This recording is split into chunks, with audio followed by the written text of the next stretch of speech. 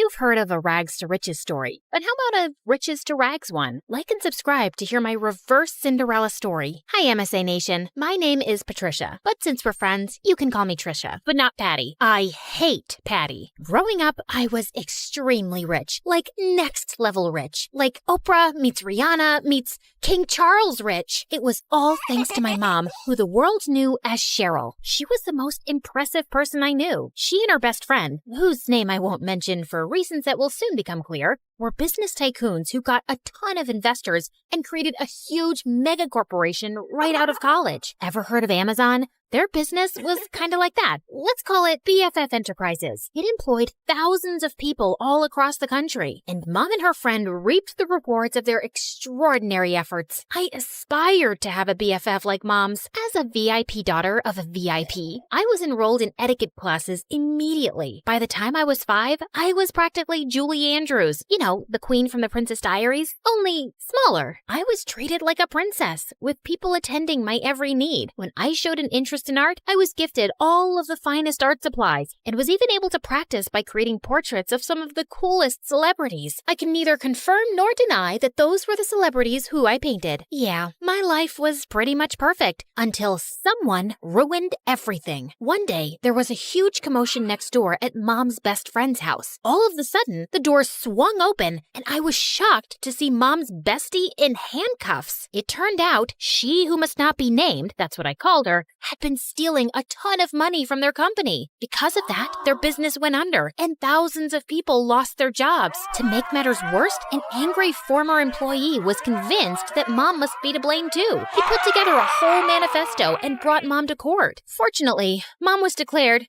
innocent.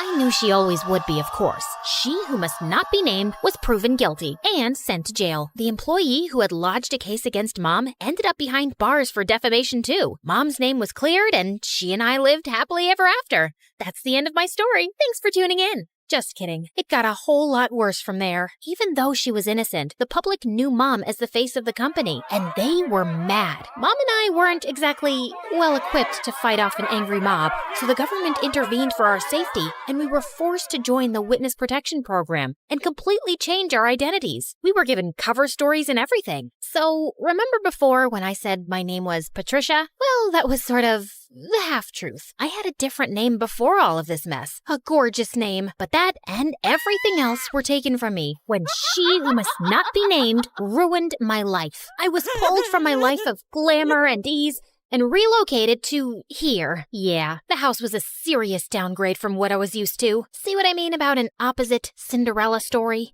I know this is different from what we're used to.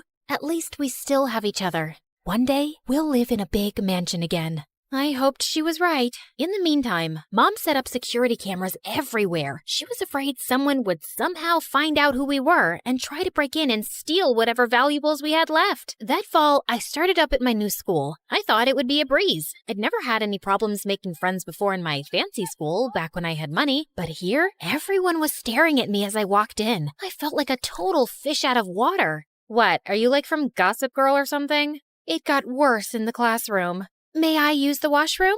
Mayhaps the princess would like a peasant to escort her. And even worse than that in the cafeteria. Look, Gossip Girl thinks she's at a royal banquet. Here, have some slop like the rest of us, princess. I was about ready to blow my cover and demand Mom let us move back to our old life when... Hey, leave her alone. Your mama sure would be mad if I told her that this is how you minded your manners.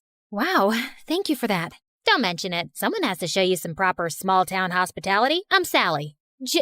Patricia. Where are you from, Patricia? I grew up in the big city with a ton of money.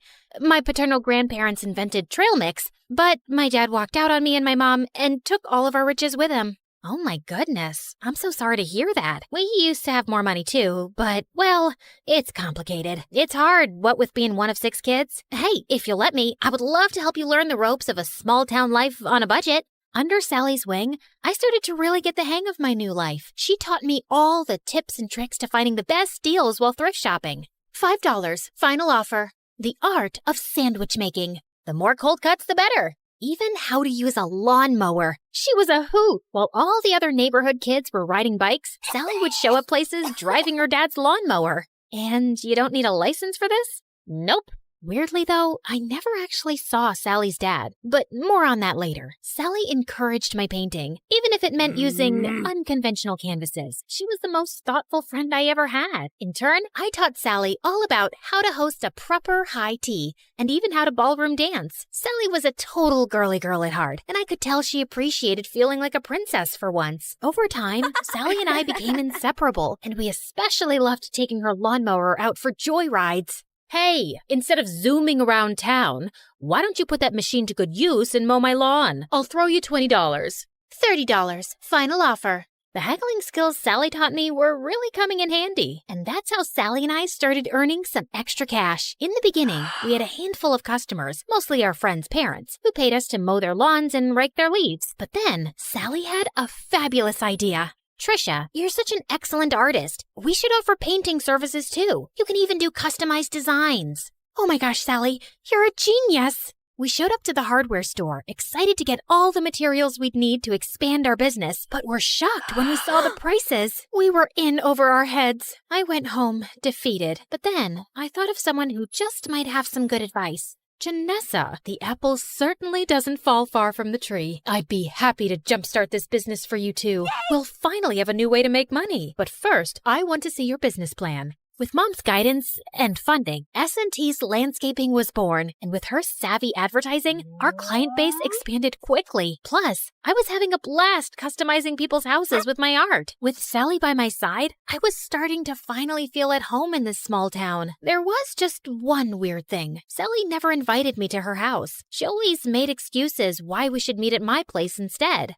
Oh shoot, I totally forgot. My crazy Uncle Louie's at my house this week. He always brings all 17 of his pet chickens. We should probably just hang out at your house. I fell for it when she told me about Aunt Linda and her 6 boa constrictors, but 17 pet chickens? Yeah, right. One day, curiosity got the better of me. When Sally told me she was heading home after school, I pretended I was going to my place, but I followed her instead. What could she possibly be hiding? I followed Sally to the outskirts of town, the bad neighborhood. Whoa, Sally lives here?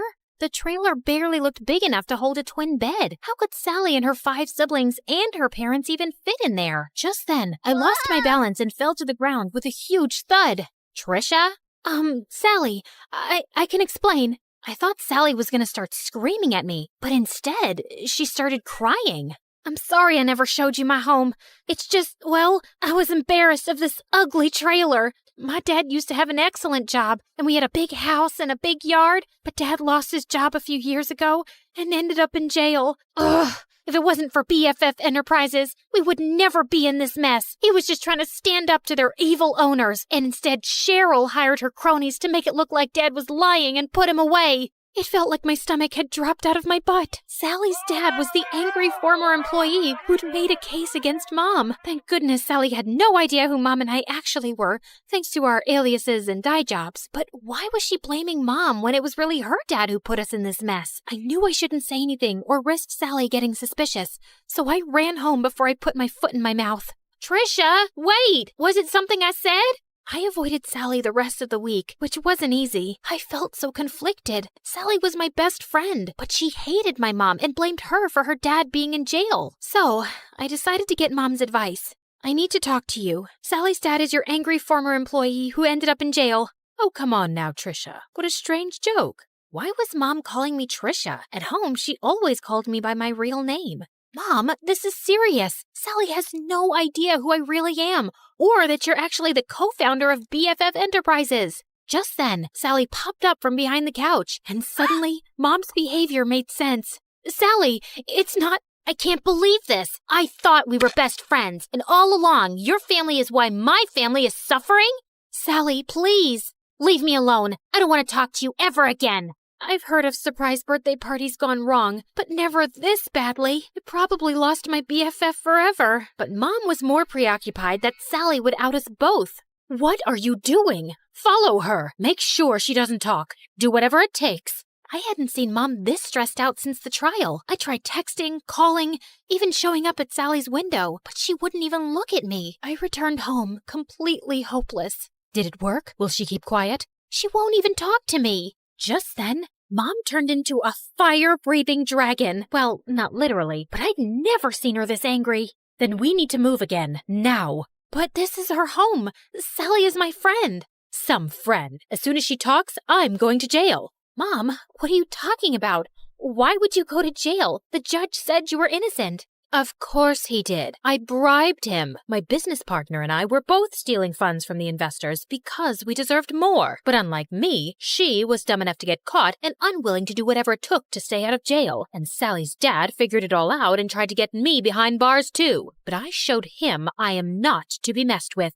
I couldn't believe it. I was so blinded by all of her generosity over the years. I'd never even once suspected that she could have done anything criminal. And I felt so awful for Sally and her family. They didn't deserve this. But then again, how could I choose between my mom and my best friend? What Mom said next, though, made everything totally clear. You got us into this mess. Now you have to get us out. Me? I'm just a kid. You're the one who was so greedy that you stole money and ruined your company and all of your employees' lives. You even let your own best friend take the fall. You cared so much about money, you forgot about what really matters, friendship.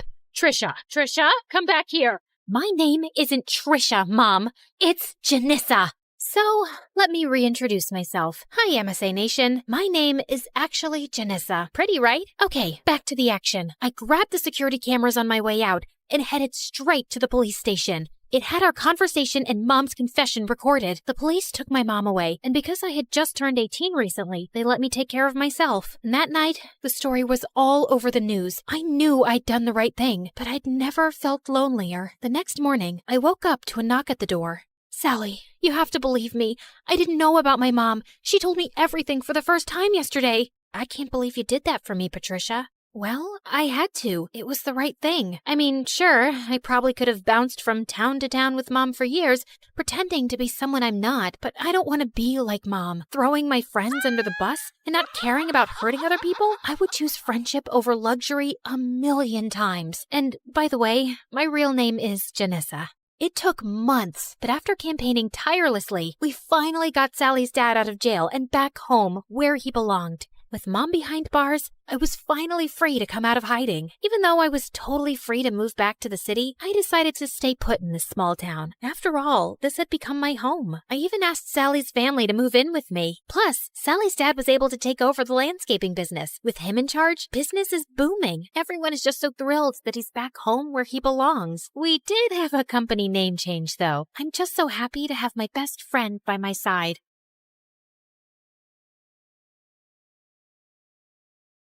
And I opened the door to find the most gorgeous boy ever standing outside.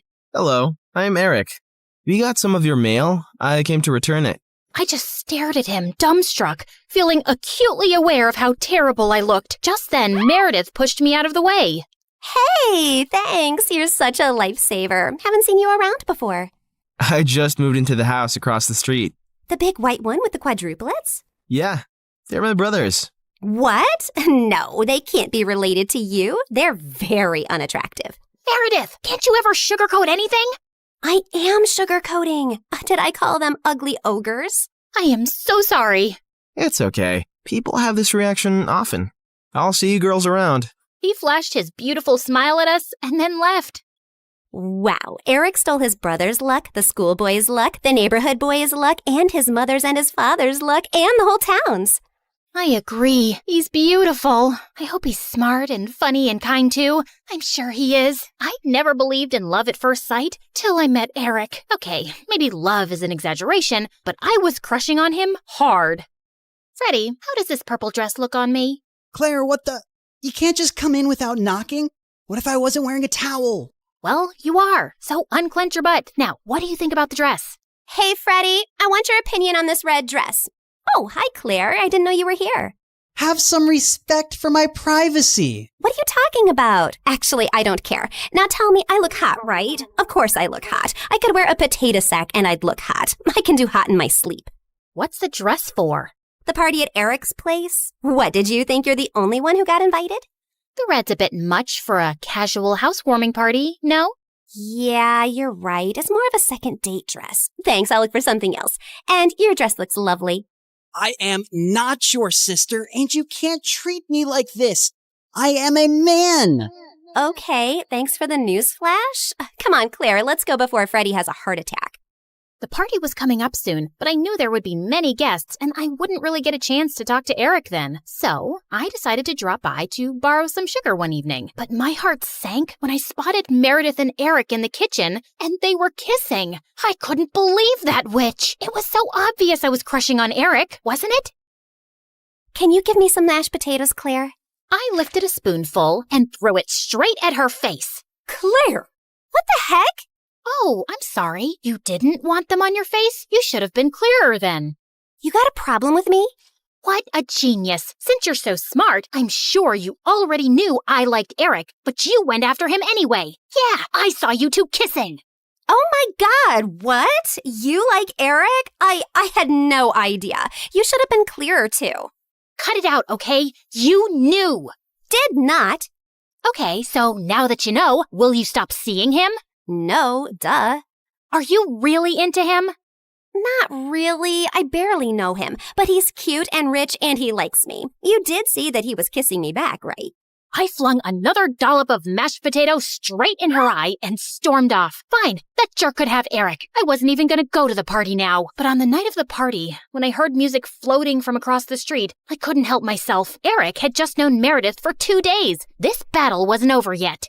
I knew I looked smoking hot as I marched up to Eric and Meredith in her stupid red dress. She looked furious to see me before she turned sickly sweet.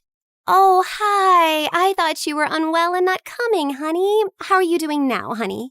I'm good, honey. How are you, honey? I'm great, honey. Do you like my honey, honey? What honey? Honey? The honey, honey. I see no honey. Honey? What's happening here? Don't worry about it. Let's go get some honey, honey. We don't have any honey, Meredith. Honey! You ruined it. You should have ended the sentence with honey. Don't mind her, Eric. You already know she's rude. And she has a vile temper. She once tried stealing money from an old lady and kicked her hard when she resisted.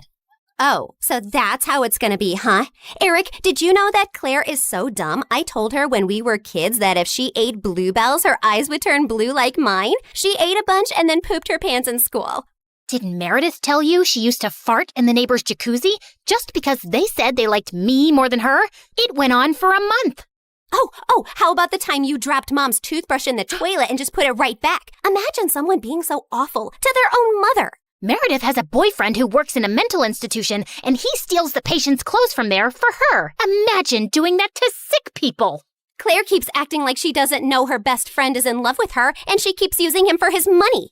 What? Are you talking about Fred? I've never used him, and he's not in love with me. Oh, please. A blind person can see Freddie's been in love with you since day one. Shut up.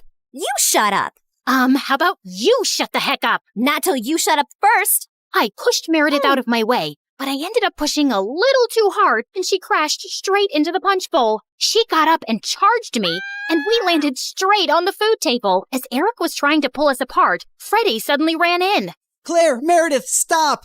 Your mom, she isn't okay. You gotta come now. We ran outside to see Mom unconscious and being wheeled into an ambulance. Since Freddie's dad was a neurosurgeon, he took Mom's case and ran tests for weeks to discover that she had some inflammation in her brain for unknown reasons, which had sent her into a coma. Freddie's dad decided to enter her name in a clinical trial for rare brain diseases, since she met all the criteria. But what's it going to cost us? We take one pro bono case for the trial, but there will still be other hospital expenses. And you girls will have to figure out something soon.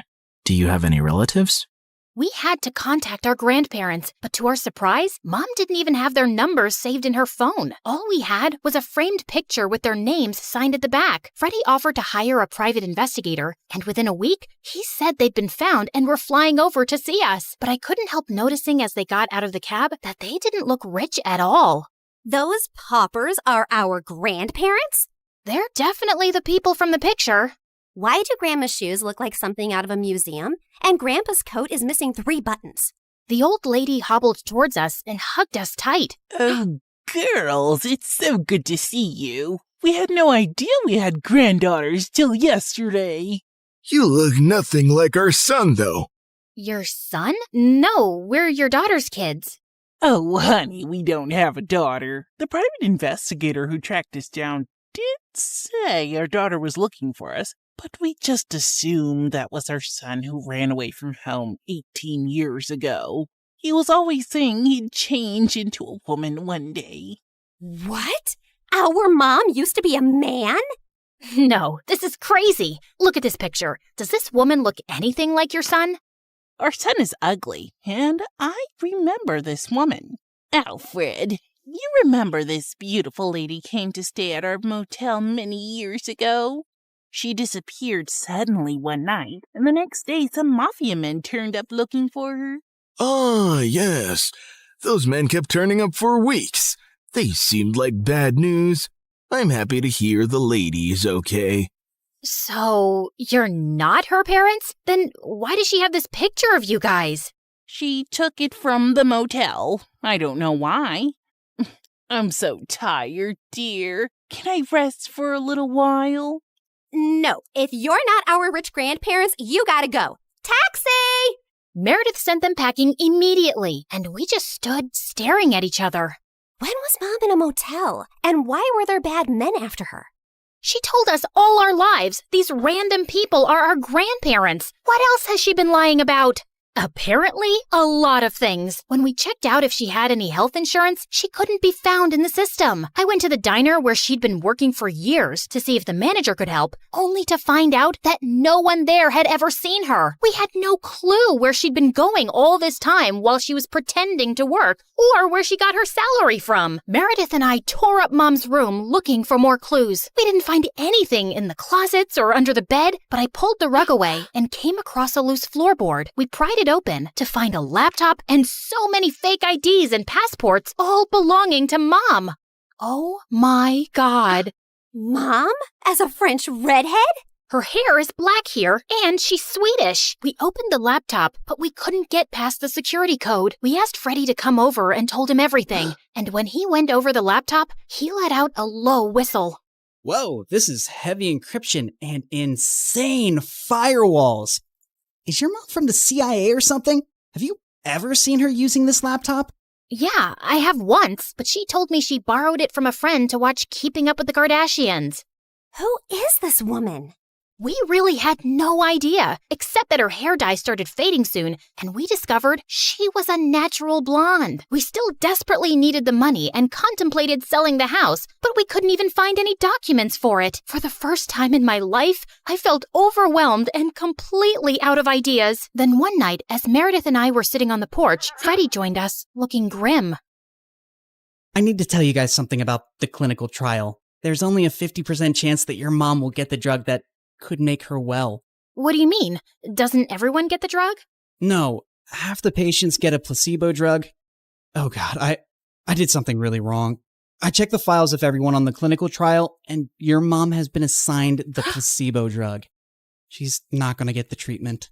So that's it? We're just gonna sit back and watch, knowing there's no chance of her getting better? Make your dad give her the drug! I can't. Dad would lose his medical license if anyone thought he interfered with the trial. Then why did you even tell us, Freddie? Freddie looked at me silently. He told us because he and his dad can't do anything, but we can. Whatever you plan, I can't be part of it, but you have to do it soon. The trial starts next week. Thank you, Freddie. You don't know what this means to us. Of course. I'd do anything for you, Claire. For the first time, I saw what had maybe been so obvious all along. Freddie was in love with me, and I was about to use it to my advantage.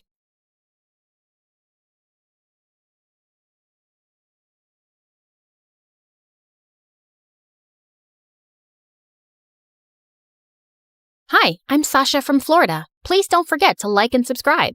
My mom always told me that when I was born, I came like a ray of sunshine in their lives. My parents were struggling financially and were the poorest in their families, but I was a special kid. They could tell from the start that I was super bright, and I could read and count when I was only 3. This made them so proud, especially since my brother Damien, who was 2 years older than me, was just a troublemaker. Once when I was 5, Damien and I were playing baseball in our small yard, and I told him not to throw so far, but he wouldn't listen. Relax, Sasha. Don't be such a nagging baby. But Damien, the neighbors... He threw it again, and this time it broke the neighbor's window, which my parents had to pay for. Damien, you're not getting a Christmas gift this year after that stunt. You're always getting into trouble and costing us money we can't afford. I told him not to throw so high, Mom. Of course you did, baby. I wish your brother was smart like you. Damien looked at me with pure hatred. And ever since then, we fought like cats and dogs, and there was no peace in the house with us around. I kept excelling at school, and with time, my parents' struggles also started getting easier. Dad got a job in the city planning department, and he had a good salary now. The only one getting worse was Damien. He failed 10th grade twice, and now we were in the same class. If you fail another year, you'll have to find a part-time job and pay for your own school fees. I am not spending my hard-earned money on your failures. Sasha, why don't you help Damien with his math? Heck no, I don't want any help from Little Miss Perfect. It's not like I'm dying to teach you, but this is just getting embarrassing, bro. Take my help if you ever want to leave high school. I tried my best to help Damien, but he was such a thick-headed student. How could someone's IQ be this low? One day, while we were sitting at the local ice cream shop going through his homework, this fancy, overdressed girl sitting at a table opposite us started yelling at the waiter for accidentally spilling a milkshake on her. You stupid fool! Look at what you did to my Gucci top! Even though the waiter apologized 10 times, the girl kept being a jerk and told him she wasn't paying for her food. She started walking out, and just as she was passing by our table, her shoe's heel broke and she tripped. But Damien moved at some lightning speed and caught her just before she fell. It was like watching a Bollywood movie in slow motion. The two were staring deep into each other's eyes till I interrupted. Hey, Superman, these algebra exercises won't solve themselves. Thank you so much. You really are my Superman. You saved my life. I'm Chanel. Watching Dumb and Dumber making gaga eyes at each other was making me nauseous. So I left them and took the bus home. But I was surprised to see Damien and Chanel already there. How did you get here so fast? Chanel drives a Lamborghini. Didn't you see it parked outside? What surprised me even more was that my parents were smiling from ear to ear at her. Her father is actually one of the richest people in town. Yes, and your brother and Chanel are dating now. Isn't that amazing? Dating? They just met. I had no idea what this girl saw in my brother or what she wanted from him. So when she was leaving, I caught up with her. Excuse me, Chanel, right? Yes, and you're Sasha. Your parents tell me you're so smart. Yeah, and I love my family very much. And even though my brother's dumb, I don't want to see him get hurt. So what's your deal? What do you mean? I just like him, and I'm going to ask my daddy to transfer him to my school. I didn't think Chanel was serious. But a month later, Damien was going to her school, and she was coming over to our house for Sunday lunches. My parents started giving Damien all their attention, and I stopped existing. Damien, my darling, we're so proud of you. We always knew that there was something special about you. Hey guys, I got selected to participate in the international math competition. Oh, that's nice, dear. Oh, and Chanel, thank you for speaking to your father. Because of you, I now have a good job at the bank. But Mom, you don't even have any banking qualifications. Who needs qualifications when you know people in high places? My house was turning into a fake zone, and everything was about Chanel and Damien now. I wasn't used to this at all. When I was in 11th grade, Chanel invited us to her mansion for her birthday party. We were welcomed warmly by her mother, but her father was forever on a phone call.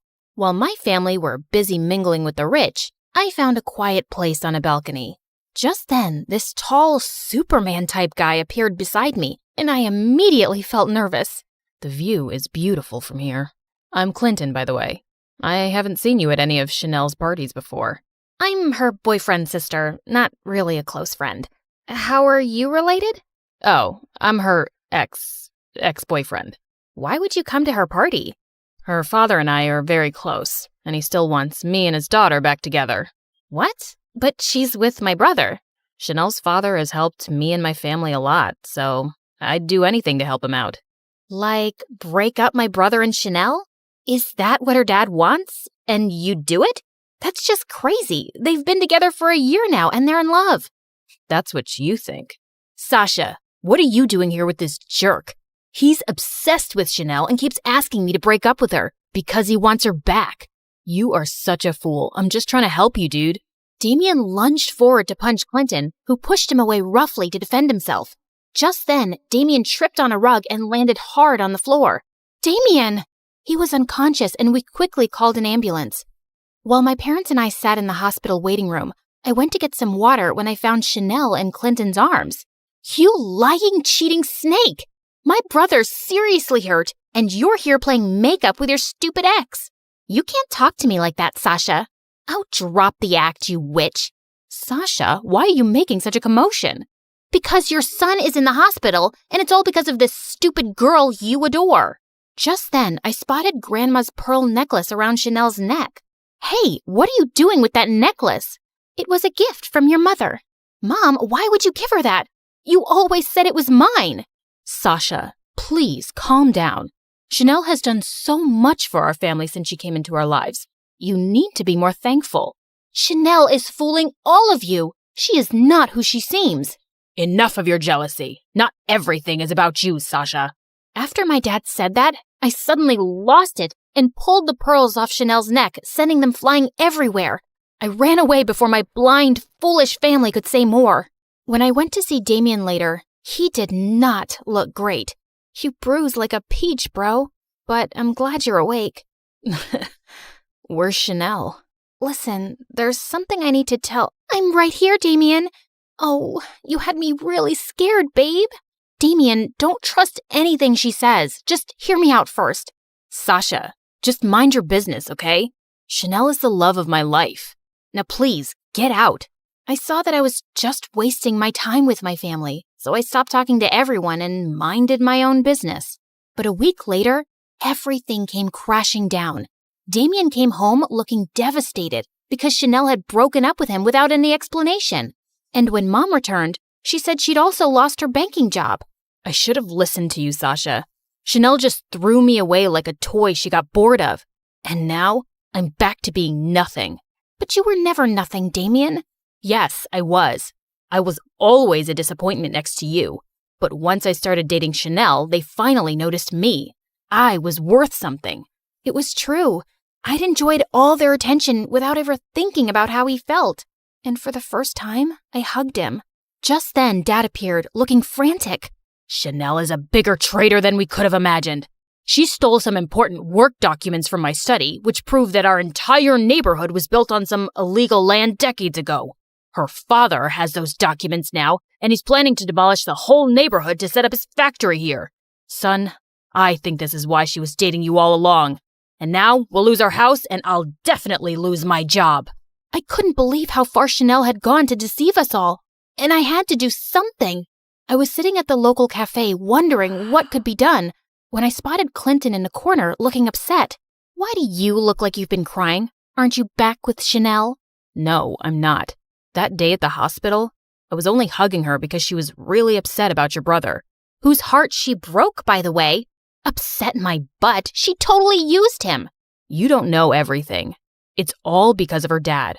Anyway, I told him I didn't want to get back with Chanel because I don't love her, and he fired me from his company.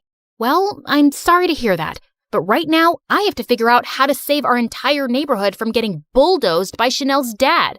I know how you can stop him. Look, I still don't really trust you, but I'm listening. Clinton told me that Chanel's father had some important documents in his safe at home, which proved he'd committed fraud to steal people's lands. I still have the access card to his home office, and the whole family goes to the golf course every Saturday morning. That's when we can get in. If we expose him, he'll be ruined. I was very nervous about this whole plan, but a lot of people were about to lose their homes, so I had to try. When the day arrived, we managed to get into his office and get the documents from the safe when suddenly Chanel walked in. What are you doing here? Chanel, I should call the police. I was scared out of my wits, but suddenly she took my hand. But I won't.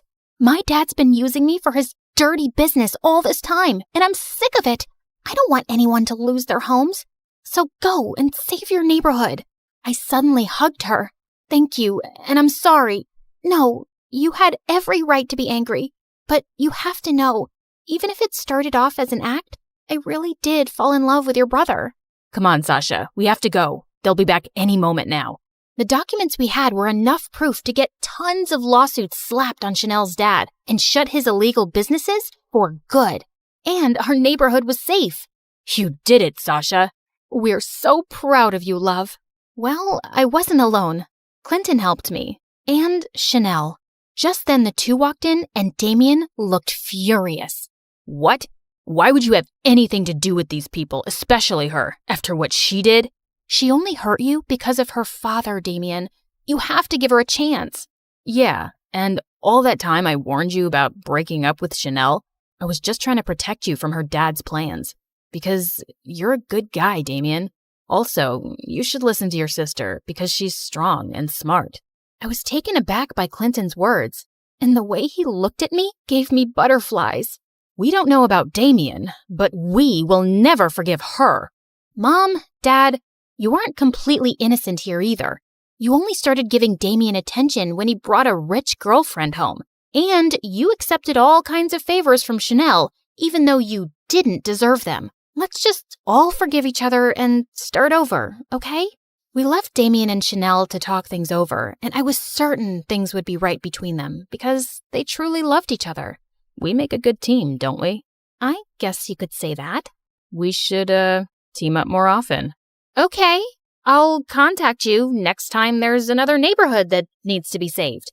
Or how about you try to understand what I'm saying and realize I'm asking you out? Yeah, I understood that the first time. And sure, why not?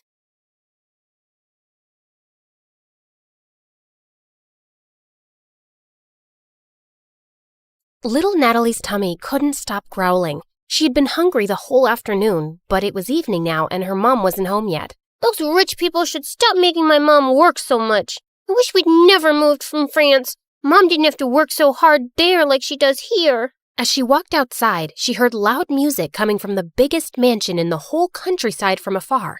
Her tummy told her to go there, and she found out there was a large party happening in the garden. Natalie started drooling when she saw the huge feast. She tried to sneak in, but a group of women blocked her. Where do you think you're going, little girl? I'm hungry. Can I have some meat, please? And a glass of juice, too? Just look at her dirty clothes and hands. Disgusting. You're not welcome here, child. Be off with you. Natalie was so mad at their meanness. Just as she turned to leave, she noticed a young boy around her age hiding in the bushes, and he looked furious. He was staring at a maid who was being scolded by the lady of the mansion, Mrs. Harrison. How can you serve these fruits in a stupid basket? We have an expensive tray for this. Another mistake, and you're fired. Mr. Harrison was trying to calm his wife down when their daughter Harper, who was the same age as Natalie, was making things worse. I don't have the mood to eat those fruits anymore, Mom. That woman ruined my night. Natalie felt so bad for the humiliated maid. She joined the boy in the bushes. I hate these people. Me too. And that's my mom they're yelling at. They don't deserve all this delicious food. I have to teach them a lesson. Wait, are you going to do something bad? Mom said you shouldn't do bad things no matter what. But he just ignored her and dragged a bag of manure lying close by. Then he started climbing a tree that overlooked the garden. But moments later, the branch under him cracked, and he went tumbling down straight onto the food table, spreading cow poop everywhere. Everyone screamed, and Mrs. Harrison looked ready to explode. She yelled for security, and Natalie thought she had to do something to save her friend. And with that, she ran towards the nearest barn, rode on a young horse, and made it run around the garden, completely ruining the party. You little rascals! Natalie grabbed the boy's hand, and they fled the scene. I can't believe you just did that! You're so cool! Natalie's tummy suddenly let out another growl. He chuckled and took out an apple from his pocket. For you! Make it 2, 'cause I saved your butt. I'll get you another one soon, promise. What's your name? Natalie. And you? Caleb. Nice to meet you, Natalie. Can we be friends? Okay. And since then, Caleb and Natalie became best friends. Growing up, they shared their love for food and their hate for rich and mean people, especially for people like the Harrisons. Caleb was 11 years old when his mom met a guy, Mr. Cross, a gardener for the Harrisons. His mom said that from now on, Mr. Cross would be taking care of them. Hello, Caleb. Your mom told me you like apples. And reading? Not long after, Mr. Cross and Caleb's mom got married, and he became the hero in Caleb's eyes. He was so amazed by his stepdad, how smart and strong he was, and how good he was to both him and his mom. When I grow up, I want to be just like you, Dad. I'm sure you'll be better than me and every wealthy man in this land, my child. He would help Caleb understand his math homework, give him tips on how to build a dove house, and he also gave him really good life lessons. My dad told me something. I want to share it with you too, because you're my best friend. Really?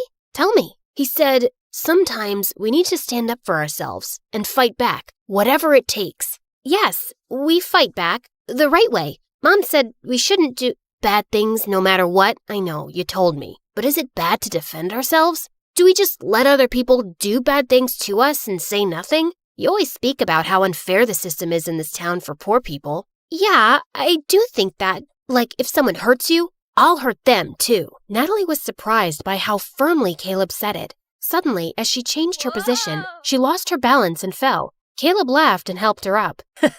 Now, I don't know how to hurt the fence or the ground, but Caleb then kicked the fence and stomped his foot on the ground. Natalie found it funny. She liked the thought of Caleb as her protector and felt really lucky to have a best friend like him. And over the years, she grew to like him as much more, but she was too scared to admit it, too scared to ruin their friendship. One day in high school, she decided to cook his favorite food and surprise him at lunch, but her heart ached with jealousy when she saw him laughing with some girls in the canteen. She was leaving when Caleb called her name and walked up to her. Is that for me? Before she could reply, the girls jumped in and glared at Natalie. Why are you friends with that dumbhead, Caleb? Same question. Handsome boys like you should hang out with pretty girls like us. Suddenly, Caleb wrapped his arm around Natalie's shoulder. My girlfriend is not a dumbhead. She's the smartest, coolest, and most beautiful girl I've ever known. So please, stop talking rubbish about her. Girlfriend? As the humiliated girls left, Natalie turned to him. Why did you tell them that nonsense? Those girls are going to hate me forever. Are you mad? Yes, I'm mad because you lied. We're not dating. We're just friends. Fine, I'm sorry. But what if I wanted to be more than that? What do you mean? Can I hold your hand? No. I love you, Natalie. I've loved you since we were kids. Do you love me too? Caleb's sincere gaze made her melt. Yes, I think I feel the same way. Caleb started to lean in closer, and when their lips finally touched, she felt like she was on cloud 9. After that, the best friends became lovers, and Natalie was really happy with Caleb as his girlfriend. But over time, things started to get complicated. His mom fell really sick, and his stepdad's earnings weren't enough for her medicines. So Caleb was forced to take more part-time jobs around the farm. He hardly had any time to spend with Natalie anymore. Meanwhile, that night at the Harrisons, the family was having their usual dinner. Mr. Harrison was talking about the progress of their business, while Mrs. Harrison was being pushy towards their son to date someone. I don't understand the rush. I'm so young, I'll have plenty of time later on. You have plenty of time now. I don't, Mom. I'd rather focus on school than date. Love is nothing but a stupid distraction. All work and no play makes people really dull, darling. Remember Sheila? Benjamin's daughter. I think she's a nice girl. Mom, I don't like her. She's weirdly obsessed with me. Duke, she cares about you. Let him be for now. Don't push him so hard. He'll eventually find someone. But Sheila might not be around till he decides he's ready. And I think she would be so good for him. She's a smart young woman. They're perfect for each other. I have no interest in wasting my time on girls right now. Oh, brother, how about boys? Do you want to share something? Shut up, Harper. Well, Sheila and her parents are visiting us soon, and you will spend time with her so you can get to know each other. Who knows? Maybe it will end in a wedding. Hearing that, Duke suddenly felt the urge to lie. I'm sorry, Mom, but I already have a girlfriend. What? I said I'm not dating Sheila because I already have a girlfriend. Since when do you have a girlfriend? Since 6 months ago, but we kept it a secret. I don't want people in my business. Duke left the table and decided to take a walk in the gardens to cool off. Suddenly, he heard someone behind him and turned around to see it was just Mr. Cross. Oh, sorry, Master Duke. I didn't mean to disturb your walk. You look a little upset. I'm not. It's really nothing. Just sometimes parents can be too much. Do you have kids, Mr. Cross? A son, the same age as you. Maybe I'll introduce you sometime. Duke was feeling too preoccupied, so he just smiled at their gardener and walked off. That weekend, Natalie's mom caught a serious flu, so later that day she went to town with Caleb to buy some medicine. While they were in the pharmacy, his stepdad called him. I need to stop by a dad's friend's place to pick up a package. Wait for me in the town square. I'll be right back. Natalie bought the medicines and sat on a bench in the town square. Her favorite thing in that old place was the old horse statue in the center. They're such gorgeous and magical creatures. Just then, she noticed that its red eye patch was lying on the ground. She picked it up, and as she placed it back on, the statue suddenly wobbled. She tried to make it steady, but it just suddenly toppled to one side and broke into pieces. Holy mighty, horsey! Natalie stared at the sight in complete shock. The townspeople quickly gathered around, and they went berserk. How could you be so reckless and ruin the pride of our town? Isn't it bad enough that we have to live with a foreigner who badmouths our town and its systems? And now you've ruined our cultural legacy. Some of them even started crying, and Natalie felt panic. She tried to contact Caleb, but her phone's battery was actually dead. I swear, I didn't do anything. It was already unsteady. Please, forgive me. But the townspeople were blazing mad. Soon the police came, and as they were questioning her, everyone suddenly became silent as they made the way for someone. Natalie lifted her head and met someone's eyes. Duke, the oldest child of the Harrisons. What's going on here? This girl just caused serious damage to a public property, and we need her to come with us to the station. Duke just nodded at them, and soon, Natalie found herself sitting in a police station. Please, officer, just let me go home first. My mom is sick, and she must be really worried. But the officer just ignored her. A few minutes later, Duke came out of the main office. You're free to go. I've taken care of everything. Huh?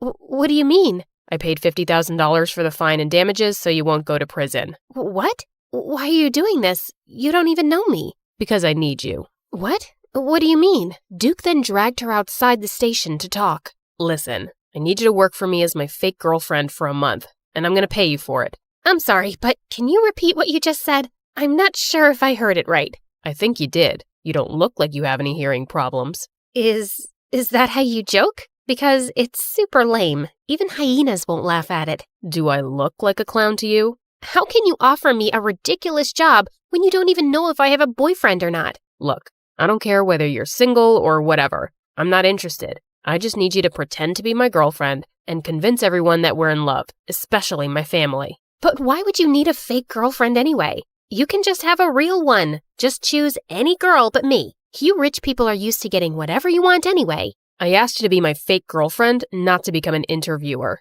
In private, we'll be practically strangers minding each other's business. I can prepare a contract tomorrow. What makes you think I'll accept your offer? I don't want this weird job. Don't worry, I'll think about another way of repaying you. There is no other way. Accept my job, or return my money immediately. It should be the exact amount that I spent to save your sorry little butt. Natalie wanted to yell at him for blackmailing her, but she knew she couldn't pay him back.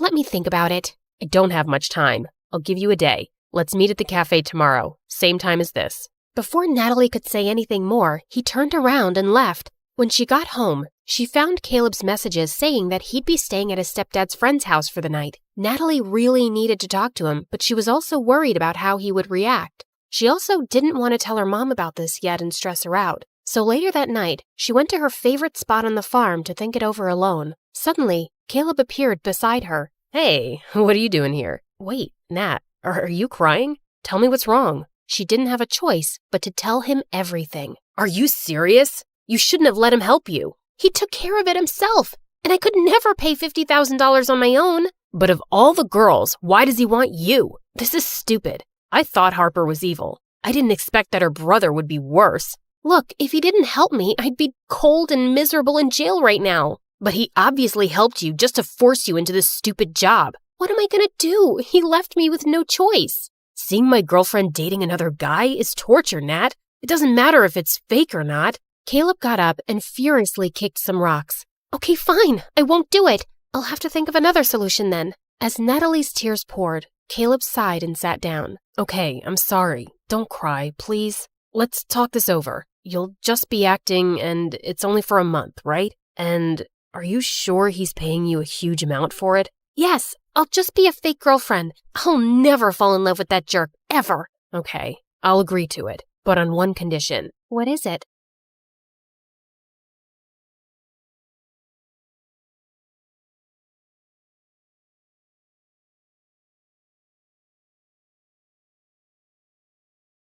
Hi, I'm Carly. This is my crazy story. Before I continue, please like and subscribe. I was born to a single mom who worked very hard to raise me and my twin sister Blake. Blake was born with a rare condition that impacted her kidneys, and she was always sick. Since Mom was busy juggling things at home and work, it was my duty to look after Blake. You can't eat milk with your hands. Drink it. Blake, don't chew on your gross shoes. Even Mom was extra paranoid about Blake, and she hardly paid attention to me. Like this one time when I was 6, Mom had to leave for some urgent overnight office trip, and she dropped us off at the neighbor's place. These are Blake's medicines. You know she drinks chocolate milk before sleeping, and I've also packed her favorite pink night clothes. Wait, where's my stuff? The bag's too small to carry both your things, but hey, I packed your toothbrush. You'll be okay, right? I wanted to say no, but Mom already looked tense, so I nodded and she left. Everything was going great, but right before bedtime, I went to get milk for Blake, and I heard a huge thud. I rushed to see Blake crying on the floor with a bleeding nose. Apparently, Blake was jumping on the bed with the neighbor's son, and he thought it would be fun to push her off of it. Thankfully, the injury wasn't big, but when Mom found out, she went ballistic on me. Carly, I trusted you to look after her. And I did. I was just getting her milk, like you asked me to. And she's okay, Mom. Everyone falls sometimes. Your sister isn't like everyone else. After that day, Mom banned both me and Blake from participating in any extracurriculars at school or playing in the park afterwards like other kids. I was always stuck at home with Blake, so I never really got a chance to make new friends. And those at school joined clubs and got busier. I missed having a normal life, but Blake needed me more. Mom got more paranoid with time and took special care preparing food for Blake. I knew how tired she was, so I'd get by with frozen meals. And over time, I started taking comfort in junk food, eating candy bars from the hospital vending machines while I sat in waiting rooms for hours. By 13, I was much bigger than most girls my age. One time, our aunt was visiting us, and she hadn't seen me and Blake in a while. Look, I bought you girls matching outfits. Go on, try it. I'll just wear it later. What are you saying? Come here. Aunt pulled me to her and tried her best to fit me into the dress, but it barely got past my neck. I was so embarrassed, I went to my room and didn't come out till Aunt left. Don't be so sad now. So what if you're a little bigger? Easy for you to say. You don't have to wear clothes 3 times your age. You're thinking too much. Here, I got you these. Blake's health improved as we got older, and by 16, she was much better and put on medication to manage her condition. Soon after, Mom got married, and a year later, she delivered my twin brothers, Jake and Jonah. I was happy for Mom, but I could tell Blake wasn't adjusting so well. Oh, I want to pluck out my ears. They cry so much. I know for a fact Jonah hates me. He farted and gave me the stink eye. That one's a devil. I knew Blake didn't mean that. She just missed Mom since she was busier than ever. And I tried my best to make Blake comfortable, but she was constantly throwing tantrums and hardly ever helped me take care of the boys. Oh, Jonah pooped his pants again. Quick, hand me a nappy. Right. What's that? Forget it. Can you just warm up the milk? Actually, I don't feel so well. I'm getting a headache in my stomach. A stomach in my headache. You get the point, right? And when I asked Mom to hire a babysitter, she just gave me a lecture on money and expenses. My grades were getting affected too, and I was an overall mess. I knew it had something to do with my eating habits, so I started taking care of my health. I went for runs, ate better, and over time, I could see the results. One day I was jogging when I saw someone taking my picture, hiding in a bush. I caught him by the collar and dragged him out. What do you think you're doing? I just thought you were pretty. I'm good at taking pictures. Here, have a look. Wow, that's me? Yeah, whatever. But you should be asking me first rather than acting like a creep. I get it. I'm sorry. Can I make it up to you with some coffee? Fine, but I want a copy. Deal. Eli and I went to a coffee place close by and hit it off instantly, and soon we became good friends. He was into filmmaking and would always have his camera around his neck. Watching him, I got interested and tried my hand at handling a camera too, and it was love at first sight. Okay, so that's how you focus. Now look at that sunset. Beautiful, isn't it? Yeah, you know so much about the camera. It's really fascinating. I've always wanted to make movies, and I love the ocean too. I'll tell you a secret. I'm part mermaid. Oh yeah? Prove it. Eli got up from the rock he was sitting on and started doing an awkward dance, flapping his arms like fins. Okay, I believe you. Well, good, because I was afraid I'd have to splash you with my tail. Really? That was on your mind? Well, that and something else. With that, Eli jumped down and pulled me in for the most magical kiss. Eli and I started dating soon after, and I decided to make him finally meet Blake. So the next time he invited me out, Blake tagged along, but the moment she saw him, she burst out laughing. Oh my God! Where did you get that shirt from? Your grandpa's closet? Actually, yeah, he has a really good shirt collection. Do you like it? I can get you one. Ew, no thank you. I'd rather wear a tent than slip into something so cringe. Come on, Blake, that's not very nice. What? I'm kidding. I'm sure Ebola can handle a few harmless jokes. Eli.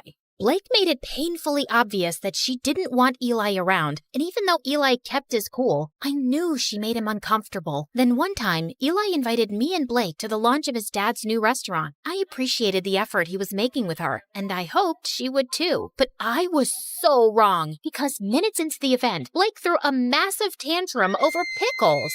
What do you mean you're out of pickles? Pluck them from a tree or something. Could you please keep it down, Blake? Everyone is staring. So, you care about all these fancy people, but not your sister? No one understands me. I just had a very big lobster, and I feel like throwing up. You know pickles calm me down. This is such bad customer service.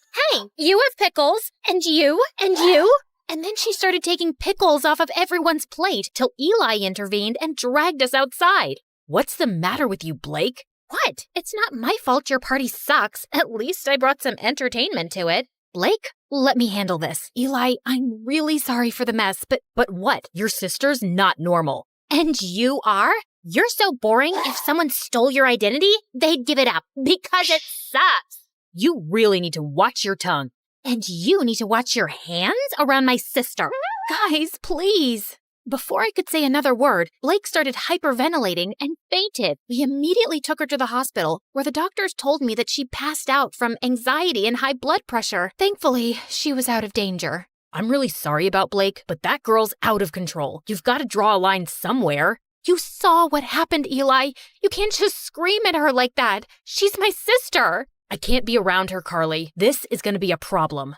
I wanted to stop Eli, but there was nothing more I could say. Blake was my sister, and she came first. I didn't meet Eli for a few days, and a week later, he told me that one of his movies that I'd helped him with had gotten selected for a local film festival. He wanted me to come, but Blake was still recovering, and I couldn't leave her alone. But when he came back, he told me something shocking. Everyone loved the movie, Carly. One of the biggest film schools in New York wants to take us both in on full scholarship. How amazing is that?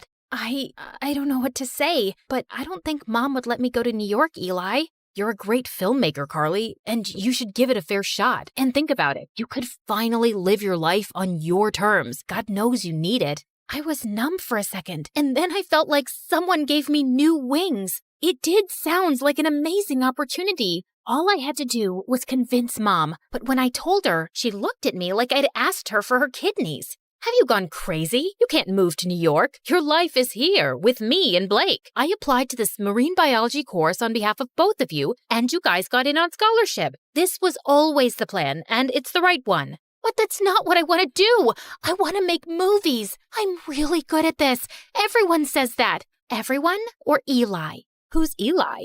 Just this dumb boy she's dating. I'm sure he's the one who's filled your head with this sawdust. How can you even think about leaving me? I just want to do what I want for once. Can't you give me a few years from my own life? Oh, stop being so dramatic. And not another word about this movie business, Carly. You'll stay here with us. Is that clear? Mom left, and I turned to Blake angrily. You couldn't take my side for once? What did I do? Oh, you mean telling Mom about Eli? I don't think she even noticed. I left the room angrily and didn't speak to Mom or Blake for the next few days. I thought I could confide in Eli, but suddenly he was acting really cold. Every time I tried to talk to him, he would turn the other way, till one day I finally cornered him after class. Am I imagining things, or are you ignoring me? Neither. I'm just busy. So, I told my mom I want to make movies, and she went bonkers, but look, Carly, you and your family have issues, and I don't want to get in the middle of it. Do whatever they say. But you told me to live my life. You said... Yeah, I did. And now I'm saying I don't care. You'd choose your clown sister over everything. I've seen that. So good luck, but I don't think I can be with you anymore. Eli, wait. Tell your sister she won.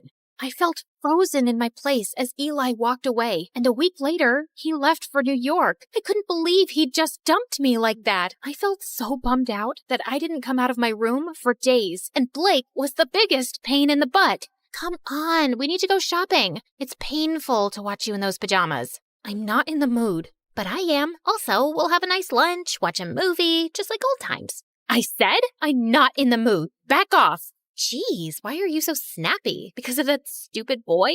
He wasn't stupid. I loved him, Blake, and now he's gone. Because I chose you over him, like always. And you don't care about my feelings, like always. Carly, just leave me alone. Blake left with a small face, and I felt kind of bad, but I was too mad to go after her. The next day, I calmed down a bit and was about to call Blake when her phone started buzzing like crazy. I picked it up, and I was shocked to see it was Eli. Before I could answer, the call got disconnected, and a text message appeared. I did what you wanted. Leave me alone.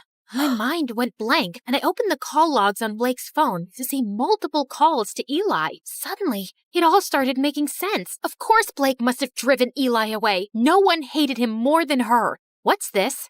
You don't understand. Oh, I understand everything perfectly. You asked Eli to dump me so you and Mom could use me as your servant all my life, right? Before Blake could even say more, I pushed her out and slammed the door in her face. I started packing my bags and stormed downstairs, only to run into Mom. What's wrong? Is Blake okay? Yes, she's fine, but I'm not, and I haven't been fine for a while now. But you don't care, do you? Of course I do, sweetie. Why would you say that? Because you never have, not since we were kids. Carly, I knew you could take care of yourself, and you were the healthy one, and Blake... No, Mom, I was eating my feelings, and you didn't even see that. I got back to being healthy on my own, and you've stunted both my growth and Blake's. Hers by over-coddling her, and mine by always holding me back to be her guardian. And now I'm done. I will go to New York because I want to get away from you and Blake, and you can't stop me. I left home and booked a flight to New York. On my way, I called Eli and explained everything to him. He told me that he was proud of me for taking a stand for myself and welcomed me with open arms. We moved in together, and I was doing really well in my classes. Mom and Blake tried getting in touch with me multiple times, and even though I missed them, I needed my space. Eventually, they stopped calling. After graduation, Eli proposed to me, and I said yes. Life was going great, till one day I heard a knock on the door and opened it to see Blake and Mom. What are you guys doing here? Eli called us and told us about the engagement. Carly, I have a confession. It was me who convinced Eli to break up with you, not Blake. Wait, what? Eli never told me that it was Mom behind everything. I didn't want to stress you out more. I could see you missed your family, and this would have made you sad. But I saw the call logs and the messages on Blake's phone. I'd actually been calling him to apologize, but I guess he thought both me and Mom wanted him to dump you. And I don't blame him. I was always awful to Eli. I guess I was just terrified of being on my own without you, but I drove you further away. I'm sorry too, my baby. I'd just become used to having you around, always taking care of everything. And the thought of you going away for college crushed me. I was selfish and always burdened you with too much. I hope you can find a way to forgive me. Thank you for finally acknowledging that. It might take me a while to really forgive you, but I'll get there. I won't lie. I have missed you guys. Then let's start with a hug.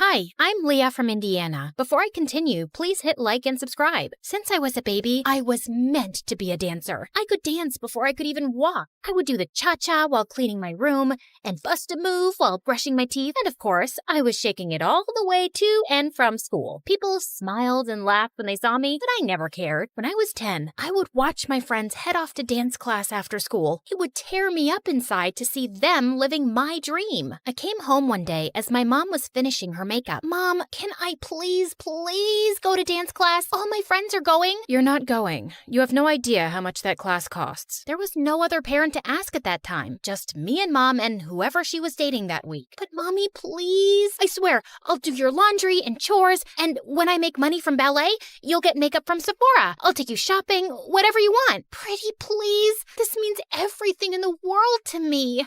We'll see if that ever happens. Right now, I don't have time for this. I'm going to be late. The answer is no, and that's final. She left me alone in the cold house while she sped off in Ted or Fred's Ferrari to some fancy dinner. For me, another night of instant noodles. I felt devastated with how my life was going, just dreaming about my dream of dancing. But then I turned 12. I was alone, like always, and before I could blow out my candle on my plain cupcake, it flickered out. Oh no, there's still so much to wish for. I was about to leave for school when Mom barged in. Hold on, Leah. You have mail. My mom handed me a card with my name and address on it. Who's it from, Mommy? To Leah, from Aunt Lucy. Who's Aunt Lucy? I haven't spoken to her in years. I don't talk to that side of the family. She gave me a ticket. Mom snatched it immediately from my hand. That's not a ticket. It's a check for $10 million. My mom went crazy. It was like she stepped into a Louis Vuitton fever dream. I didn't even know she was that loaded. I could do so much with this. I could buy a Gucci dress, an MK bag, and a diamond set. And I can't wait to see the look on Mary's face. She'll be fuming. And oh, that Tony who dumped me, he'll come crawling back like a puppy, begging me to take him back. I didn't remember the last time my mom looked so happy. She showered me with hugs and kisses, even making me twirl around like a ballerina. I had so much to ask Aunt Lucy, but Mom said she didn't have her number or anything. And when I turned 14, Mom decided to move. So we packed up everything and headed to New York City. That's right, the Big Apple, the city that never sleeps. We were ready to start a new life. I finally signed up for dance lessons at an art school. Me, the girl who used to have holes in her shoes, had ballet slippers. I practiced every day until my legs cramped, but I was ecstatic. My mom also had new friends, like Tiffany, Chanel, and Fendi. I had always wanted to be close to Mom, so I joined her shopping sprees, and it worked out great. I guess that's what I was always missing. We would spend our time stocking the malls for the best clothes, handbags, and of course, shoes. Oh, Leah, we have to get these too. I was covered with shopping bags and balancing shoe boxes while scooting through the aisles. I could barely see in front of me through Mom's haul. Hurry up! We don't want to miss the first drop of Balenciaga's new collection. I'm right behind you. But honestly, when we were in these very posh stores, I felt like a princess. I was offered fancy drinks, tried on expensive dresses, and best of all, I felt so close to my mom. I walked out of the dressing room in a sparkling dress. Now spin around. Oh, beautiful, so beautiful. We'll take it. I looked at myself in the mirror. I could barely recognize myself, but maybe this is who I was supposed to be. I carefully teetered in the heels my mom had picked out for me, but crashed into the mirror. Do you think we could look at some flats? While I spent so much time with my mom, I might have been distracted from my dancing. My dance teacher seemed to be losing patience with me. Okay, Leah, you're up next. Saute. I smiled nervously at my dance teacher, attempting to jump, but fumbled the landing. The other students giggled at me. Have you been practicing? Yes, of course. I lied. What time did I have to practice? School was out at 3. I told my mom I would be at Bloomingdale's by 4. I mean, it was so unreasonable. Besides, I never looked more like a ballerina. The clothes, the hair, the shoes, the makeup. I was the definition of what a ballerina looked like. It wasn't my problem if my teachers couldn't see it. By the time I was 16, me and my mom had our routine down. Shopping, dining, and dining. Mom had friends she'd visit while I was in school, and we'd chat about them over dinner. And you wouldn't believe her hair. It's turned this terrible orange color. And her roots? Oh, her roots could be seen from outer space. Honestly, Leah, I'm beginning to think you're my only real friend. She loved me. My mom loved me. Just then, 2 men walked into the restaurant and surrounded us with serious faces. Jeannie Roberts? Yes? What is your problem? They flashed their badges at us. It was the police. You have to come with us. Excuse me? I am not done with my dinner. I want to speak to your manager. Jeannie Roberts, we need to talk to you about your tax evasion. This is ridiculous. You don't have the right person. You're gonna ruin my blouse. Mom, what's going on? Leah, I will call you as soon as I can. Can you let up a little? This is silk. The police dragged my mom out of the restaurant. I didn't know what else to do, so I ran back to our apartment. I paced and cried, staring at my phone. My mom was arrested. What on earth could I do? Finally, at midnight, the doorbell rang, and it was Mom. Mom, what's going on? Listen, I have to be quick. You need to get help. Otherwise, they'll put me away for good. They said tax evasion, but you haven't done anything. We have the money. Tell the police we have millions of dollars. We don't, Leah. It's gone. My stomach dropped. I need you to get me out of this trouble. I need you to go see Aunt Lucy and ask for the money. They have people watching me. They'll pounce on me if I try to leave the city. But you said you didn't know anything about her. Yeah, I just remembered her address.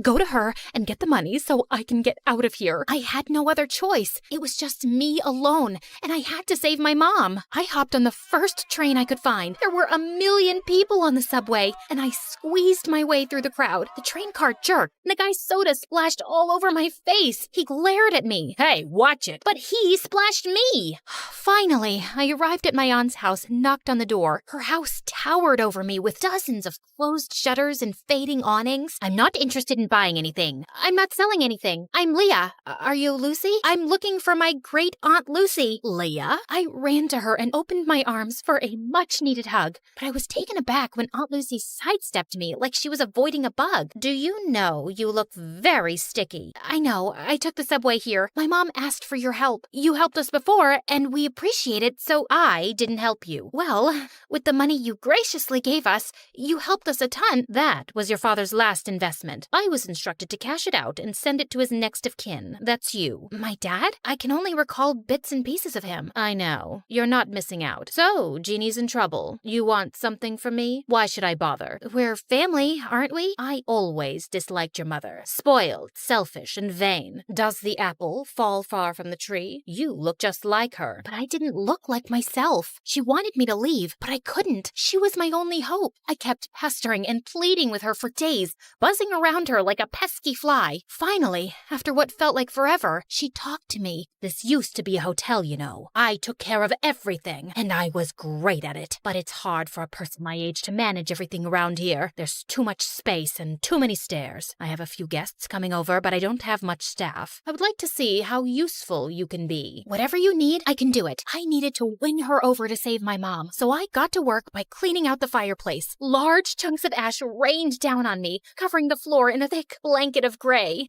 Oh my God, what a mess. Leave this and go wash your face. And when I scrubbed the windows, one of the panes cracked and a large piece of glass fell. I caught the glass right before it hit the floor. Oh no. I heard some guests coming, so I quickly shoved the glass under the bedspread. A large older man entered the room and plopped down on the bed. The glass made a large crunching noise and the man screamed. New sheets. You must need new bed sheets. I scampered out of the room and caught Aunt Lucy giving me the death stare. On the way to get new bed sheets, I bumped into a flower vase and knocked water everywhere. I sprinted off into the hall and grabbed the mop to clean, and then thud! The rest of the guests slipped and fell. Oops, I think I forgot the wet floor sign. Ugh, it's gonna be one of those days. I totally screwed up, and I knew there was no way she'd forgive me. So I hid from her, and when she finally found me, I started bawling like a baby.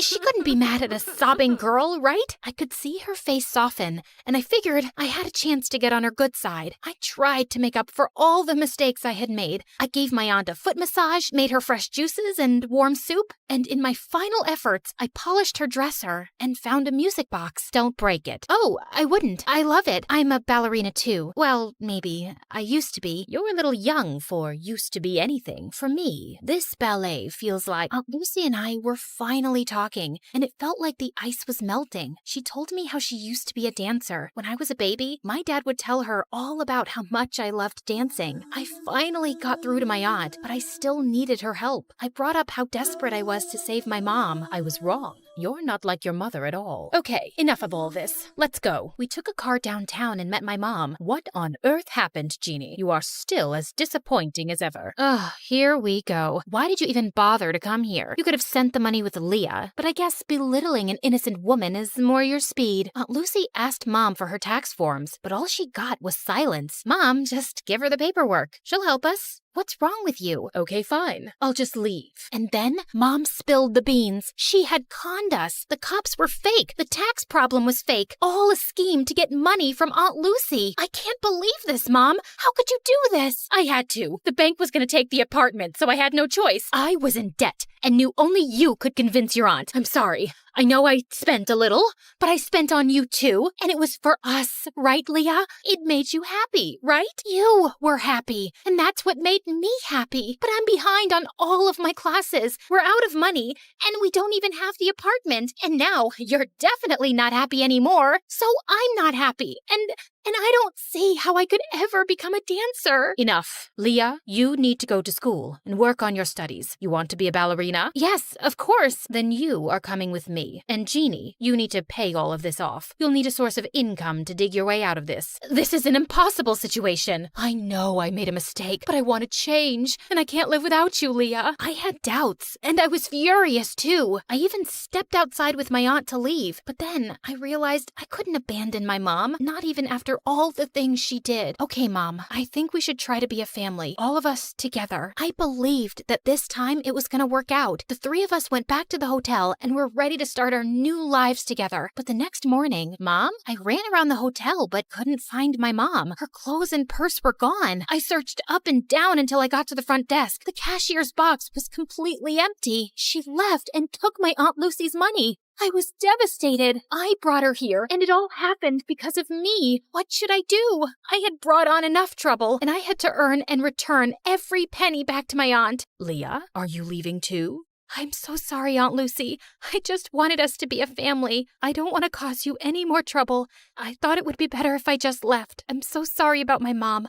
I wanted to believe that she would be different, but she wasn't. Just the same horrible, selfish woman. Leah, you don't have to go. It's not your fault. We're family. Sometimes the family you're given isn't the family you end up with, and that is okay. Really? Really. I love you. And I do have some good news. I made a few phone calls, and you have an audition next week. Oh, thank you. I love you too, Aunt Lucy. At the audition, I danced my heart out, and for the first time ever, I was supported and loved by my Aunt Lucy, and that sounds like the perfect kind of family to me.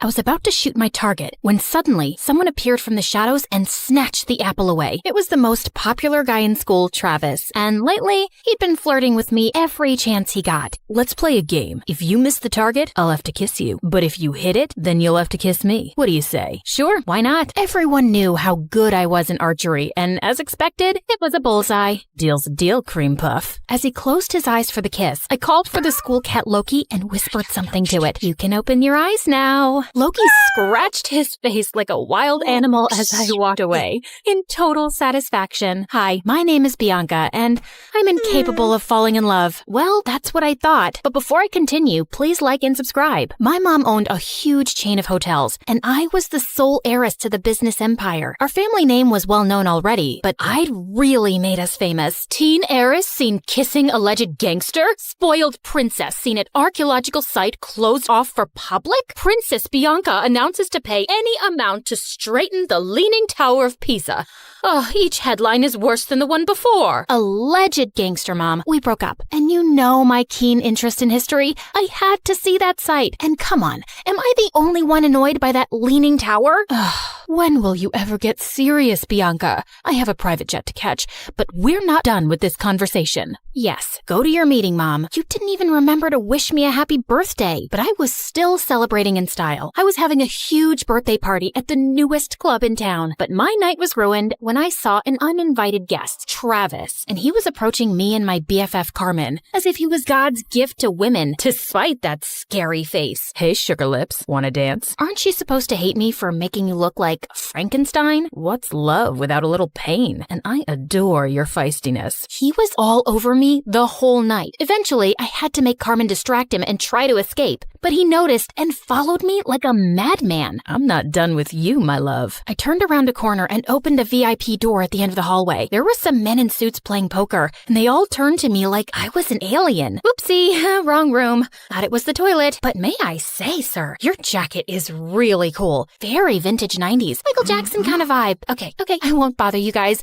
May the best man win. Bye. Travis was nowhere to be seen, so I took the chance to finally leave the club. But of course, I couldn't avoid him at school, and he was being such a nuisance that eventually I got a restraining order against him. My life was finally peaceful till a few days later when Carmen told me that her cousin from the village would be joining our school. Since when do you have a cousin? Ever since he was born? You never told me about him. I love to collect snake skins and samurai swords in my basement. I didn't tell you about those either. What? Friends should share everything. I think some secrets are good. Oh my god, my cousin's here. I turned to this guy who was walking towards us like he was the king of the underworld. Judging by his walk, he knew he was a fine specimen of the male species. But suddenly, he tripped over nothing and fell into the fountain nearby. And then he immediately got up like nothing happened. I felt like I was watching a comic cartoon strip. Are you sure he's not some hot model you paid to act as your clumsy cousin? Nice way to say that he's hot and adorable. He then spun her around like she was a cotton ball. Carmen, my favorite girl. I missed you so much. The guy turned to me and I was stunned.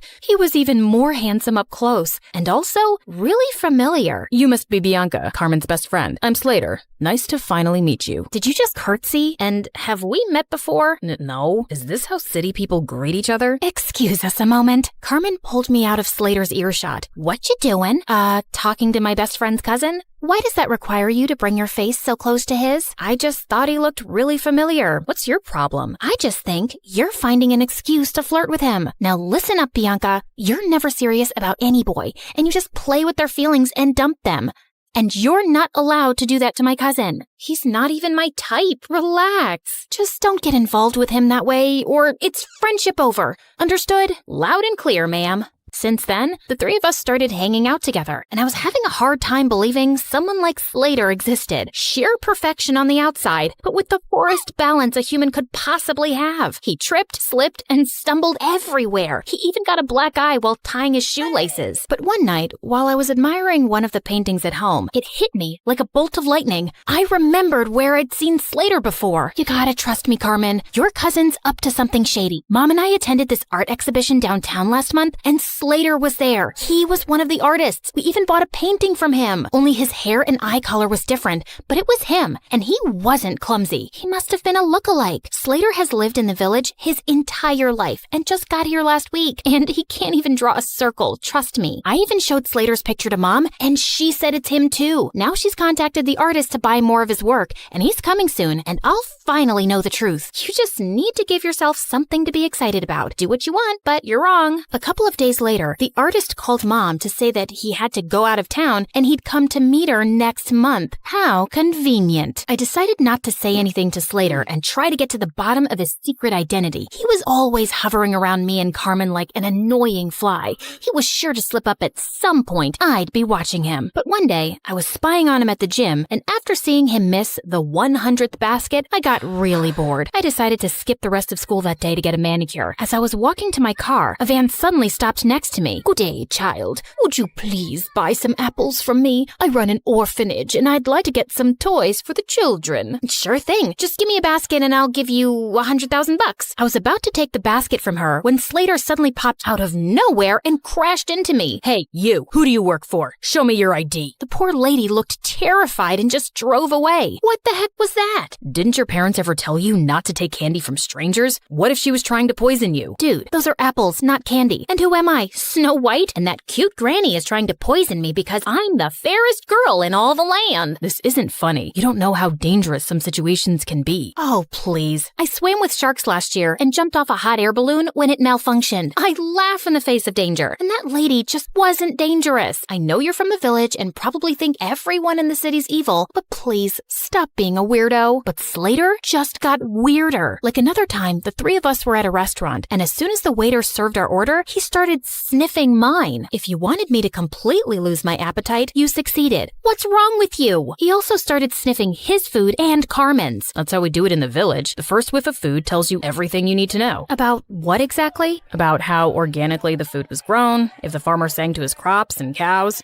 I ordered a giant brownie sundae with whipped cream and sprinkles. Are you insane? Just give me that. Just then, there was a loud crashing sound next to us, and Slater jumped towards me and brought me down to the floor, covering me like a human shield. He was looking down at me, and I was a little breathless. And then I saw everyone else staring at us like we were mental. Apparently, a waiter had just dropped a tray full of glasses. Oh, my bad. I thought it was a gunshot and maybe some robbers had come in. I just acted on instinct. Wait, let me get this straight. So you thought it was a dangerous situation and your first instinct was to save Bianca? Hello, what about me? Your own flesh and blood? Slater muttered some apologies while Carmen kept scolding him, even if he was crazy. It was really sweet how he tried to protect me. One weekend, Carmen told me that the cheer captain was throwing a party, just for the cheerleaders and all the boys. I felt curious to see how Slater would act at parties with other girls, so I dashed over to the venue and spied from the bushes. But I couldn't spot him anywhere. I knew how girls looked at him. He was probably surrounded by the cheerleaders. Well, what did I care? I took this opportunity to practice my amazing singing. I can buy myself flowers, write my name in the sand, talk to myself for hours, say things you don't understand. Suddenly, I heard a sound right behind me. Slater, what are you doing here? Same question for you. I came here to sing flowers, 'cause there are flowers here. Duh.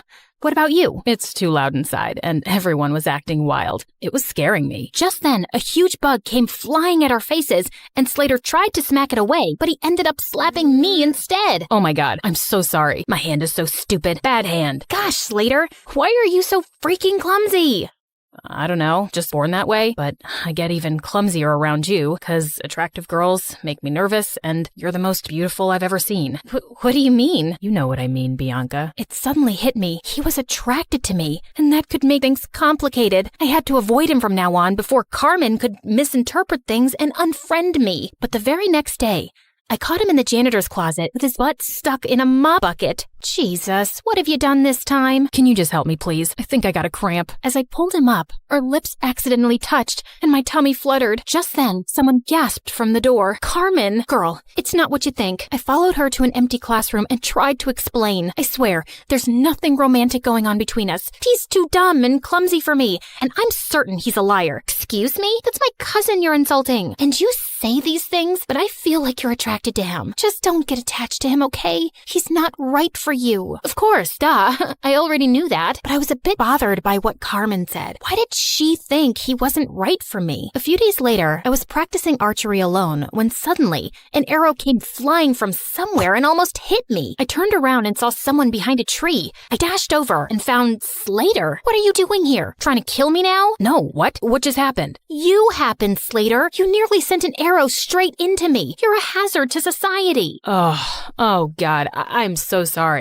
I didn't realize my arrow came your way. I mean, I didn't even know anyone was here. I would never hurt you, I swear. But let me make it up to you with an ice cream shake. Come on, let's go. I wasn't finding his act convincing. Why was he always around me? He was beginning to seem as obsessed with me as Travis. And what if he tried to hurt me on purpose with the arrow? By the way, are you free tonight? I want to talk to you about something. Just you and me, alone. Okay, sure. But we're alone right now. You can't tell me over ice cream shakes? What ice cream shakes? Oh, yeah, that. No, tonight's better. I'll send you the pin location. Driver, I'll get off here. Thanks. See you later, Bianca. And then he just jumped out of the car and walked away. This dude was so weird, but I was really curious about what he had to say. Later that night, I was surprised to learn where he was taking me. The rooftop of an old building. There was no elevator, so we had to climb 8 flights of stairs, and he was holding on to my shirt like a kid. Wait, what if he tried to push me down? Can you move away? I need some personal space. But what if I trip and fall down the stairs? You know how clumsy I get. Why would you invite me to a rooftop then, idiot? You'll see. When we finally reached the top, I was surprised to see a candlelit dinner. What's all this? Obviously a date. Were you expecting a crime scene? Didn't your cousin warn you about me? She did, but I just don't see why she's so against the idea of you being my girlfriend. You're beautiful and amazing. She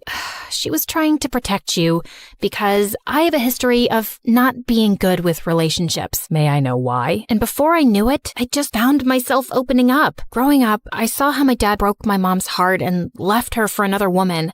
Since then, Mom's not even the same person. She just buries herself in work. And Dad kind of broke my heart too. Leaving like that, I'm just afraid to let anyone come close. I know that you don't trust me, but I hope that someday you will, and I'll get to know you better. I feel like you're someone worth knowing. He looked at me earnestly and then started leaning in. I found myself closing my eyes, and when his lips touched mine, I felt something electric. Wait, that was a mistake, Slater. I care a lot about my friendship with Carmen. I can't. Okay, I understand. But later that night, all I could think about was Slater and that kiss. Maybe I could talk to Carmen and she'd come around, but I still couldn't shake off the idea that Slater was lying about himself. As luck would have it, Mom told me the next day that the artist was back in town and he was displaying his work at a gallery that night. Well, Slater wasn't going to be the only one in disguise. I went dressed up as someone completely different, and I was thrilled to see him. He might have a different style, but I was certain it was Slater. And as I was walking past him, I accidentally tripped and fell forward, scraping his arm with my pen. I'm so sorry. I'm not very good with the walking. Clumsy, like you people say. Oh, it bleeds. It's fine, miss. I'm okay. Excuse me. I need to use the bathroom. And the next day at school, Slater was wearing a full-sleeved shirt, just like I'd expected. So I spilled my juice all over him. Oh my God, you're wet. You'll have to change your shirt. It's fine. It'll dry up. No, you'll get sick. I won't. I'm as strong as a cow. I tried a few more tricks, but he was able to avoid all of them. I guess I just had to do it by force. After our classes, I followed him outside school, and just as I was ready to jump on him from behind, he turned around and pinned me to the wall. Bianca, why were you trying to attack me? How did you know, Spider-Man? And all I wanted to do was this. I pulled up his sleeve, and sure enough, he had a long cut on his arm. Ha! So you're really that artist. I've exposed you, you big fat... Suddenly, there was a growl behind me. I turned to see two guys holding two rabid dogs and pointing at us. Bianca, just run. Slater grabbed my hand and we ran like crazy from the dogs. After sprinting down several blocks, he pulled me into an old building and we ran up the stairs. We climbed all the way to the rooftop and we could hear those guys behind us. Okay, there's no other choice. We gotta jump. Excuse me? I must have heard you wrong.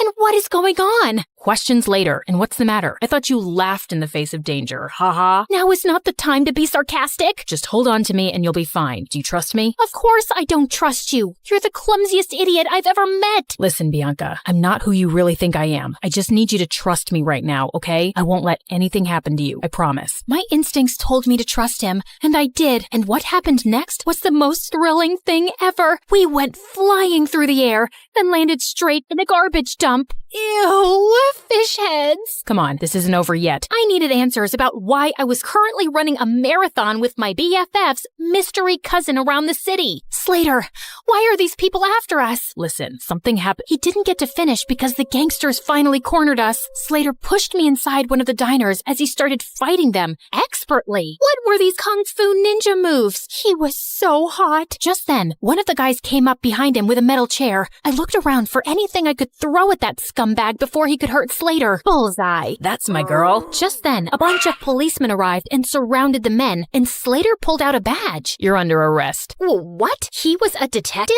As those jerks were being taken away, Slater finally told me everything, starting with how I unknowingly got involved with an international mafia gang. You walked in on them one night at the dance club and saw something you weren't supposed to see. You've been in danger since then. Oh, those guys. But I swear I didn't even see anything. They couldn't be sure of that, so you've been their target since. I was already in town looking for this gang and posing as an undercover artist, but when we found out that they were looking for you, I joined your school to be closer. We also thought we could catch them using you. You mean using me as bait? I didn't mean use you like that. We just knew they'd come after you. So that date on the rooftop, was that also a ploy to get the gang members there?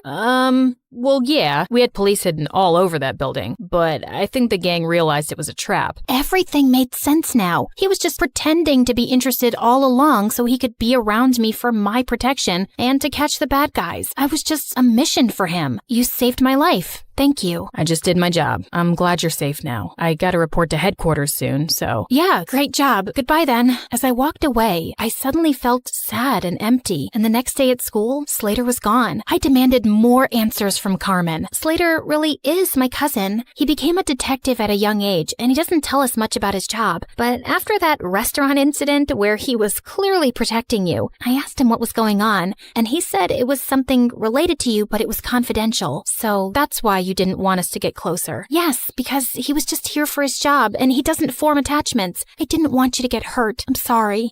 What for? I can see it in your eyes, Bianca. You're in love with him, but I don't think he can make you happy. Oh, please. I've told you, I'll never fall in love with anyone, if you say so. Over the next few days, I tried my best to get back to normal, but I couldn't get Slater out of my mind. Even Mom noticed something was up with me. Haven't seen any crazy headlines lately. No new adventures? Yeah, it's been kinda quiet, but I did make one stupid mistake, falling in love. Mom sat down beside me and then pulled me into an awkward hug. Sweetie, I know you've been affected by what your dad did, but don't close your heart off. Falling in love isn't stupid, and you'll find the right guy one day, and it'll be amazing. Trust me. Mom decided to take some time off work, and we planned a vacation together. But just as I was leaving for the airport, I heard a loud crash from the main hall and saw Slater had pinned Travis to the ground. Slater? Travis? What are you both doing here? Bianca, my cream puff, I couldn't go on any longer without seeing you. I can't live like this. You really need to tighten security around here. Found him crawling through the dog door. As Slater handed over a screaming Travis to the guards, he turned to me. Why are you here, Slater? Same reason as Travis, actually. I really missed you. Wait, where are you going? Sorry, can't disclose the location. It's top secret, so whatever you want, make it fast. I got another mission. Okay, so what is it? I need you to fall in love with me and be my girl. Oh, well, that sounds like it's gonna be a very hard mission. I'm not afraid of challenging assignments. He pulled me in for a kiss and then hit his forehead against mine. So you're naturally clumsy. Only when I'm in love.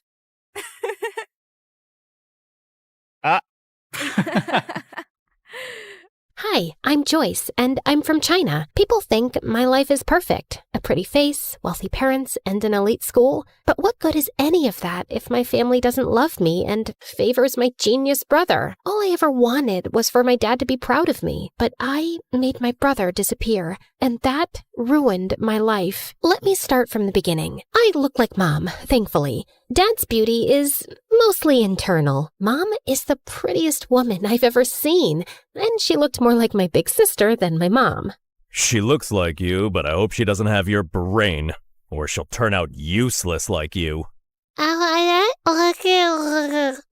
I had learning difficulties and barely spoke more than a few words until I was 5. Dad hated me. He spoiled my brother Dustin rotten. I wanted to impress him too, but Dustin, 3 years younger than me, was already a genius. Dustin loved me, no matter how much Dad compared us. He never let it get between us. Like this one time on my 8th birthday, Dad decided to celebrate Dustin instead of me. He invited all his employees and business partners. Dustin was on stage reciting this long old English poem called Beowulf, and people were already yawning and checking their watches. Mom and I were late because we were at the salon, and when we finally walked in halfway through the poem, every single head turned our way. People looked at us like we were movie stars. Dad came rushing over, looking pissed.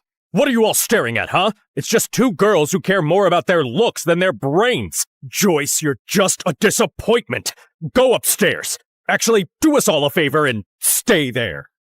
I went to my room, and a few people, including Dustin, gave me the thumbs up and told me how pretty I looked in my dress. So I gave them my best princess bow, threw a couple of kisses like a celebrity, and kept walking. Once Dustin started 1st grade, my parents adored him even more. Dad gave him the entire 2nd floor, 3 private drivers, and 1 jet. Maybe you're wondering why a 6-year-old needs a private jet. Yeah, me too. But when you're that rich and that obsessed with your genius kid, I guess a bicycle just doesn't cut it. Anyway, once, Dustin took me on his jet to France for breakfast.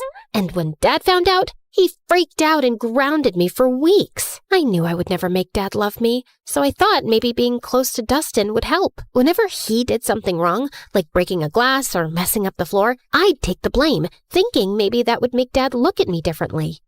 Joyce, stop! You don't have to cover for me. Dad's not gonna love you more because you're suffering, and it kills me when he talks about you like you're nothing.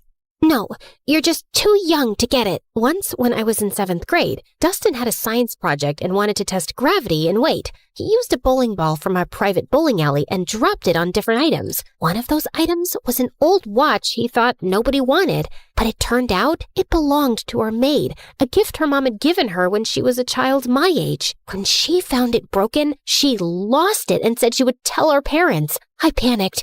I couldn't let them think their perfect kid could be this careless. So I did something I'm not proud of. I knew our maid had a sick mother, so I called her. This is Joyce. I'm sure you know who I am.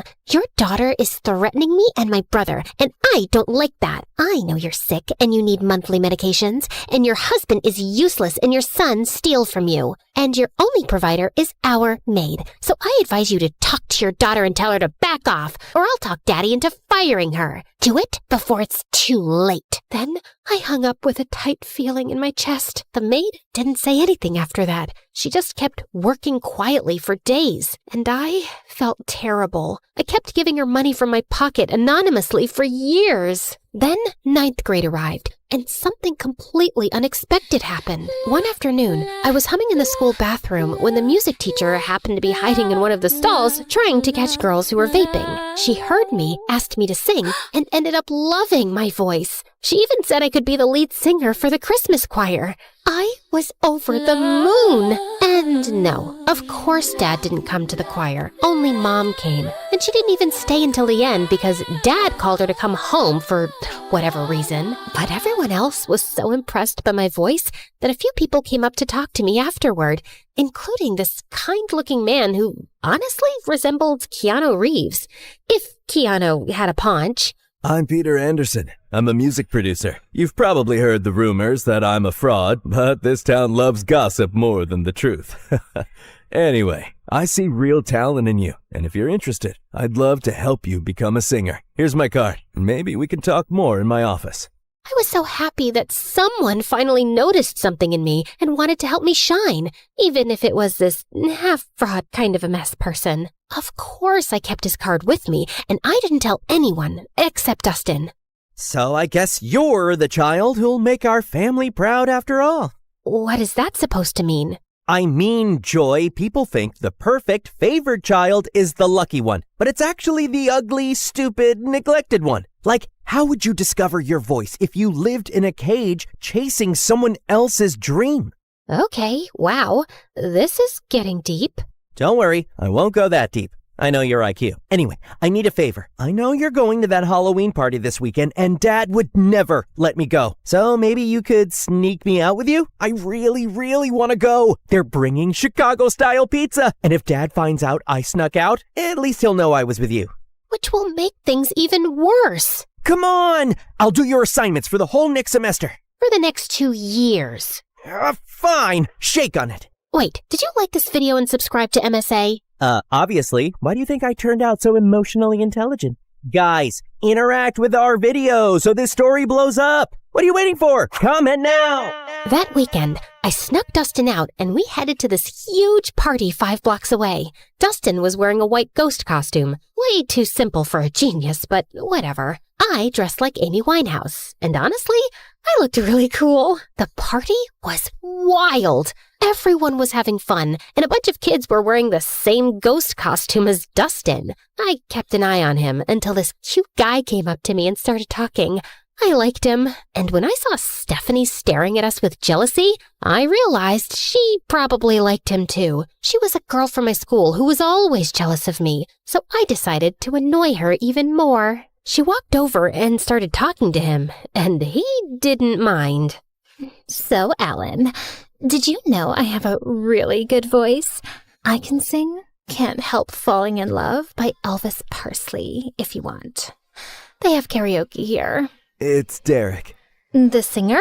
No, my name. Anyway, I'll show you how it's done. Then she rushed to the karaoke machine and sang in front of everyone. Her voice wasn't bad, and I saw Derek nodding along. When she finished, everyone cheered, and she looked like she owned the world with that smug smile. I don't know what came over me, but I ran up, grabbed the mic, and started singing too. Everyone went silent, listening. I even saw kids showing each other their goosebumps. When I finished, Derek came over to hype me up. That's my girl. I felt amazing, especially when I saw Stephanie's annoyed face. My eyes followed her as she stormed out of the party, and I saw a few boys in ghost costumes leaving too. That's when I remembered Dustin. I tried to run after him, but kids kept stopping me for high fives and congratulations. By the time I made it outside, I sprinted to the group of ghost boys. Dustin? Dustin! Knock it off! This isn't funny! No one answered. I started pulling off their masks one by one, but none of them were Dustin. Back off, you weirdo! Panic shot through me. I ran like crazy through the streets. Dustin! Dustin! Dustin! 2 hours passed. I couldn't find him. I was so worried sick about my brother, and I knew there was no running from calling Dad. I was finished. Dad and Mom arrived with a few police officers, and Dad looked like he was about to finish me off. He lunged toward me, but Mom stepped between us. He glared at her with furious eyes.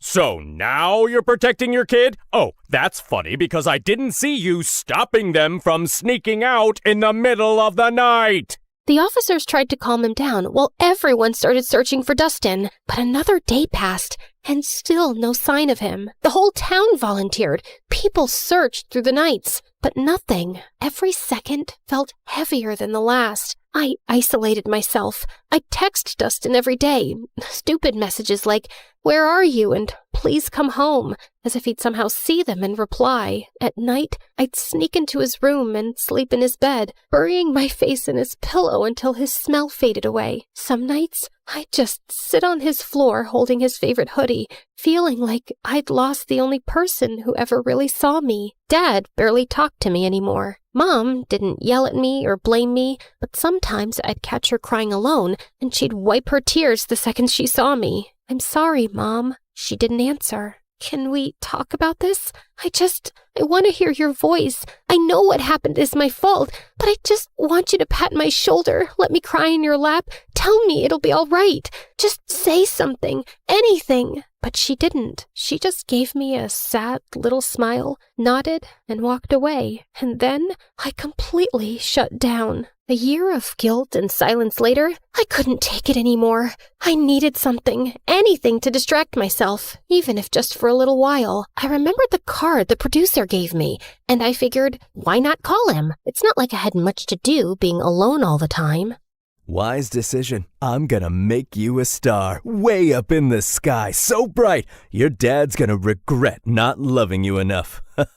Well, that's definitely a dream to live up to. He started helping me get small singing gigs at local cafes, and I loved it. The attention, the clapping, the feeling that I mattered to someone. One day, someone recorded me singing and posted it on TikTok, and it went viral. People loved my voice and kept commenting that they wanted more. So, Peter created a small YouTube channel for me and uploaded my videos there. He was so proud. It felt nice having a father figure in my life who actually cared. But when my dad found out, he completely lost it. Oh, look at you! Enjoying your little fame with that fraud producer. He's not a fraud. He helps me a lot. He even made me a YouTube channel, and it's growing. Aw, and who gets paid from YouTube? Did he even give you a single cent? Or does he just toss you a few pennies you get from those miserable cafes? I'm not doing this for money. I do it because I love singing. Just like you loved your brother, right? For the first time, I felt real anger toward him. Why couldn't he see any goodness in me? But before I could say anything, he pushed his chair back and walked out. Later that night, he started having chest pains. Mom and I rushed him to the hospital. The doctor said it was stress and that he needed rest. I didn't visit him much while he was there. Not after what Peter told me. Summer vacation's coming up. I was thinking we could go on a little tour around the country. Grow your audience. See where this takes us. I believe in you, kid.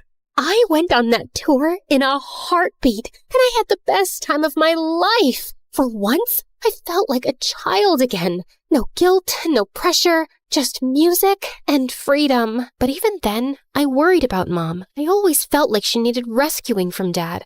That became my motive.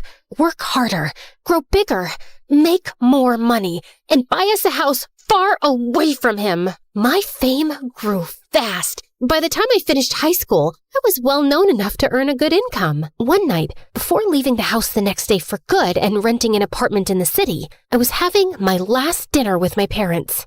You know, Joy, now that you're getting into business and success, you should know it comes with stress. You might even end up in the hospital since you're so fragile. So I was thinking, I don't trust that knucklehead producer of yours. I should be your manager. I have a pretty good feeling I'll finally be proud of you, especially once we start making real money off your little talent. I paused. The moment I thought would never come had finally arrived. Sure, my dad wasn't nice to me, but maybe this was my chance to make him proud. Maybe I could make up for everything that happened years ago. I looked at Mom for a reaction. She gave the slightest shake of her head, but I convinced myself she didn't mean anything by it. I'll think about it. That night, I told my producer I was choosing my father as my manager.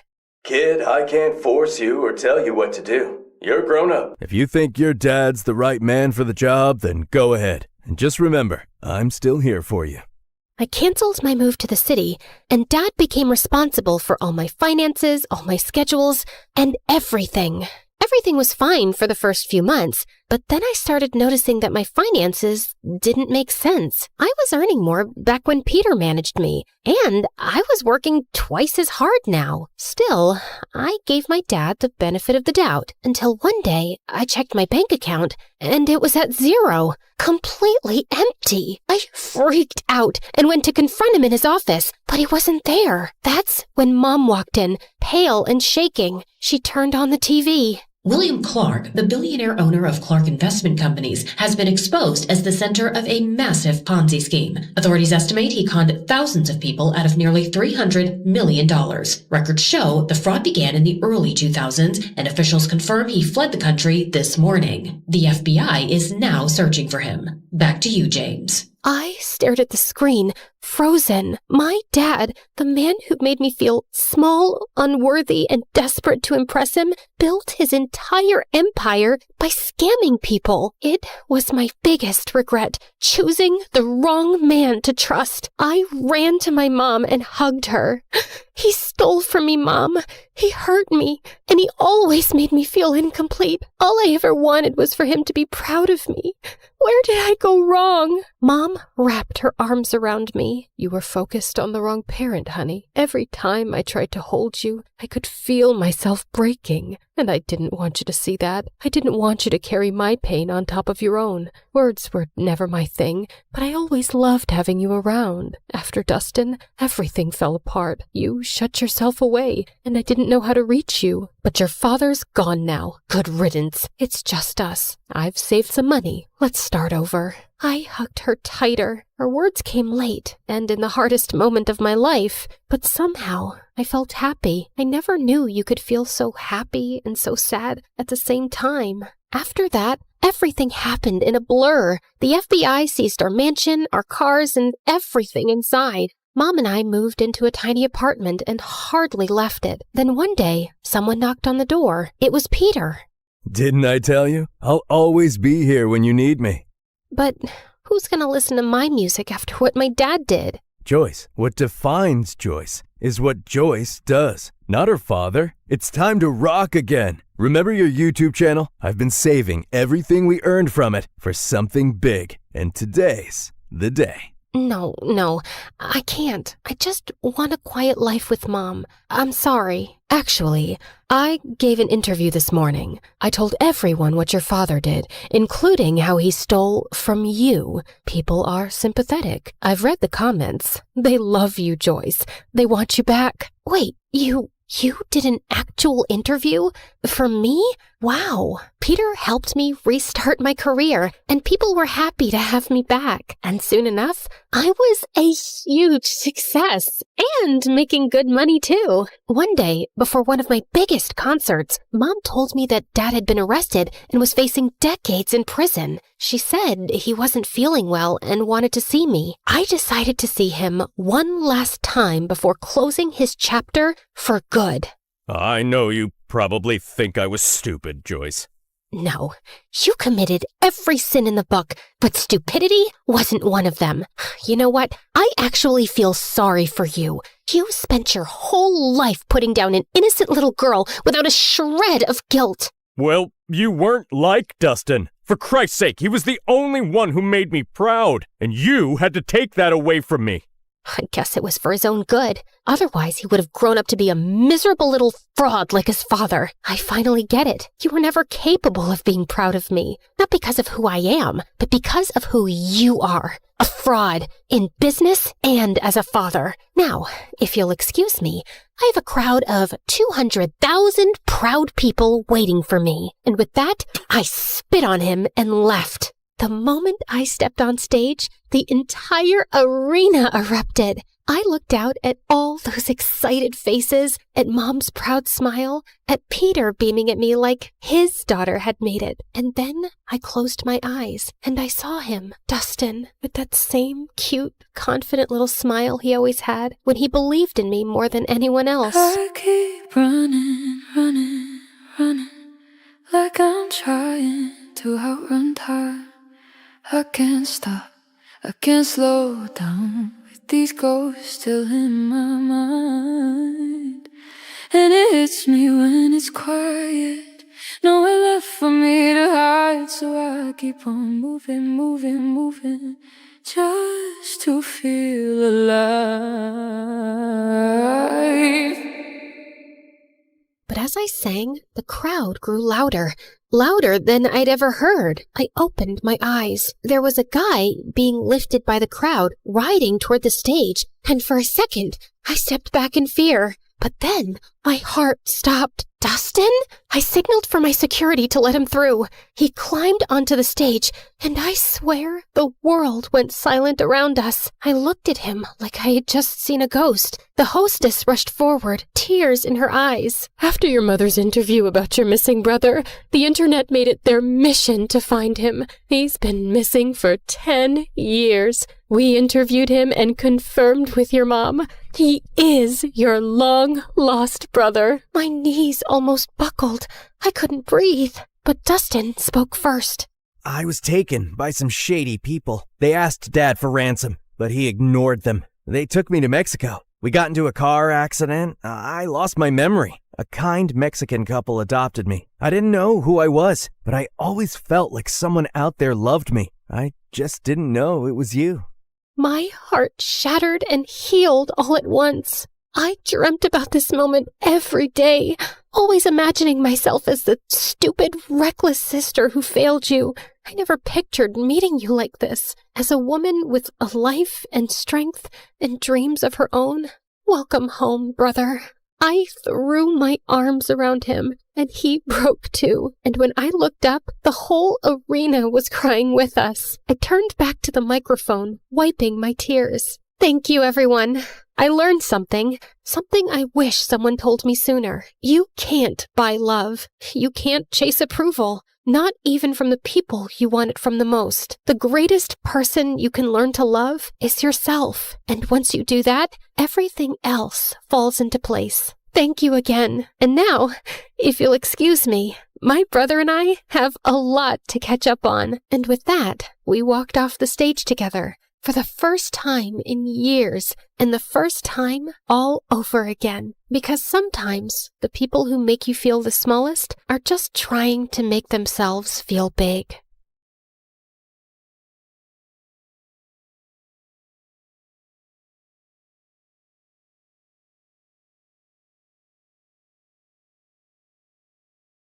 People call me the queen of entertainment, a famous pop icon, a musical superstar. You can take your pick. As for me, I like to be called the Queen of Hearts. Hi, I'm Ariana Grande. I was born in 1993 in Florida to overachiever parents who were super successful in their careers. Right since I was a toddler, I loved to sing. Mom would sing me lullabies and I'd sing along with her. You have a beautiful voice, my baby, just like an angel. I'm not so sure.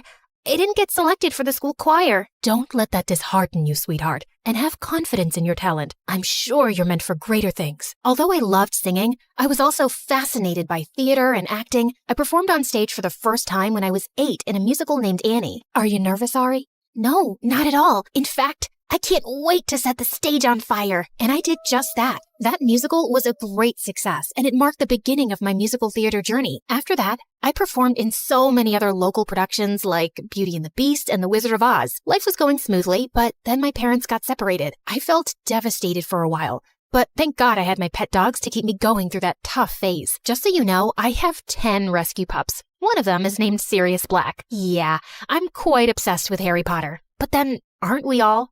So by the time I turned 14, I decided I'd acted enough and now wanted to make a career in singing. I packed my bags and moved to Los Angeles to meet my managers. Guys, I think I want to make an R&B album. That's a hell of a goal, but who do you think's gonna buy a 14-year-old's R&B album? Well, that kind of made sense. So I went back to Florida and decided to focus on theater for the time being. Then when I was 15, I got chosen from among thousands of girls to play one of the main characters in a Broadway musical called 13, for which I later bagged a prestigious award. By this time, I had moved to New York, so I was missing school a lot. Mom, I want to continue performing, but what about studies? I want to finish high school at least. Don't worry, sweetheart. Your school has agreed to send study materials so you don't miss out on your studies. That was pretty cool. I was studying and focusing on my career, even though I was miles away from home. Then in 2009, I bagged the role of an adorable goofball named Cat Valentine in the famous Nickelodeon TV show named Victorious. Since the show was set in a performing arts school, it gave me an opportunity to showcase my acting as well as my singing abilities on a national platform. Thanks to the show, I was suddenly a teen idol. So, Ariana, what's next? Are you looking at a career in Hollywood? To be honest, acting is fun, but music has always been first and foremost with me. I was determined to give singing a shot, so I kept uploading my videos on YouTube where I sang covers of songs by Adele, Mariah Carey, and Whitney Houston. Meanwhile, the second season of Victorious premiered in 2011 to 6.2 million viewers, becoming the highest-rated episode of the show. Victorious ran for 3 seasons until it was finally wrapped up in 2013. Then one day, I got the most unexpected call. Hello, Ariana. I'm Monte Lipman, CEO of Republic Records.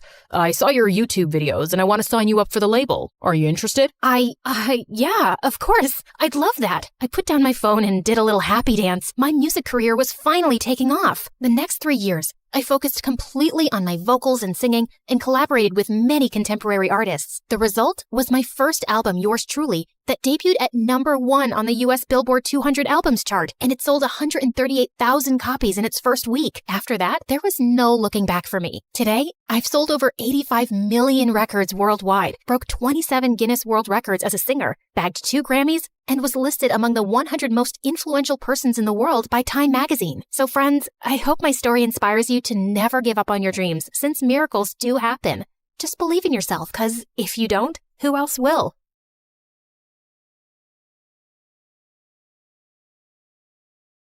I woke up in the middle of the night feeling extra thirsty and almost passed out when I saw the time. It was 3 a.m., the devil's hour. I tried to go back to sleep, but I just couldn't. Come on, girl. Ghosts aren't real, but dehydration is. So hold yourself together and get your ice-cold water.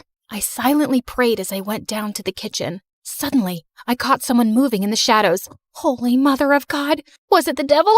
I was about to scream when I realized that it was just my older brother, Kevin, who looked suspicious. I silently followed him as he went down the basement and was surprised when he opened a mysterious door that I had never seen before. But before he could enter, he looked back and saw me. Don't you ever tell anyone about this, especially Dad, no matter what happens. Why? What's inside that room? He just patted my head and smirked. The devil himself. He then disappeared into the room and locked it, leaving me shaking in fear and confusion. Hi, my name is Kendra, and this is my story of how my mysterious brother changed my life forever. Before I continue, please like and subscribe. After what happened last night, The first thing that I did in the morning was to check that door in the basement. But unfortunately, it was padlocked to death. Kevin was definitely hiding something in there, and it was killing my curiosity. I was finally able to corner him during dinner. Are you sure that you weren't dreaming? Because that totally didn't happen. That night was really weird, so he could be right. Our conversation was cut off when Dad joined us. Son, it's time for you to take over the company. We will be holding a gala next weekend to introduce you to everyone. They're all so excited to meet you. But Dad, no buts. You're graduating in a few months, so prepare yourself. I don't want any problems. Understood? Of course my brother couldn't say no to him. He was always Dad's favorite, his golden boy, the perfect son. While me, I was just a stranger to him. If Mom was still alive, things would probably be different. Later that night, when I was about to sleep, I almost screamed when I saw Kevin leaning against my door. Can I help you? What makes you feel alive, Kendra? Huh? What's with you? Why are you being so weird? The less you know, the better. Good night, Peanut. Peanut? Where did that come from? That was the weirdest and longest interaction we've ever had. He was a year older than me, and we had never been close growing up.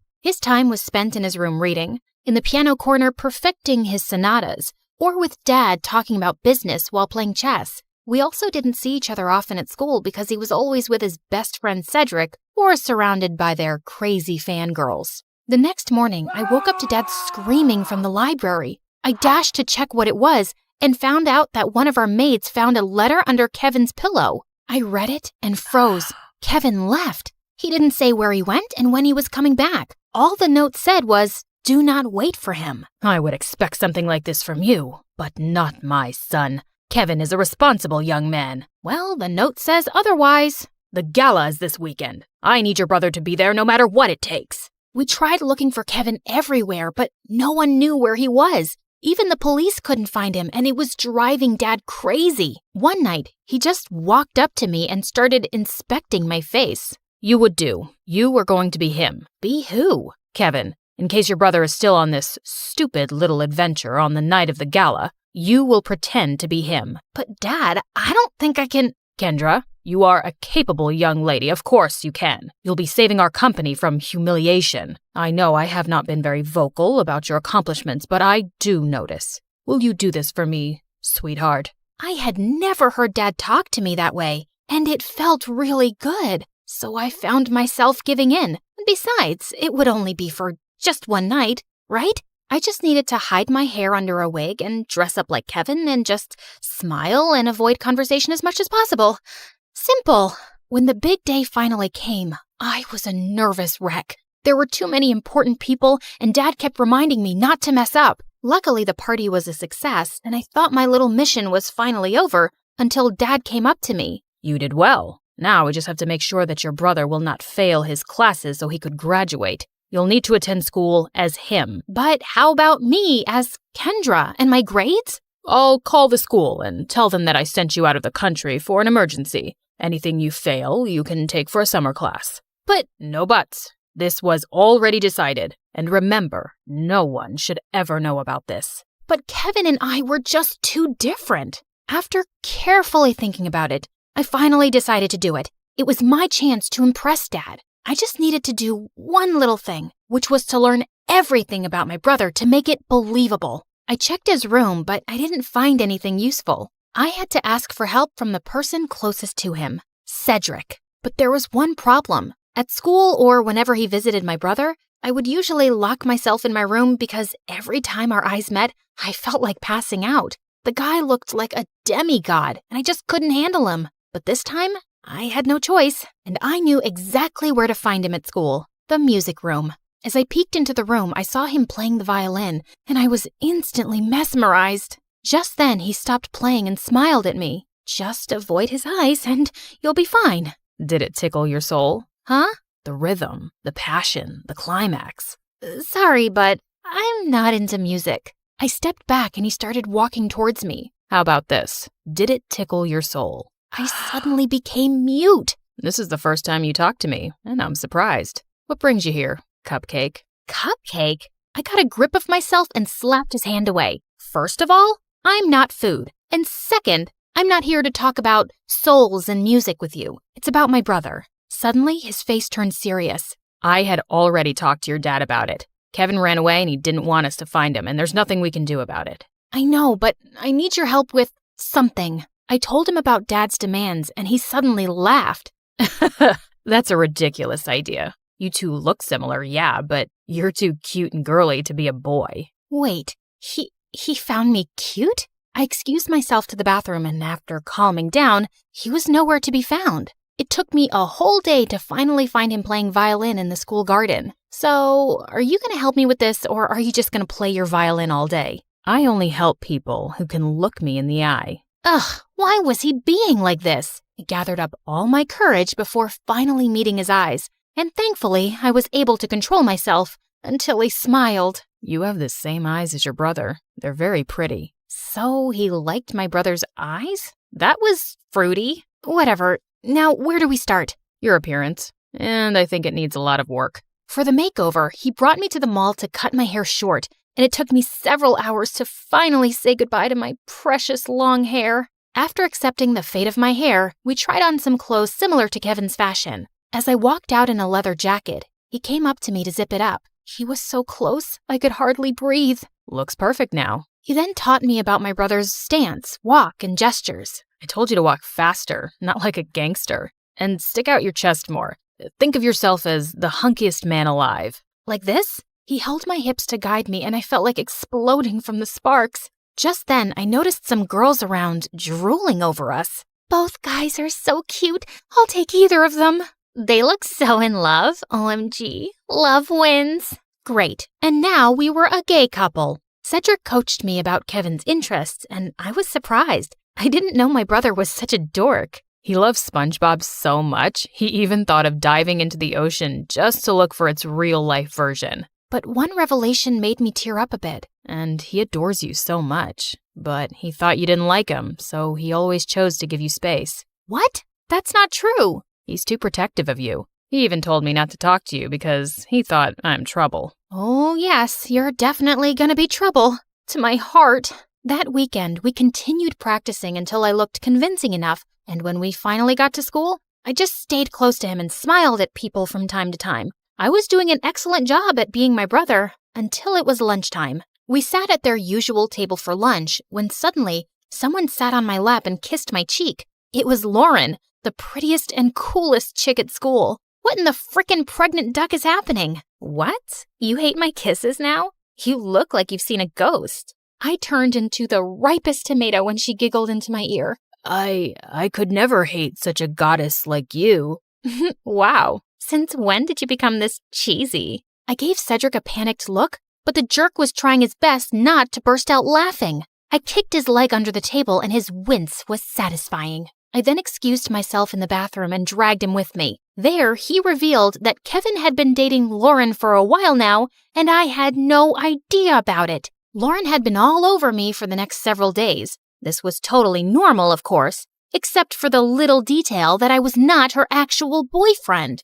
And through all of this, Cedric remained an unhelpful idiot who was clearly enjoying my discomfort. We were walking to our last class when someone suddenly grabbed and pushed me against the wall. You're acting weird lately, and I like it. Before she could kiss me, I acted like there was a bug inside my shirt and ran away. I needed to talk to Cedric. As usual, I found him in the music room. We need to tell Lauren. Suddenly, Lauren appeared from behind me. Tell me what? Wait a minute. Don't tell me that you guys are dating? What? Cedric finally stopped playing the violin and grinned at me. I'm straight, but I don't know about your boyfriend. Aw, baby. You know I would accept you however you identify, right? Well, that's good to hear. Lauren looked like she bought it, and I just found myself exploding. I'm not Kevin. I'm not your boyfriend. I'm his sister Kendra pretending to be him. I then explained everything to her. Oh, okay. Explains why you look and act differently. That's it? No violent reaction whatsoever? I'm used to Kevin's quirks. So, anything I can do to help with this mission? Just don't tell anyone about this. Got it, baby. Despite knowing the truth, she still kissed me on the cheek and it made Cedric laugh. I started hanging out with both of them since then. They would talk fondly about my brother and share things about him that I didn't know. It made me realize that he wasn't as boring as I thought he was. One day, Cedric dragged me to the music room and asked me to listen to his new composition. It was a wrong move to come with him, because the way his fingers moved and his handsome face played with the painfully sweet tune screamed danger to my heart. I calmed myself down and hyped him up when he was done. You really like playing the violin, don't you? I like to touch people's hearts with classical music. How about you? What makes you happy, Kendra? I'm curious. I ended up telling him about my passion, which was fashion designing. I used to draw my designs every day, but when Dad saw it, he burned all of them. He found it lame and useless to his company. I'm sorry to say this, but your dad is the biggest jerk in the world. He treats you and Kevin as assets to his company, and never as a son and daughter. You're right, but it just made me crave for his love and approval. Someday, I hope you'll be able to find the courage to do what you need to do. You have me now, you know. I'll take care of you. He leaned in closer, and I thought he was going to kiss me, but to my surprise, he pulled away and walked back to the platform to play again. What was that all about? After the incident in the music room, I started thinking that maybe Cedric liked me too, until one day I heard him talking to Lauren in an empty classroom. You like Kendra, don't you? What are you talking about? She's off limits. And besides, she's just like the little sister I never had. Those words were enough for me to accept the truth, that Cedric will just be my dream. To distract myself, I invited Lauren for a sleepover, and as she was trying on some of my favorite clothes, I couldn't help but admire how beautiful she was. Just then, I found her smirking at me through the mirror. Are you falling in love with me now? What? No, I wish I was as pretty as you. Oh, honey, you are prettier than me, and not to mention cute. She ended up knocking on my drawers, spilling some things. There was one thing that suddenly caught my attention. A peanut. What was it doing there? Suddenly, I remembered Kevin calling me a peanut before he ran away. Why don't we crack it open? Maybe he left a secret message or something. And he actually did. I'm finally alive. Wait a minute. That night before he left, he asked me what makes me feel alive. Lauren and I then came up with a mission to find the answer to that question. Your brother is too mysterious sometimes. Maybe Cedric knows something. But unfortunately, he was useless. One day, Dad suddenly called me and started asking about Lauren. I learned that she's dating your brother. Her parents and I are talking about a very important business deal. We will have dinner with them tomorrow night. Make sure to be extra attentive to her. I thought it wouldn't be much of a problem until they suddenly decided to marry us off with Dad knowing that I was Kendra. He was crazier than I thought. Do you think Kevin will be home by then?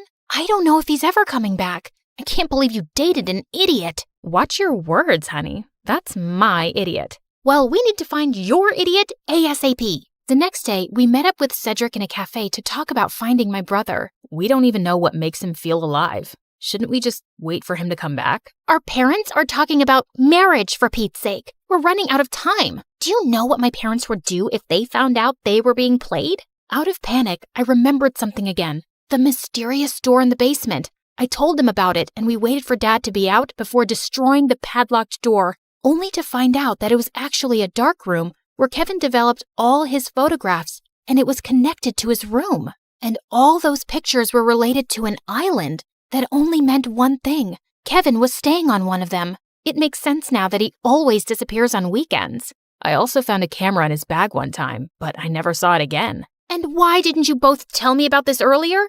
You're both idiots. And with that, the three of us were off to an adventure to get my brother back. As we traveled, I kept on flirting with Lauren to avoid Cedric. And for a moment, I thought I saw his deadly glare through the rearview mirror. Was he jealous? I wished. In a span of 2 days, we had already visited 7 islands, but there was no luck. Just when we were about to give up, we suddenly spotted someone resting on a hammock. It was Kevin. He looked shocked to see us. Suddenly, he glared at Cedric. Dude, you told them? Wait, you knew? Let me explain. No, you knew. And you kept silent while I was going crazy trying to find a way to bring back my brother so I could get me back. Kendra was equally furious. Babe, I can explain. Shut it, Kevin. You're not my favorite person right now. Kendra. Later. I need to speak to my brother. I walked away and Kevin followed me. Now start explaining the reason I'm sacrificing my identity. I'm sorry, Peanut. I didn't mean for you to be tangled up in my mess. I felt stuck and suffocated because of Dad's expectations. I always knew I would have to take over the company someday, but I didn't know it would be this soon. I thought I would have enough time to still do what I love, to enjoy every island and see its beauty through my lens. But suddenly, I didn't even have a year. So I panicked and I ran away. I'm such a coward. It didn't take a second for me to melt. No, that's the bravest thing I've seen you do. All our lives, I've only ever seen you nod to Dad's every demand. I'm proud of this version of you. I convinced him to come back, but he ended up convincing me to ditch Dad and come with him. After everything that happened, I just realized one thing. Dad wasn't worth it. So I agreed. Lauren is amazing, you know. She didn't deserve to be left without a word. I know, Peanut. I guess I have a lot of making up to do. Good luck, Walnut. Later that day, he spent his time making it up to Lauren and talking to Cedric, while I was left alone doodling some cute dresses on the sand. My brother then came up to me and asked me something. Are you mad at Cedric? I asked him not to tell anyone. Keeping this from you must have been very hard for him. I understand, but you like him, don't you? What? No, I mean, don't worry. I finally gave him the go signal. You two can kiss or whatever. As soon as he left, Cedric walked up to me with an earth-shattering smile. Can we talk? I couldn't look at him in the eye again. About us. I've always fancied you, you know, more than violins. I felt like melting at his confession. I told him about the reason why I'd been avoiding him all these years, and he responded to it by finally kissing me on the lips. Thank God I didn't pass out. So, did it tickle your soul this time? Yes. Finally.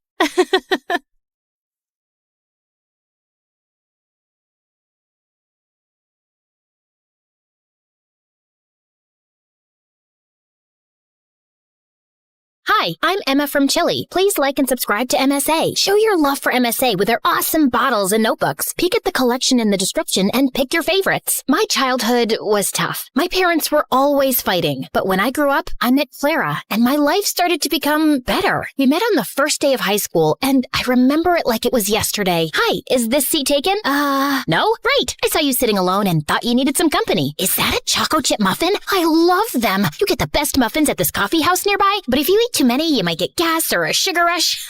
Sorry, I'm blabbering a lot, right? Kind of. You'll get used to it. I'm Emma, by the way. Do you want to be my friend? Trust me, we both need friends if we want to survive high school. Oh, okay. I'd like that. I'm Clara. Since that day, we were like gum. Clara was a pretty and shy girl, and me, well, I was the weird girl with a tiny obsession for Sherlock Holmes. You better not be asking who Sherlock Holmes is. Wow, that's an interesting outfit. It's my Sherlock Holmes uniform, Clara. I already told you like 1 trillion times. Yes, of course. How can I forget? The world's greatest detective, right? The best, the biggest, the most... Wait, are you teasing me? Wow, you figured it out. Guess you are good at detecting things. It's elementary, dear Watson. What? Oh, never mind. But despite my weirdy personality, Clara always stuck by my side until one day, everything started to break. I was coming back from school and saw Mom going crazy in rage. She was screaming at Dad, throwing his stuff outside, while Dad just looked like a deer in the headlights trying to stop her. Let go of my hand. That's it. I can't live with someone who scams others. We're done. Get out of my house. Please, not in front of Emma. Why? She should know what kind of father she has. Tell her how you scammed people into investing money in your little Ponzi schemes. Tell her that you're a liar and a crook. Go on. A mouse got your tongue? Mom kept screaming at Dad, and I just couldn't take it. So I ran away to my room and locked my door. Mom followed me and was still screaming, but I just lay on my bed, trying not to cry. And later that night, she came into my room. I know you feel horrible, darling, but it's for the best. Your father was a good guy, but now he prefers money over his own family. But what happened? I don't know, dear, but I do know that you and I are going to be just fine. We're a team. Remember that, okay? The next day, I went to school feeling worse than ever, but I saw Clara and I got a little happy. Hey, I had the most awful day yesterday. Can we skip classes and talk? I really need to vent. And why do you think I have the time to listen to you whine? Excuse me? Clara started to walk away from me, but I stopped her. No, wait, I don't understand. Did I do anything wrong? We can talk about it. Oh, God, if I have to listen to you talk one more time, I will kill myself. I don't even know how your parents tolerate you. You're so childish and annoying. I can't be around you anymore. But we're best friends. And now we're not. So please don't talk to me again. Clara Clara left, and I felt completely broken. Did she always think of me like that? I tried to talk to Clara between breaks, but she ignored me, and she did so for the rest of the week. I had no other friends, so I just spent my time in the school library reading some Sherlock Holmes. At least the books were loyal. But one day, I was walking to my next class and saw a notebook by the lockers. I opened it out of curiosity, and what I saw blew my mind. The notebook was full of pictures of Clara. Clara going to class, Clara in the gym, Clara walking to her house. What kind of creep would do something like this? I was flipping through the pages when I noticed someone familiar in one of the photographs. It was this guy from our class, Gerardo, and he was holding a camera in a mirror reflection in the photograph. I'd seen Gerardo following Clara around in school, and I always felt that there was something off about him, but Clara would never let me chase him away. And now he was taking her pictures? This guy was a freak, and I had to do something before Clara was in some serious trouble. So I went to the principal and explained everything to her. I can't accuse any student without real proof, Emma. I mean, Gerardo is the official photographer for our yearbook. He could be taking pictures of anything else. But if you feel so strongly about this, I'll tell the teachers to be on the alert, okay? But nothing ever happened. Since telling the principal blew up in my face, I fell back on the one thing that I knew would work, my awesome detective skills. I spent the entire night stalking Gerardo on social media, but it was a dead end. The only possible solution was to confront him. But the next morning when I entered school, I saw Clara walk in with Gerardo looking completely different. Her face was painted with makeup, and her hair was all red. Oh my God, Clara, what happened? Did a radioactive spider bite you or something? What happened to your hair? And what's with the makeup? Can you stop touching her, you freak, and get out of the way? I wasn't talking to you, creepy stalker. Clara, what are you doing with him? Did he torture you? Do you need my help? She doesn't need anything from you, so get lost if you have nothing to say. Clara didn't look at me, so I walked closer to her, ignoring Gerardo's protests, and pulled out the notebook. Clara, this guy is a stalker. He's been taking your pictures since God knows when. Look, he's even in one of these pictures. Can you see that tiny little reflection in the background? Clara ripped the notebook out of my hands and finally looked at me, angry. What part of I don't want to be your friend didn't you understand? I don't care about your little detective games, okay? It's not a game. This guy is creepy and weird, and my boyfriend? He's my boyfriend, okay? Now stop insulting him with your dumb games and get out of my face. Clara stormed off before I could ask any questions, but Gerardo stayed, smiling at me. Thank you for finding my notebook. I was worried about losing my favorite photos of my girlfriend. Listen, I don't know how you brainwashed her, but she's not like that. I didn't do anything to her. I just offered her a quick way to earn money. What did you make her do? Why don't you ask her? He left with a victorious grin on his face. I started to feel really worried about Clara. The next day, after the end of the school day, I was determined to save Clara any way I could. So I decided to follow Gerardo like a shadow. After a while, I saw him slipping through the school back gate and entering a scary dark alley. I hid behind a pillar and saw him wait there. And moments later, a bunch of guys came in on their motorcycles, each scarier than the next. How you feeling about tomorrow, boss? Pretty good. You have the motorcycle I asked for? Yeah, it's in Clara's house. Perfect. I taught Clara everything she needs to know about riding motorcycles, and I've told her to meet us right here tomorrow. I'm telling you, Clara's so ready for this race. She's gonna nail it. And what if she doesn't? Then we train her more till she can. But don't worry, I can feel that money is ours already. Everyone started cheering in celebration, so I got out of there before they saw me. I ran until I found a bench and sat down. Clara was participating in a motorcycle race? Why? I had so many questions, but right now, the only thing on my mind was to save Clara from this dumb race. The plan was simple. I was gonna go to the dark alley after school and wait for Clara to show up, and then I would just grab her arm and run till we were safe. So the next day, I went to the alley extra early and waited for everyone to show up. Everyone, including Gerardo, was around, but Clara was nowhere in sight. Half an hour went by, and when she didn't show up, I decided to leave. But my jacket got caught in one of the boxes, and I fell, and all eyes turned to me. Whoopsie! I was just making sure there was no rats here. I think it's safe to say that this place is officially rat-free. Okay, bye! I turned around to run for my life when suddenly Clara popped in front of me, looking like a raging bull. I thought I asked you to stay away. I just want to help you, Clara. This is too much. I don't know what's happening with you, but I can help. How? You didn't even know your father's a scamster till your mom told you. I know you think you're some great detective and you can help everyone, but no, Emma, you can't. You have to stay away from this. Get that in your thick skull and leave me alone. I know you're saying this to hurt me, and I am hurt, I won't lie. But Clara, this is too dangerous and— Okay, enough. My head's hurting listening to your annoying voice. Lock her up. Wait! Clara tried to protest, but someone dragged me into a room nearby, took off my backpack, threw me in, and shut the door. I could hear Clara Clara almost crying, so I pressed my ear to the door, trying to hear outside. I know she's in trouble, but you can't leave her here. You need to focus right now. We'll come back for her later, I promise. Now get on the motorcycle. You've got a race to win. I tried to scream for help, but I gave up after a while and just sat down on the floor. Ugh, how did I let this happen? I spent hours walking in circles and knocking on the door, but then I suddenly came up with an idea. I'd read in the Sherlock Holmes books how to pick locks with a hairpin, so I took the one I had in my hair and started to try it. Something clicked, and all of a sudden, the door opened. Bullseye! I knew I had it in me. Okay, now focus. I left the alley and started to run without direction, but then I heard sounds of motorcycles. I went down a stone stairway and found a giant tunnel full of motorcycles and people. And Clara! But before I get Clara out of there, I need to do something else. Hello? 911? Come to Keller Street, down the stone stairway, and hurry up. There's an illegal motorcycle street race happening. Can you provide me with your name? There's no time. Hurry up! I hung up and ran down the stairs. All the motorcycles were already lined up, and Clara was on one of them. I could see Gerardo talking to some guy, so I ran to Clara without him seeing me. Come with me.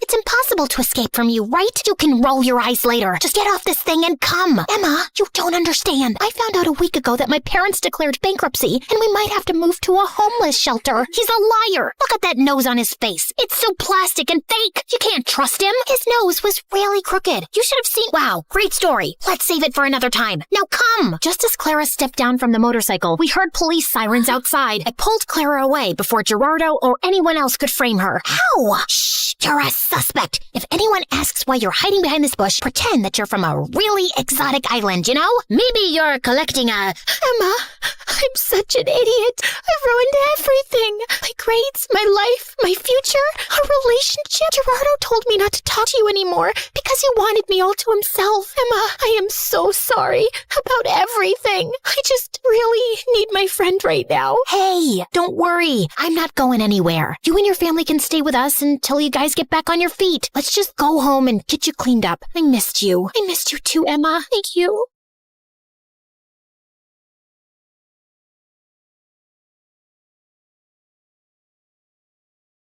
I was just a month into my freshman year at college, and I never in a million years would have guessed that the night I was pinned against the bleachers of the school football field by bullies was the night that would change my life forever. Well, Sydney, you have two choices. You can kiss my shoe or lose your hair. I have a rule that I never kiss cheap shoes. Now get away from me. Oh, look, she's gonna cry. I have a lot of practice holding in my tears, and these bimbo bullies weren't gonna break me. Hair grows back. I guess you've made your choice then. After they threw me to the ground, I prepared myself for what was coming, but a voice boomed from behind them. What the hell do you think you're doing? Leave her alone. The girls turned around and sprinted away. The person walking toward me was silhouetted by the field's lights, so I couldn't see him. When he got close and helped me up, I saw who it was, and my jaw nearly fell off my face. Are you okay? Did they hurt you? It was Ian Gallagher, the son of the president. He also just started at my school and was the image of perfection. Flowing blonde hair, a chiseled jaw, and deep green eyes. Other than my pride? No, but there wasn't much of that to begin with, so I'm good. Thank you. Maybe you and Sydney should go get some food, Ian. Who was this guy, and how did he know my name? Yes, absolutely. Are you hungry? Joe Jr.'s Diner is just up the street. I'm Todd, Ian's assistant. Our driver will be happy to take you and then bring you back to your dorm room afterward. Right, Ian? Yeah, absolutely. Please stop saying absolutely. Absolutely. I mean, right. I wasn't sure what was happening here, but whatever it was really frickin' weird. Okay then, shall we go so you two can eat and get acquainted? Can you two hold on for just a minute? I need to pause this here. As you already guessed, my name is Sydney, and it would be awesome if you clicked like and subscribe. And while you do that, I'm going to fill you in on some quick backstory. I grew up in a huge house with everything a girl could want. Giant stuffed animals, so much chocolate that Willy Wonka would be envious, and an arcade packed with every video game that ever existed. There was only one thing missing. My parents. Sure, I had an amazing nanny who hated children and would lock me in my room when she wanted to be left alone. But all I wanted was to spend time with my mom and dad. They ran an international hotel business and traveled the world visiting their properties. Even when they were home, all they would do was criticize me and compare me to others, like my spoiled brat of a cousin who screamed whenever she didn't get what she wanted, or their friend's daughter who was forced to perform at the most ridiculous beauty pageants, or even the little girl on the cereal commercial who ate the cereal, acting like it was the best thing ever. That little girl appreciates her life. I've never seen you enjoy your cereal that much, Sydney. I felt so bad about myself that I developed this nervous facial tic where I would squeeze my eyes shut and then open them really wide. Yeah, weird facial tics are like catnip for bullies at school, and when you're the smartest kid in class, it just adds to their joy when they stuff you in the garbage can. So I kept to myself and didn't care about my appearance because there was no point. No makeup, big glasses, and my hair in a bun. I looked like a mini version of the school librarian. Okay, I did have one friend, Monty. We were friends since kindergarten because he was as awkward as me. He was also really smart and had asthma, so he was always walking around sucking on his inhaler. Also catnip for bullies. Okay, that's enough backstory. I think you get it. I thought college would be better, but clearly I was mistaken. Once an outcast, always an outcast, it seems. Now, back to the night I met Ian, because it just gets weirder from here. He took me to the diner, but our table was guarded by his two big, serious-looking Secret Service agents. His tiny assistant, Todd, sat in the booth across from us, just staring. Sorry about all this. It must be really weird for you, Sydney. This? Weird? Nah, I'm used to it. Happens every time I meet a president's son. He laughed. Someone actually thought I was funny besides me. And then he leaned in. Just imagine that your whole life is like this. It was manageable when I was a minor because the media left me alone. But now that I'm 18 and my father is running for re-election, it's like every move I make is under a microscope. Sometimes I just want to disappear. In a weird way, I completely understood.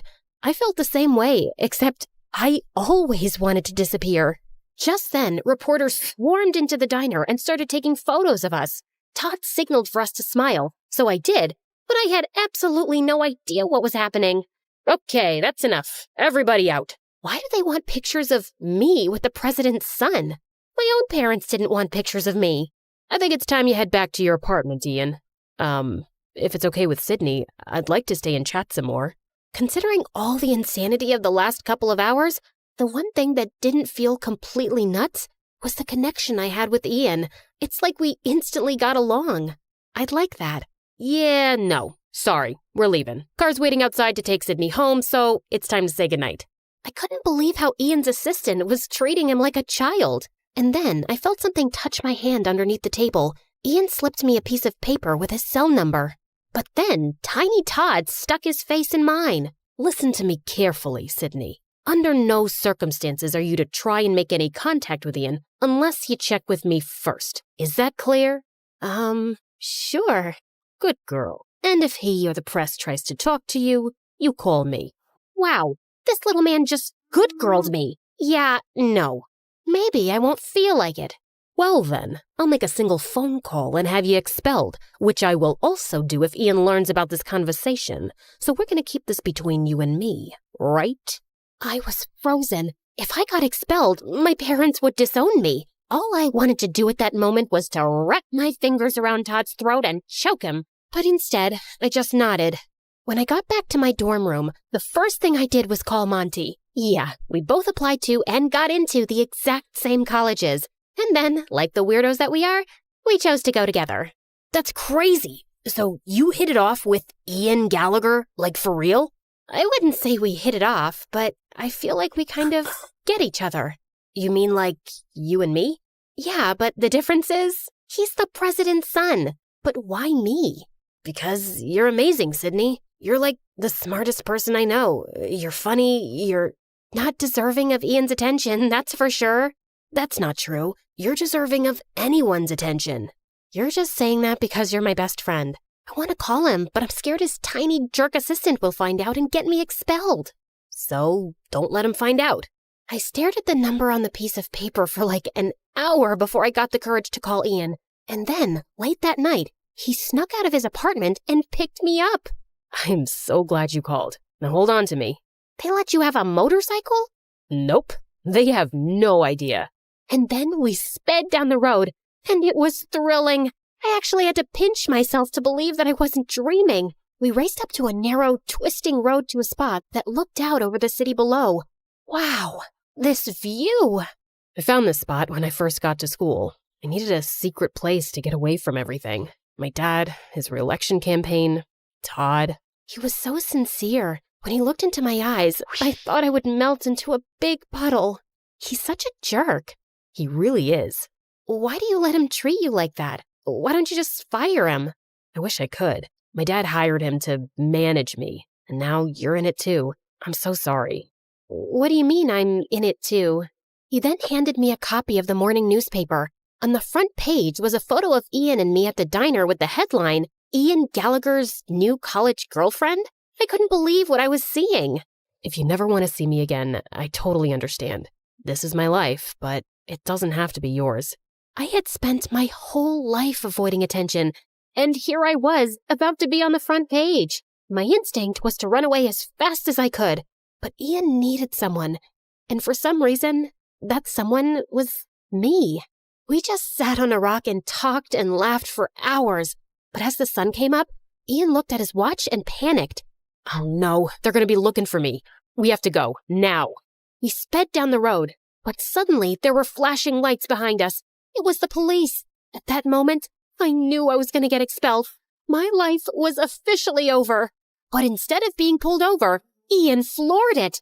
We raced down the road away from the police car. Forget about being expelled. I was going to jail.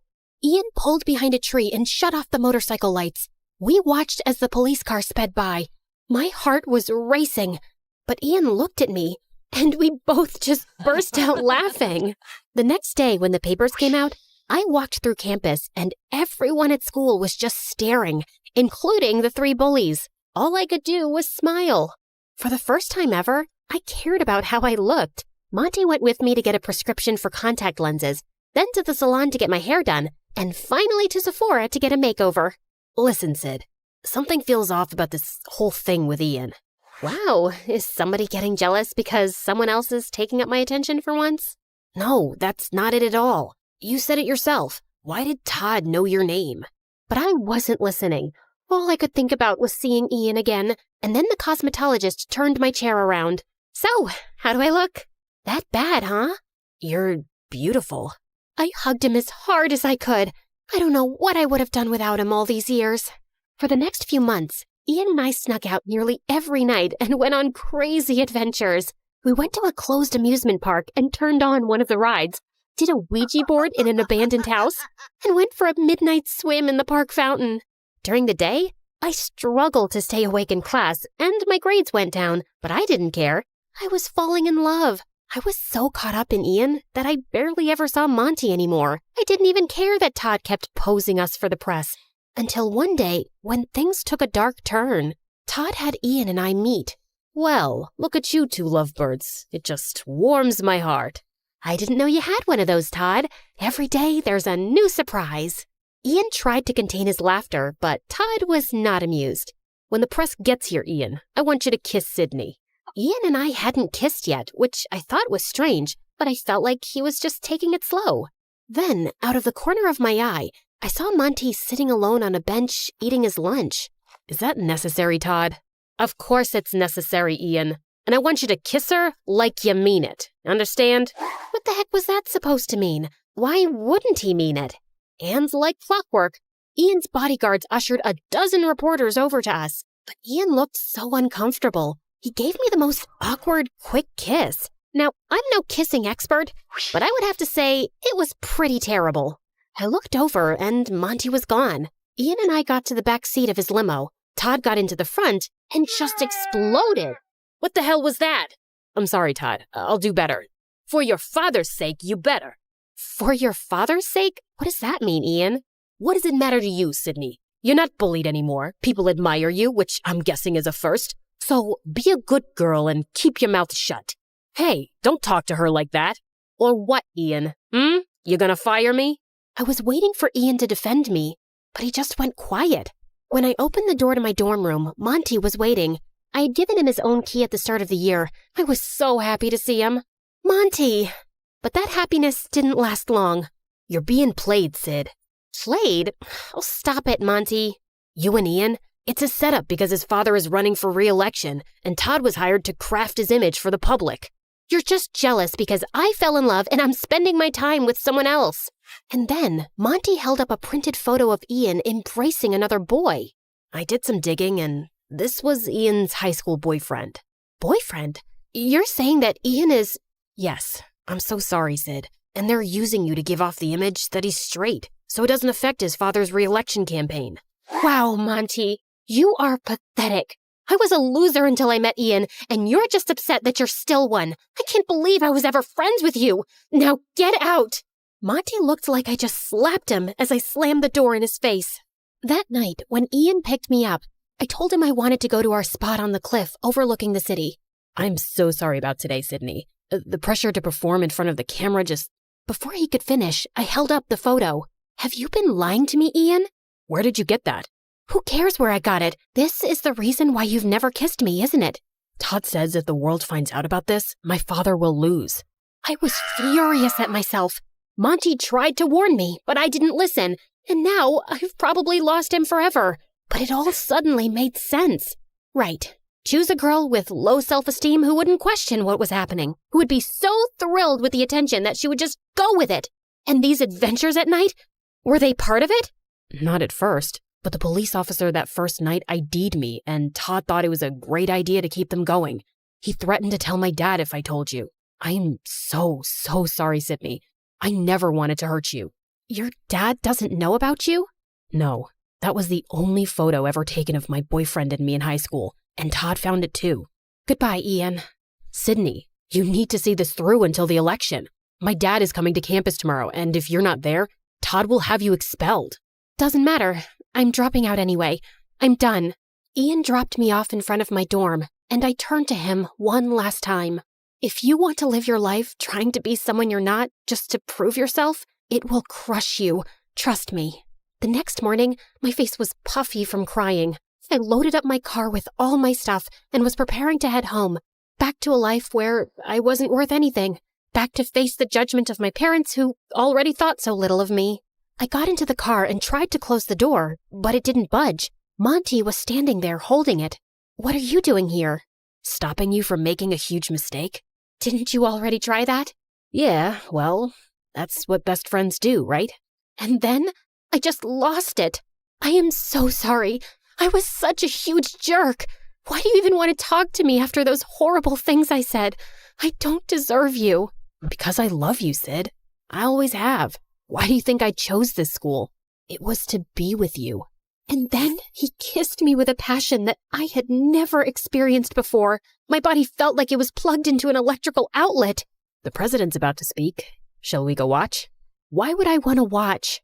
And so we went to the football stadium, where Ian was standing on the stage next to his father. Todd was standing behind them. And as I stand on the cusp of the next presidential election, I want to hand the mic over to my son Ian, who means more to me than anything in the world. During my dad's first election, nobody paid attention to me because I was only 14 years old. But now that the world is paying attention, I want them to meet my true love.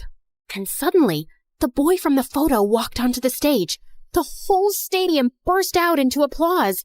It was incredible. And then Ian turned and hugged his father. Todd looked horrified. After the speech ended, the Secret Service let Monty and me backstage, just in time for Todd to walk out. I hope you enjoyed your time here, Sydney, because you're as good as expelled. Nah, but you're as good as fired, Todd. Ian walked over, and for the first time, Todd looked terrified. You can't fire me, but I can. Mr. President, I was only doing this for you. Who told you to do that? You harassed my son for years and misused the power I gave you. Get him out of here. And the Secret Service dragged him away, kicking and screaming. It was glorious. I forgave Ian, and 4 years later, he and his boyfriend became the best men at Monty's and my wedding, at the White House. My parents were there, glowing with pride, but winning their approval didn't matter to me anymore. I was happy that at least they were there. And finally, I was just happy being me.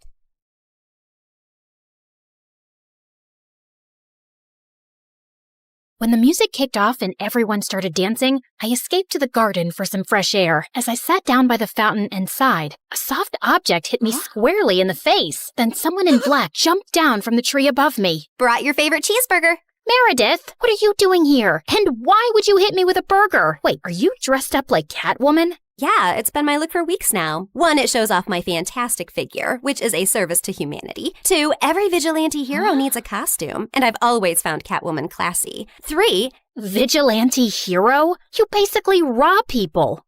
Yeah, like Robin Hood, stealing from the rich and giving to the poor. You steal for yourself. I am the poor. And what's all this you nonsense? Last time I checked, we were a team. But sis, what's taking so long with this mission? It's not that simple. It's pretty simple. You make this rich dude fall for you, get access to his vault, steal the painting, and we run off to Bora Bora. Are you having trouble making him fall for you? Maybe he hates your eyebrows. I don't know, but I feel like punching you in the face every time I see your eyebrows, which is basically every time I see your face. Shut up, Em. Everything's going fine. Okay, but hurry up. This catsuit is giving me a butt rash, even though I use baby powder under it. I want to put it away soon and retire on a beach in a bikini. Aren't you looking forward to it? Just take the stupid suit off. You're a con artist, not a cat burglar. And of course, I'm looking forward to it. You should go before you blow my cover. And thanks for the burger. It's not a gift. Duh. You're gonna pay me back. I've noted it in my diary. See ya. I couldn't help laughing as I saw her clumsily climb the wall, then fall over to the other side. But as I turned away, I felt troubled. The problem wasn't about making this rich guy I had to rob fall for me. He already had. The problem was, I'd fallen for him too. Let's start from the start, okay? Hi, I'm Claire, originally from Connecticut. And yes, you might have heard some fun words being used for me. Deceitful witch, manipulative liar, and con artist might come up, none of which is an exaggeration. But people change, okay? Before I tell you my crazy story, please like and subscribe.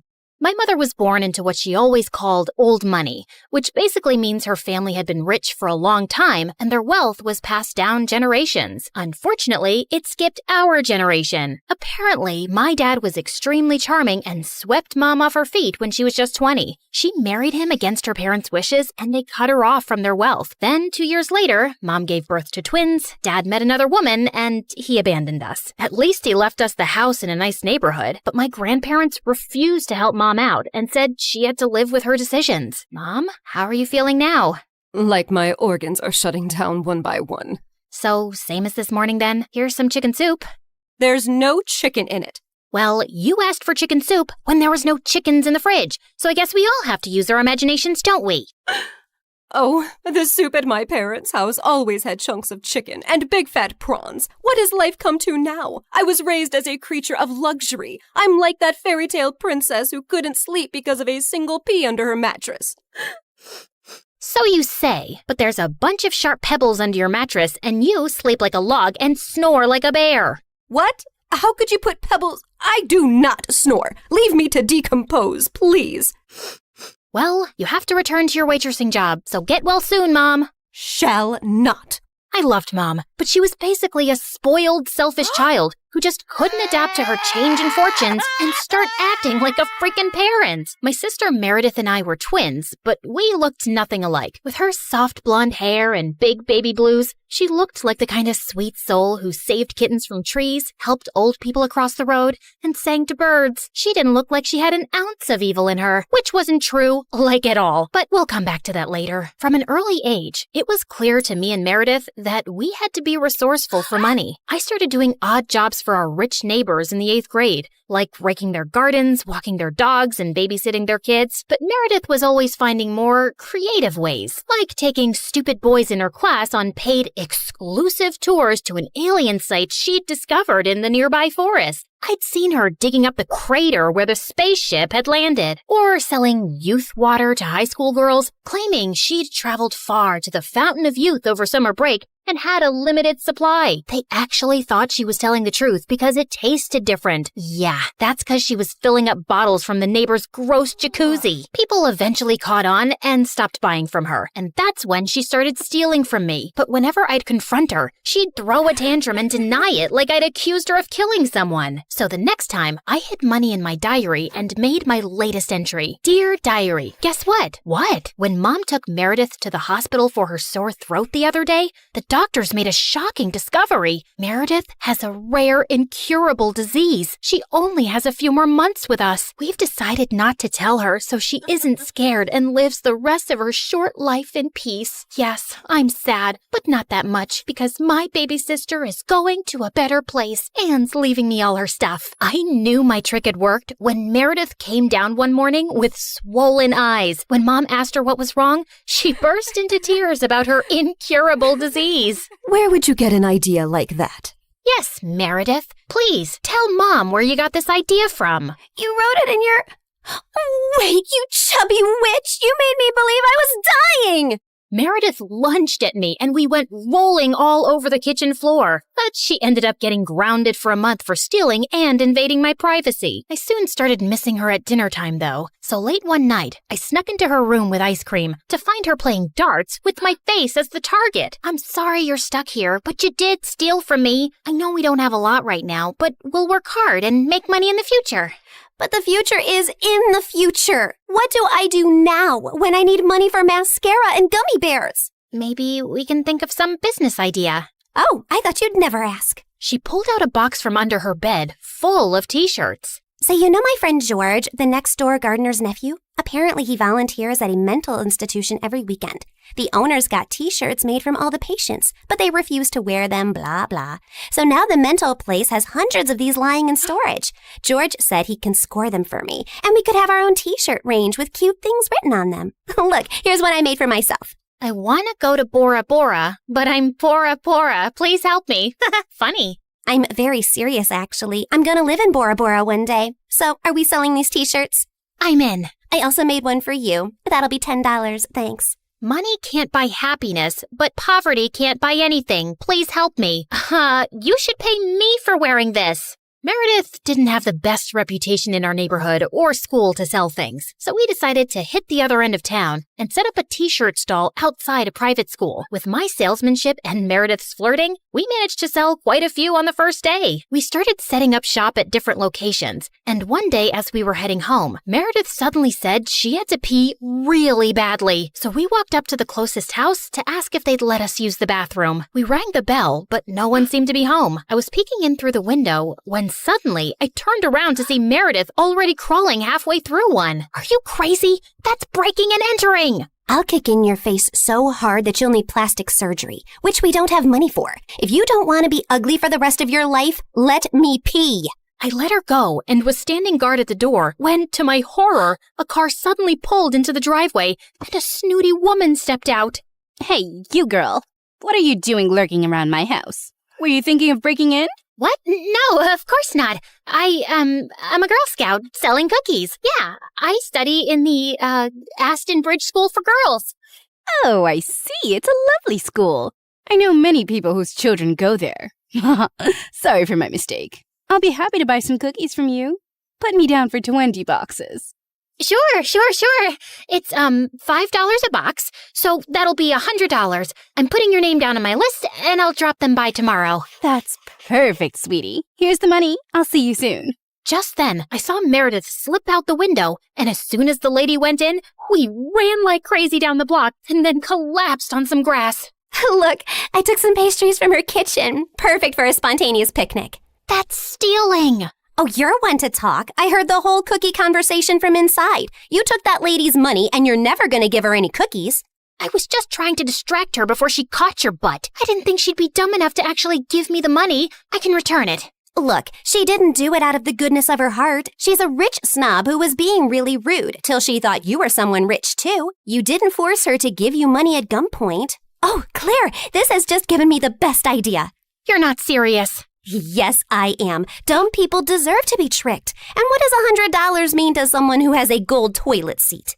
I knew it was wrong, but it was also so easy. And before I knew it, Meredith and I were wearing private school uniforms and hitting different neighborhoods collecting money for Girl Scout cookies that we had no intention to deliver. We made $2,000 in a month. But one day, when we went up to a rich old lady's house, she invited us in and even offered us cake as we signed her up. How many boxes will that be, ma'am? Oh, none, thank you. You see, I don't buy imaginary cookies. What? I'd heard that there were 2 conning Girl Scouts in town, and I was ready for you. I've called the police, and you 2 will end up in a detention center. Just then, there was a loud bang, and the power went out. In the confusion, Meredith kicked the old lady and yelled, "Run!" As we were sprinting down the street, I suddenly noticed a nerdy-looking boy my age running beside us too, grinning and waving at us. Hey, hold on. Who are you? I'm your new neighbor, Freddie. I'm the one who saved you from that old crow. What? I'm so confused right now. New neighbor? You moved into the house next to ours? Why are you here? I was bored and saw you girls leaving your house, so I followed you for fun. Don't worry, I won't tell anyone about your little cookie secret. When I heard that old lady threatening you, I went to the main circuit board and pulled out a wire with my tweezer, which I always keep handy. You could have been electrocuted. You're either incredibly smart or exceptionally dumb.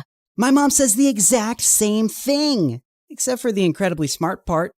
Listen, you geek, what do you want? If you think you're gonna get a cut of our profits. No, my parents are well off. They're neurosurgeons. I just want to be friends. I swear, I don't have any siblings and I don't know anyone here. What if we say no? I'll keep following you around until you say yes. Okay, fine. Congratulations. You got yourself 2 friends. Oh, I'm so happy. Merry Christmas and a Happy New Year. And from that day on, that goof really did become our best friend, especially mine. He was like the sibling I never had. I mean, the nice sibling who did my nails and watched the channel I wanted to watch on TV without arguing. He was also really generous. I didn't want to take advantage of it, but Meredith and Mom had no problem keeping all the gifts he was always getting us. We decided to lay low with our conning activities in case the old lady had actually told the police about us. But soon after we joined the 11th grade, a new drama unfolded in our lives. A family moved into the huge white house across the street. Apparently, the couple who'd bought the place was loaded, and they had 5 teenage boys. Finally, some eligible bachelors on our street. Thanks. My feelings aren't hurt at all. Oh, I'm sorry I left you out, sweetie. Maybe you'll find someone too. I mean, they have 5 boys. There's a good chance one of them is gay. What? Why would you think? Okay, girls, here's a basket of goodies for you to take over as a welcome present. Now go, throw yourselves at those boys. Meredith and I rolled our eyes, but we decided there wasn't any harm in checking them out. And we were welcomed by the ugliest quadruplets ever. They were really sweet and really excited to see us, but with their orange hair, acne, and buck teeth, they were not a pretty sight. Man, I feel sorry for those parents. Like, you know, Mom got one average-looking kid, but God made it up by giving her me. But those parents, oof, God decided to use copy-paste on that ugly model. They must have done something terrible to deserve this. Huh? You are so rude. Oh, shut up. I know you're thinking the same. I just have the guts to say it out loud. But then a day later, I'd just woken up when the bell rang, and I opened the door to find the most gorgeous boy ever standing outside.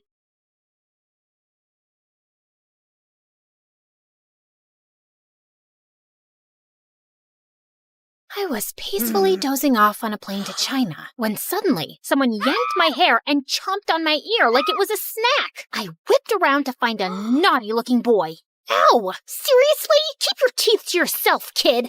He then burst into tears and his mom turned to me. 你竟敢对他大喊大叫，他还是个孩子啊！ I wish I understood Chinese, but her dramatic glare made it clear I was the villain here. I tried to dive back into dreamland, but the woman next to me had other plans. She woke up and started chewing her gum like a goat who hadn't eaten for 300 years. It was so loud that people from 30,000 feet below could hear it.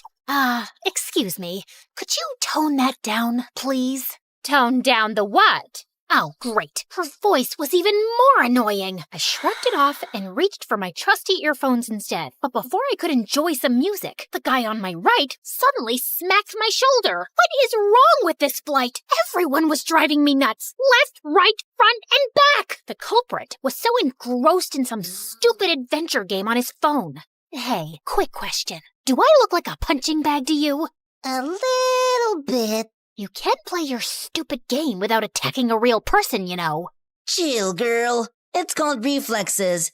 Maybe if you had better ones, you wouldn't get hit. The audacity of this guy! I couldn't help but think, why do these online gamers waste their time in a virtual world when there's a beautiful one right outside the window? Real life is 1,000 times better. Or so I thought. Hi, my name is Alira, and I'm an aspiring photographer who loves traveling around the globe and capturing the most beautiful scenes and moments. I had always enjoyed doing it alone, but things took a wild turn when a weird and mysterious guy started tagging along and changed my life forever. Before I continue, please like and subscribe. After dealing with all those annoying passengers, I eventually fell asleep after listening to music while letting my imagination run wild. Soon enough, the plane finally landed, and I headed straight to my beautiful hotel. I took a short beauty sleep while waiting for nighttime to roll around, and when it finally came, I excitedly jumped out of my bed, took my camera, and immediately rushed outside. Stunning views, beautiful people, inviting lights, glowing lanterns, and the sweet traditional vibes of China. Ah, this is the dream. Walking along the streets, I stumbled upon a guy sleeping on a bench. Judging from all the stuff around him, he must be homeless. Poor thing. I found myself clicking pictures of him, my camera perfectly capturing his struggles and hardship from every detail of his form. Just then, a green owl suddenly appeared from behind the bench, perched on the sleeping guy as if he owned him, and scowled at me. Relax, little buddy. He's all yours. To my surprise, the guy woke up and scowled at me too. Who are you? And what are you doing here? His eyes then lowered to my camera. Were you taking pictures of me while I was sleeping? Duh, I was taking pictures of the street, but you were blocking my view. It's not my fault you were sleeping there. That's a terrible excuse for disrespecting my private space. The private space? That's rich coming from you, who is sleeping on public property. Delete my pictures, or I'm gonna delete it myself. Don't you dare touch my camera! Do you have any idea what it takes to capture a beautiful moment or view? The countless hours, the right timing, the quest for the perfect angle. I pour my heart and soul into every shot. Those aren't just pictures. It's a piece of me, a piece of my struggle, my passion, my life. So please, don't take that away from me. I trailed off when I realized that he was now holding my camera and swiping through the shots. But how? So you're not only homeless, you're also a snatcher. Give it back, you jerk. I lunged at him to retrieve my camera, but he suddenly vanished. I spun around, and he was still swiping. This guy, I swear to God. In all fairness, you have quite a remarkable talent for capturing beautiful images. What do you think of me now? Just some lousy, try-hard photographer? I snatched the camera back, and this time he didn't resist. He practically handed it over. I immediately checked my gallery and realized he hadn't deleted anything. Relax. I usually don't meddle with other people's business. Unlike you. I tried glaring at him, but I felt like I ended up pouting, which made him smirk. Oh, well, at least I finally bumped into someone who speaks English. I'm so tired of racking my brains and using weird hand gestures to understand what the locals are saying. He ignored me and started picking up his things as if preparing to leave. So, where are you from? Not from around here. I see. Where are you going? I don't know. Maybe under the bridge, at the back of the junkyard? Just anywhere with a roof where I can recharge my energy, so I can continue my pursuit of answers to my questions. Just then, a sudden rumble of thunder echoed through the streets. I think you should speed your pursuit up, because the rain is about to pour, buddy. I don't mind the rain. It helps me think better. But your owl doesn't. He stopped in his tracks when he realized that I was right. You know what? Why don't you just come with me to my hotel? I'll get you a room. It's just nearby. I appreciate your hospitality, but I don't need your pity. Oh, look. Mr. Grumpy Bench Guy is being such a drama queen. Fine. But the moment the rain stops, We're out. Another thunder rumbled as we started walking away. When we reached my hotel, the receptionist immediately greeted me with a question. 给你朋友另一个房间。 As I scrambled for my translation book, Hatham suddenly swooped in. Shida, Ching. Did you just speak Chinese? I speak multiple languages. I have a constant hunger for endless knowledge. So, you're a polyglot. So cool. That's literally my dream. But learning another language is so difficult for me. What's your secret? Oh, I use this splendid application on my phone, Duolingo. Oh, I have heard about it, but I never tried it. It has a fun and engaging approach to learning a language. It's like casually playing a game, which is a pretty good motivation for the learning process. Okay, that sold me. I immediately downloaded the app and was greeted by a cute green owl named Duo, who looked very familiar. I turned to his pet, who was sitting on his shoulder. Whoa! Duo looks exactly like your owl. They have the same name too. Just a little warning. Duo's nice and helpful, but he can be a little persistent sometimes. But it's also for your own good. Well, he seems to be a cute little guide.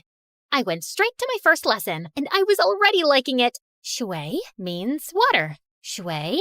Gosh, I am so thirsty. I need some shui. Okay, got it.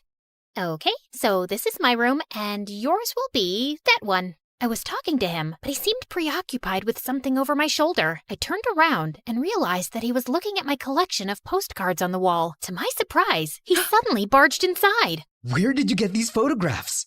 Those are the places that I captured with my precious camera. And these right here are my goal destinations. They're beautiful, aren't they? He looked so ecstatic as he gawked at one of the pictures like it was the most delicious meal he had ever seen. Where is this place? That's my next destination, the Tianzi Mountain. It's one of the reasons why I visited this country. Take me with you. Consider yourself lucky, my friend, because I'm going there tomorrow. I always preferred traveling alone, but maybe it was time for me to try it with a travel buddy this time, at least for a day, and just for fun. The next day, we traveled to the mountains, and when we got there, Hatham's calm demeanor instantly changed to ecstatic. The stone forest. An image of a familiar place seemed to have flashed right before his eyes. The stone, what now? He ignored me and started navigating the place, running around like he owned it. Dude, wait up! We rode a cable car, crossed a river, and jumped from one stone to another, and after an hour, I felt like collapsing. Slow down, Spider-Man. I'm not a marathon runner with endless stamina, you know. Jeez. When I finally caught up, I found him standing in front of a mysterious and ancient-looking monument. He fiddled with a rock against it, but nothing happened, and he looked super frustrated. Hello? I would really appreciate it if you would tell me what's going on. What is that thing? And what are you trying to do with it? This is a totem, and I need an electroelement to activate it. What do you mean, electroelement? Electroelement. Something, anything that produces lightning.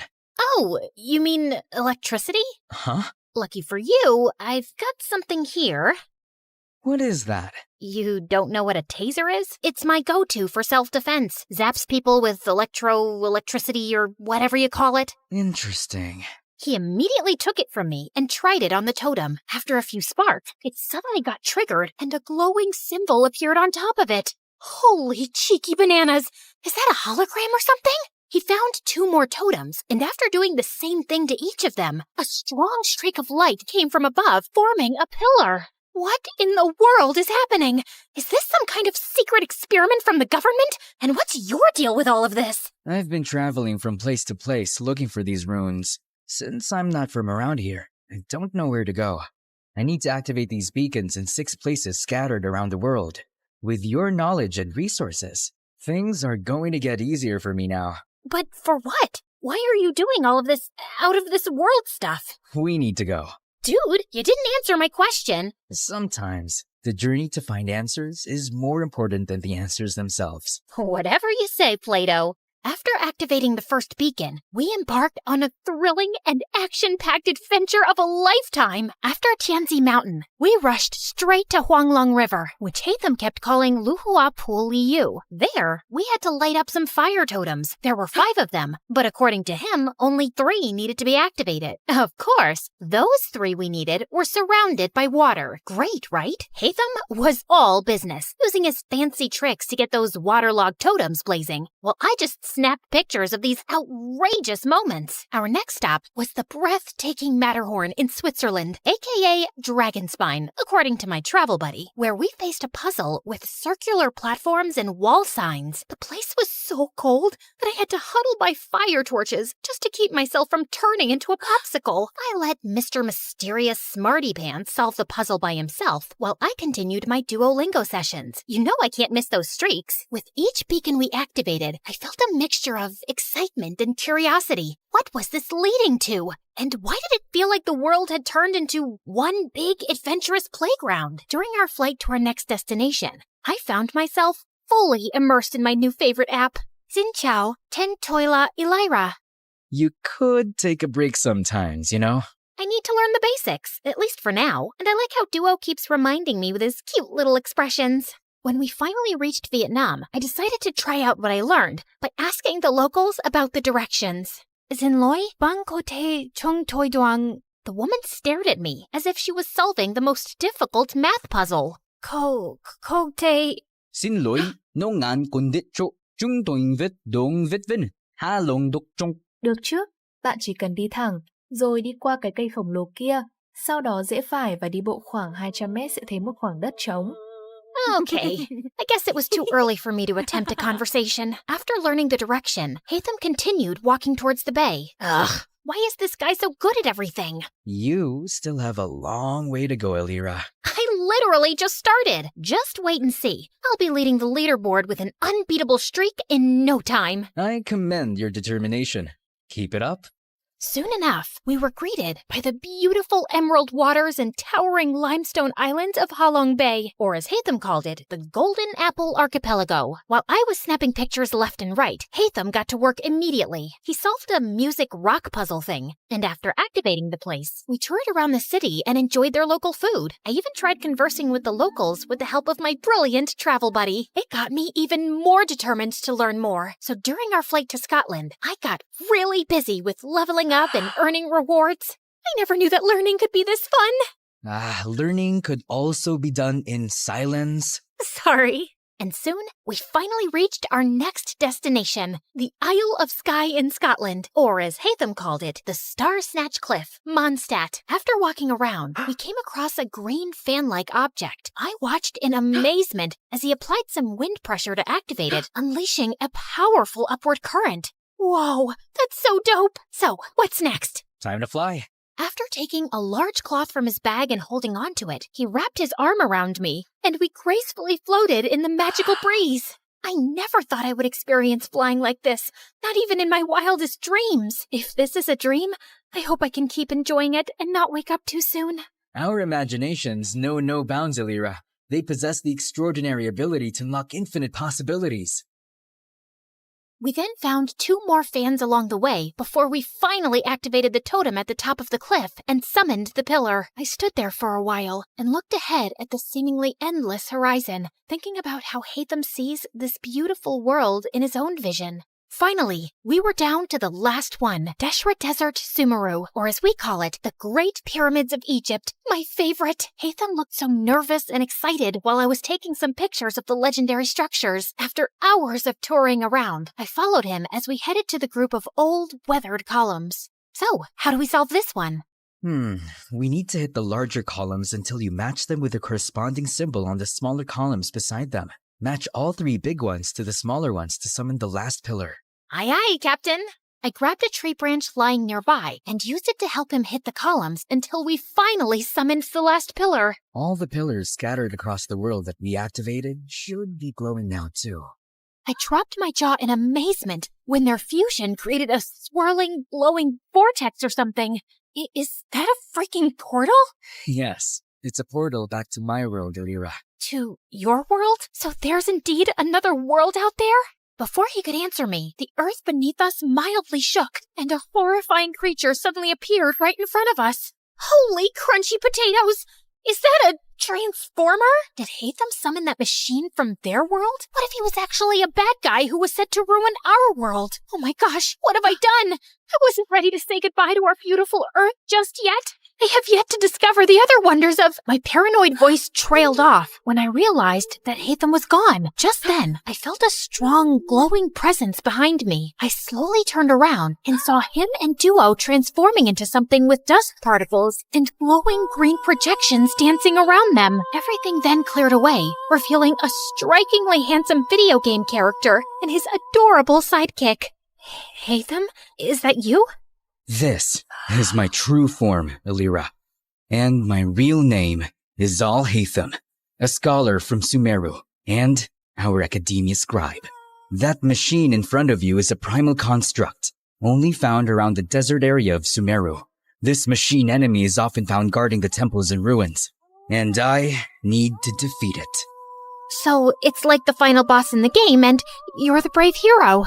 I suddenly felt bad for suspecting him as a bad guy. As the primal construct started charging toward them, 3 ethereal green mirrors popped in and hovered around Hatham, radiating a brilliant emerald light that almost blinded me. He then started fighting the monster, moving with grace and precision, consistently blending freestyle moves and rotational attacks with his sword and abilities. Watching them fight was mesmerizing, as if I had been transported into an epic video game. He unleashed a barrage of reflective attacks, boomerangs slicing through the air, slashes carving through steel. Each hit dealt a lot of serious physical damage. Soon enough, the terrifying machine was finally defeated. Dude, you were so cool! How did you do that?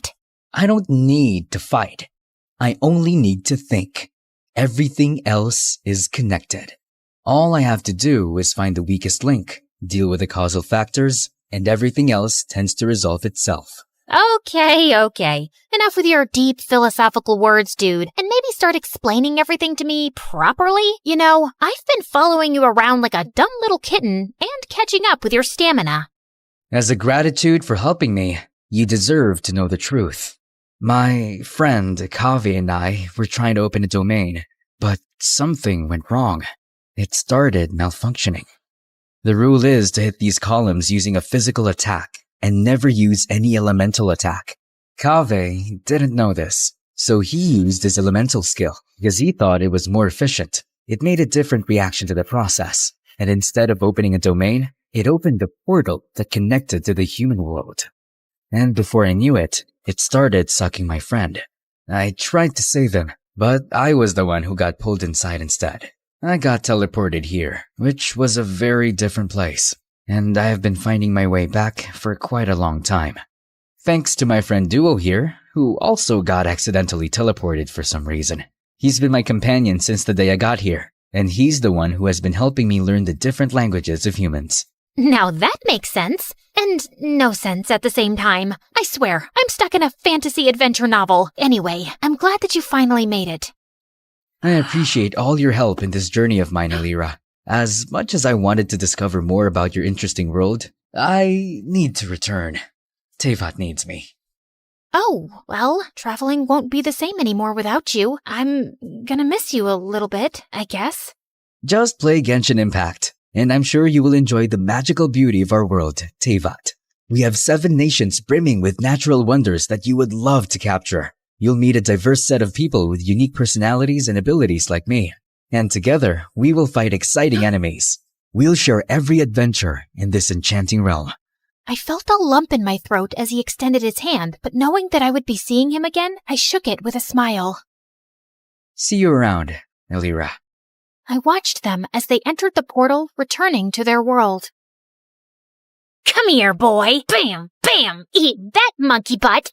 All right, Hatham, time for some snacks. Ever since I started appreciating video games, I became the annoying passenger this time. These games opened my eyes to the existence of extraordinary places that remain hidden from our physical world. Places that only exist in our minds, yet they possess the power to transport us on thrilling adventures. They hold captivating magic and beauty, offering a gateway to fictional worlds. Now, I embrace the opportunity to immerse myself in both realities, and because of it, I have never felt alone again. I was so into the game that I jerked when an incoming announcement sound chimed in. Ladies and gentlemen, this is your captain speaking.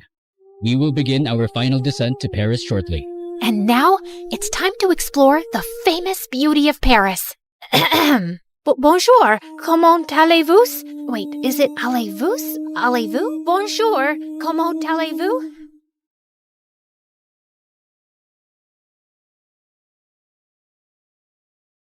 You're never here when my tears dry.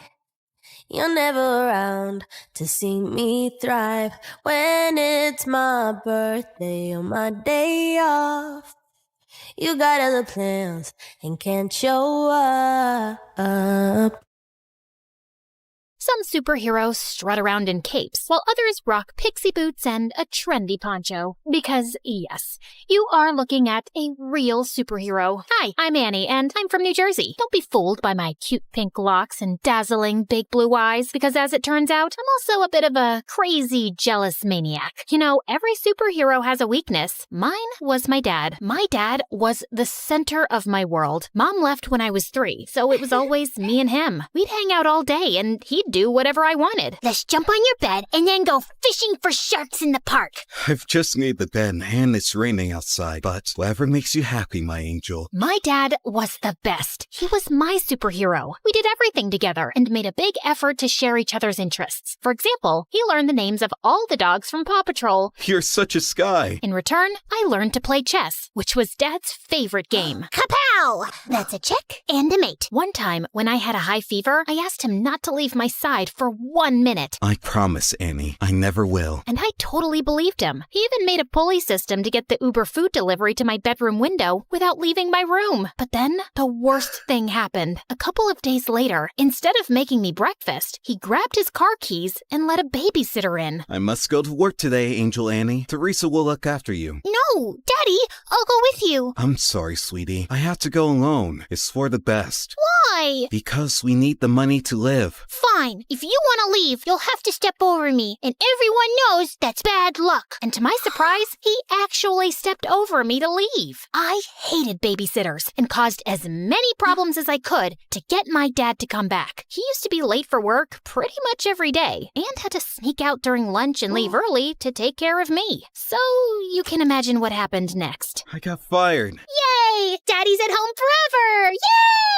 I was ecstatic, thinking things would go back to normal when I got the biggest shock of my life, kindergarten. I cried all the way and threw a total hissy fit at the front gates. Why? To learn and get a good job when you're older. Jobs suck! You'll make lots of friends. Friends suck! I hated it and let everybody know that I did. I hate it! Stop! Dad got more calls from the kindergarten than the principal's secretary. I know what you're thinking. I was a little monster. And yes, I was. I just couldn't help it. I wanted to be with my dad so bad. Soon, kindergarten turned to school, but things didn't improve. I felt so alone and sad without my dad, and I was always getting into trouble. But then one day, I got the best news ever. I know how unhappy you are at school, so I talked with the principal and I'll take a job at your school as a janitor. This way, we can spend all the time you want together, and I can have a job. God knows we need the money. I know it's not glamorous, but would it be too embarrassing for you? What? Just you and me again? This is the best job ever! But there is one condition. You must behave, because if not, I'll get fired. You promise? Oh, I promise. Pinky promise! And for some years, things were amazing. We drove to school and worked together, sat together at lunch, and whenever he'd go past my classroom mopping the floor, he'd give me a goofy wave. For the first time, I focused on my schoolwork because I didn't want to mess up our arrangement. Other kids were even inviting me to parties. You should go. Make some friends. Maybe you could come with me? Annie, you must learn to do things without me. Rely on other people. Really? Maybe you're right. I guess I can go for like half an hour. Nah, let's just hang out here and watch TV. But then it all changed. I was supposed to be meeting some peeps at the movies, but then remembered Dad's favorite TV show was on. So I decided to go back home and watch it with him. But when I opened the door, I found that Dad was having dinner with a woman with candles and flowers on the table. Annie, Angel, I wasn't expecting you. This is Fern, my new friend. Hello, Annie. I've heard so much about you. It's great to meet you at last. Funny, I've heard absolutely nothing about you. I was hoping we'd spend some time with Fern, Annie. three's a crowd. Suddenly, I felt so jealous. Why would he want to spend time with her and not me? Soon, Fern became a permanent fixture at our place. Despite my grumpy face when she was around, she was always super nice to me. Wanna hit the shops? I have the biggest discount card. Maybe you can use it to buy another book on winning over skeptical teenagers. And at school, Dad was always calling her. She even joined us for lunch some days. I tried to do everything to get his attention when they were together. Like the time in the canteen, she'd made us all sandwiches and I pretended to choke. Poison! But they were too busy staring into each other's eyes to notice. Soon, Fern moved into the house. And even though I kept moving her things around, she was always calm and supportive. You can always talk to me about anything, you know. I'm fine. You and your dad have such a special relationship. I wouldn't want to come between you two. Well, cheers for that. You can rely on me too. I'll always have your best interests at heart. Yikes, is that the time? Gotta run. It felt like Dad was slipping away from me. But at the same time, I was also starting to become independent. During that time, I joined the chess club and quickly showed talent, no doubt thanks to all those games with my dad. I even won the school tournament and got invited to represent the school in an international tournament in Belgium. I knew it was a life-changing trip, but I also knew that my dad's job as a janitor didn't pay much. He would not be able to afford the expenses of such a trip, so I had to decline the offer. I was pretty sad about it, and soon things got even worse. That same afternoon, I got to class, and one of the more popular girls was sitting in my seat, slurping on a milkshake and making fun of me. Look at me.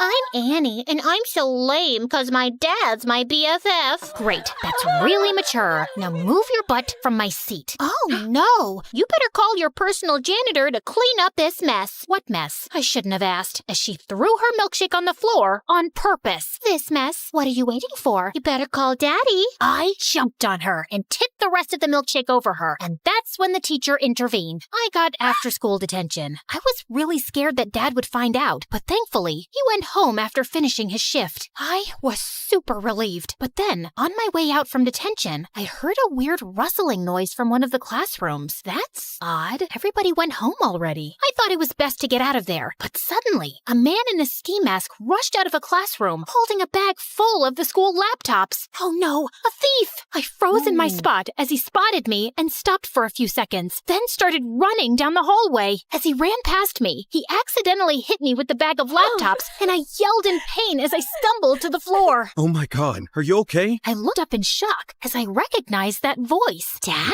Suddenly, he dropped the bag and ran down the hallway and out of the school. I tried to follow him, but he was too fast. So I sprinted home, and there he was, Dad, completely out of breath and with the ski mask in his hand. The first thing he told me was to keep my voice down so Fern wouldn't hear. Dad, seriously? Stealing from the school? Are you crazy? Annie, you've got it all wrong. Oh, really? Ski mask? Swag bag? Come on! Keep it down, will you? We can't let Fern hear this. Start talking. I did it for you, Annie. Professor Parker told me about the chess tournament and the trip to Belgium. He told me that you turned him down without even telling me. I want the best for you. I don't want you to lose out on something like this because of me. But the moment I saw you, I knew I couldn't go through with it. Now, we can't let the police know. They'll lock me up. If you think about it, no harm was done. Nothing was stolen, so everything's great. Of course, everything wasn't great. While his intentions were sweet, he made a huge mess in school. The principal had reported the attempted robbery to the authorities, and I had to testify in front of the police as the only witness. I couldn't turn in Dad, so I had to lie. I told them that the thief was super short and had green hair. I hoped to keep a low profile about the whole thing, but the next day at school, I was treated like a hero. The girl who saved the school. My hair would have just frizzed out in fear. You're like a real superhero now. Yep,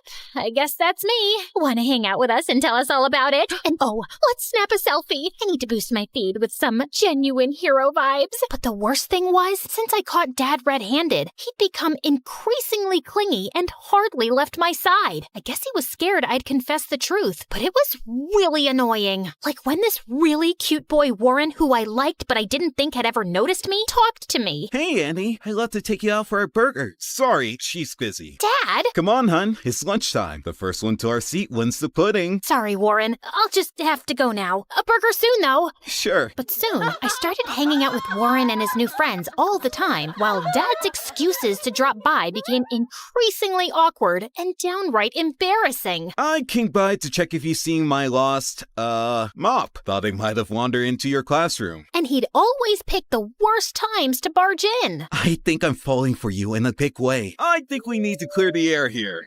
Dad!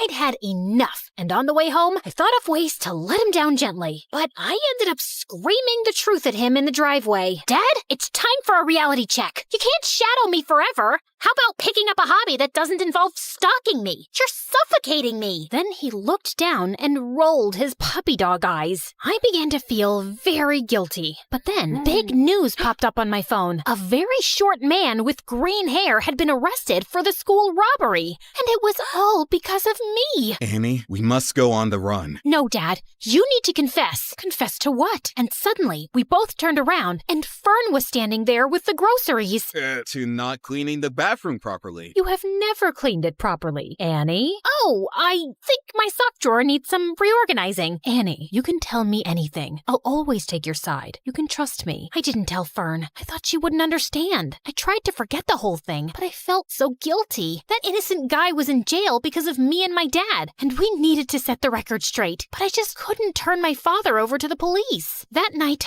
I didn't sleep at all. I was so angry at my dad that the next morning, I skipped breakfast and took the bus to school. But when I got there, I saw him getting into a cop car. Dad! Loads of people were standing around, watching and filming, and I was mortified. I tried to make my way through, but when I reached the police car, it drove away from the school. Then the principal came over and pointed at me. Warren and my friends were shocked. It seems Annie isn't a superhero after all. She was an accomplice to her dad. I've never felt such deep shame. If I had superpowers, I'd have vanished right there or zapped myself to the North Pole. I covered my face, crying, and was ready to run away from there, but a cop caught my arm. Time to face the music and confess. But when I finally told the truth, I felt like a weight had been lifted from my shoulders. They let me off with just a warning since I was a minor, and my dad took full responsibility. Fern came to pick me up, and I was enraged with her. I knew she couldn't be trusted. How could you betray us like that? I must confess that I heard you guys whispering around. I quickly understood what was happening, and I knew I had to step in. You didn't deserve to live with that huge secret and with the guilt. I knew it was the right thing to call the police,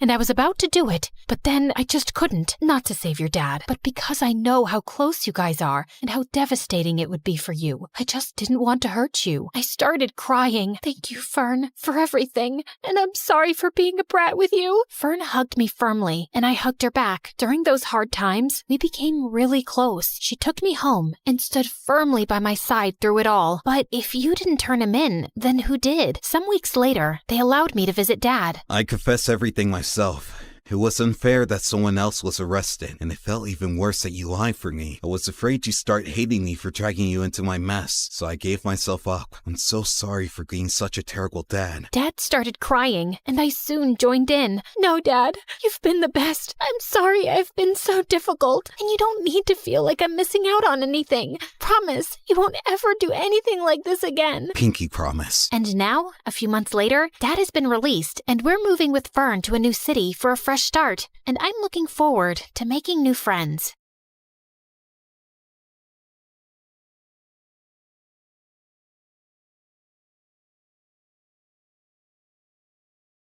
As Hermes, messenger of the gods, I've borne witness to countless tales spun across the tapestry of Olympus. With my winged sandals, I have traveled across the realms of the universe, carrying tidings that have altered fates.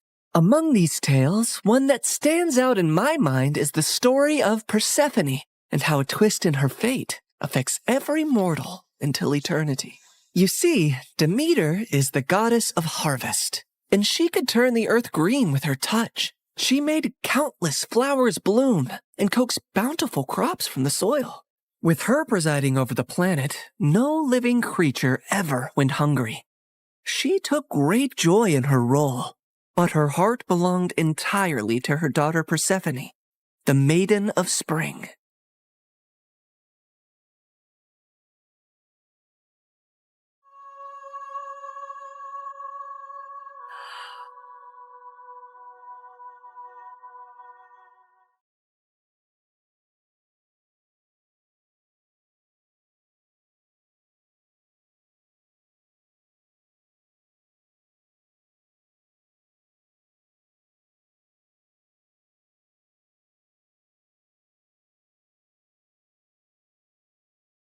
I've never seen anything like you. Are there more of you nearby? Little princess, I know of a field where the flowers bloom as far as the eye can see. I can take you there if you want. Oh, really?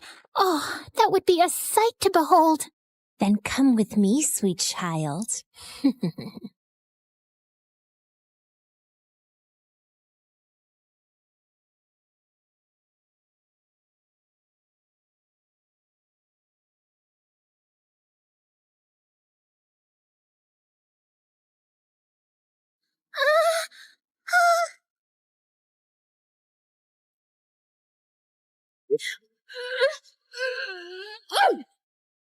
Enough, spirit of mischief! I have given you plenty of chances to change, but it seems all you want to be is a troublemaker. Did you think you could lure my daughter away and I would be unaware? Curse you, Demeter! Why should you and your child receive all praise and adoration when we, the spirits of nature, fade into the background? A heart that is as poisoned with envy as yours cannot be cured. You are banished forevermore from these woods.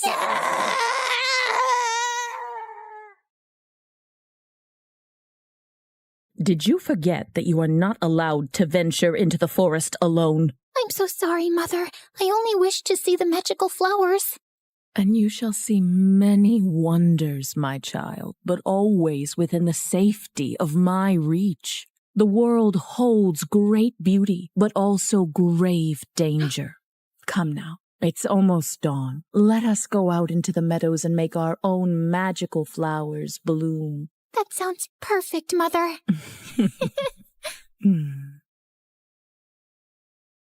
Demeter always wanted to keep Persephone close to her. But as her daughter grew older, she turned into a beautiful young goddess who attracted the attention of many young suitors. Anytime a god smitten by Persephone's beauty sought her hand in marriage, Demeter sternly turned them away. I cannot marry her off, Hecate. She is too delicate for the harsh world outside. Huh? These gods who come after her, they only see her beauty, not her gentle soul. They cannot care for her as I do. Demeter, you must be mindful of what Persephone wants too, or she might grow to resent her cage. A cage? Is that what you would call it? She has everything here that she could possibly desire. She's a powerful goddess, and under my guidance she can wield life from barren soil. Any god she marries will only dim her light. No, she will be here with me forever. Innocent and loved. I do not desire to leave your side, Mother. I will stay here, forever. But fate had different plans for Persephone. On a rare trip to Earth's surface, the Lord of the Underworld, Hades, was wandering through a grove of trees when his gaze fell upon a scene that held him transfixed.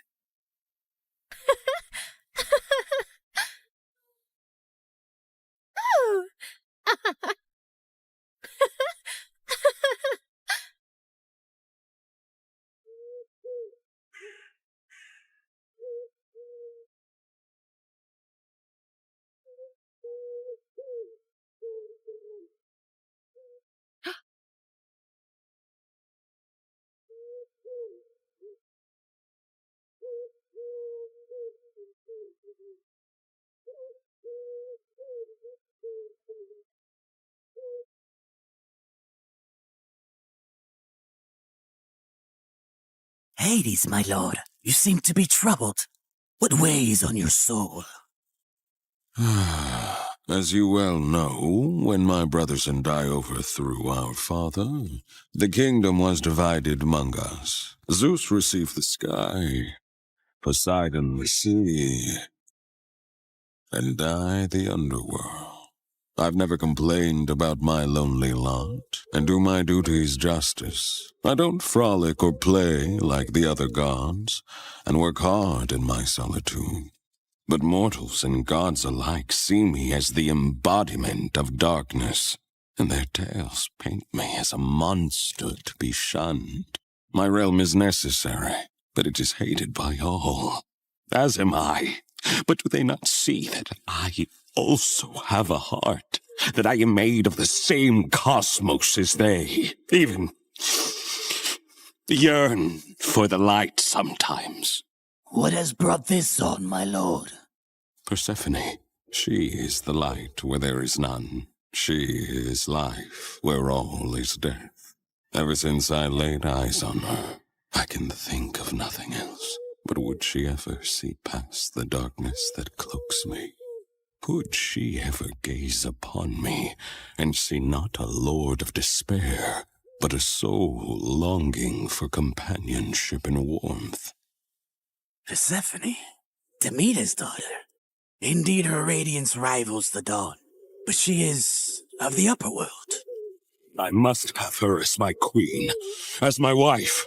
Her presence would bring joy and life to a realm that only echoes with loneliness and sorrow. And I must believe that even in the underworld, love can find a place to blossom. My lord, her mother would never allow it. Perhaps there is a rightful path to this union. I will go to her father Zeus with a proposal of marriage. I only need his permission according to our customs. Get my chariot ready and prepare for my departure. Today, either I win a queen for my empty halls, or I resign myself to an eternity of despair.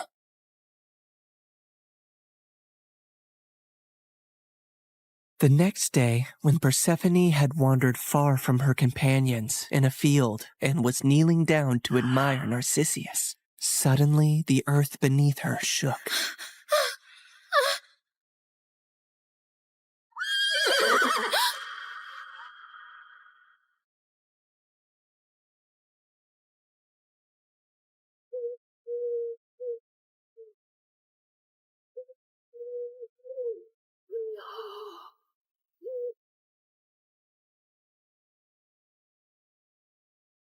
Fair Persephone, be not afraid. I am Hades, lord of the underworld. My kingdom is vast and rich, but it lacks the radiance of your presence. Unhand me! Come with me and rule by my side in the shadows where eternity lies. Let me go.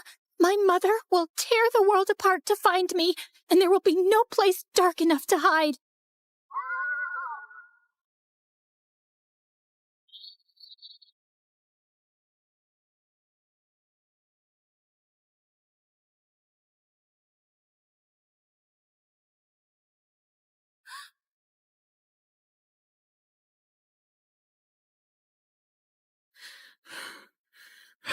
Where is Persephone? Something has happened to her. I can feel it. Leave everything and search for her, now! Demeter's grief upon discovering her daughter's disappearance was immense, and as she roamed the earth searching for Persephone, she had neglected her duties. And so, the crops and trees began to suffer. My daughter! My heart! In her desperation, she sought the counsel of her old friend, Hecate. Hecate, you who see into the shadows, help me find my daughter. You must seek Helios, Demeter. His all-seeing gaze pierces through deceit and darkness. Taking the advice to heart, Demeter ascended to the chariot of the sun, where Helios guided the day. Helios, please. You must tell me where my Persephone has gone. You see everything from your throne. Surely you must know. I can't bear this pain any longer.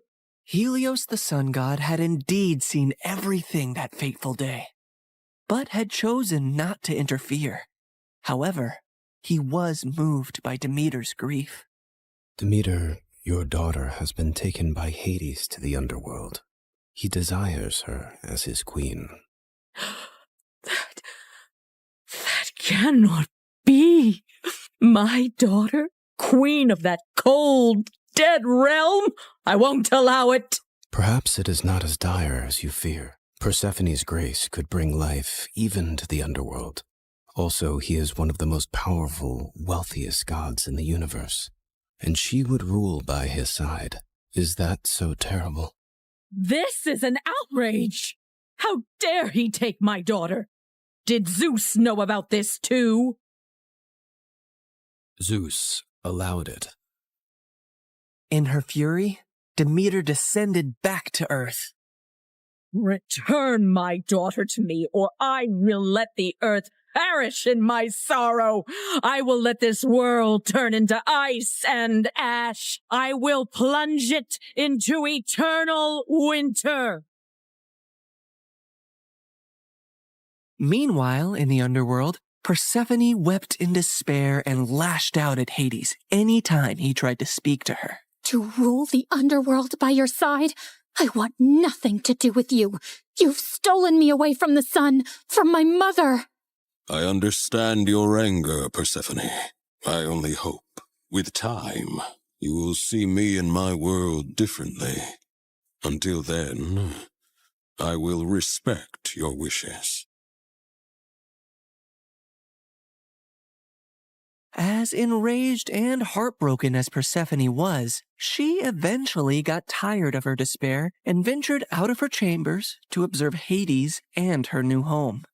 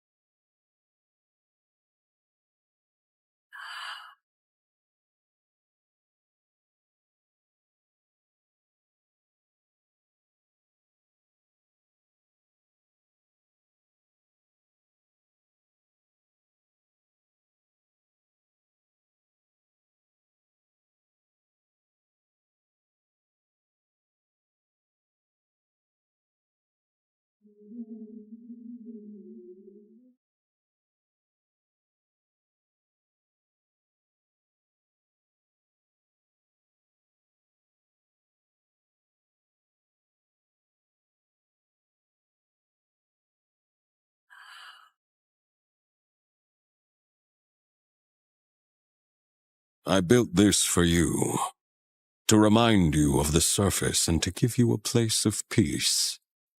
I've never seen something like this. It's so beautiful. As are you, my queen.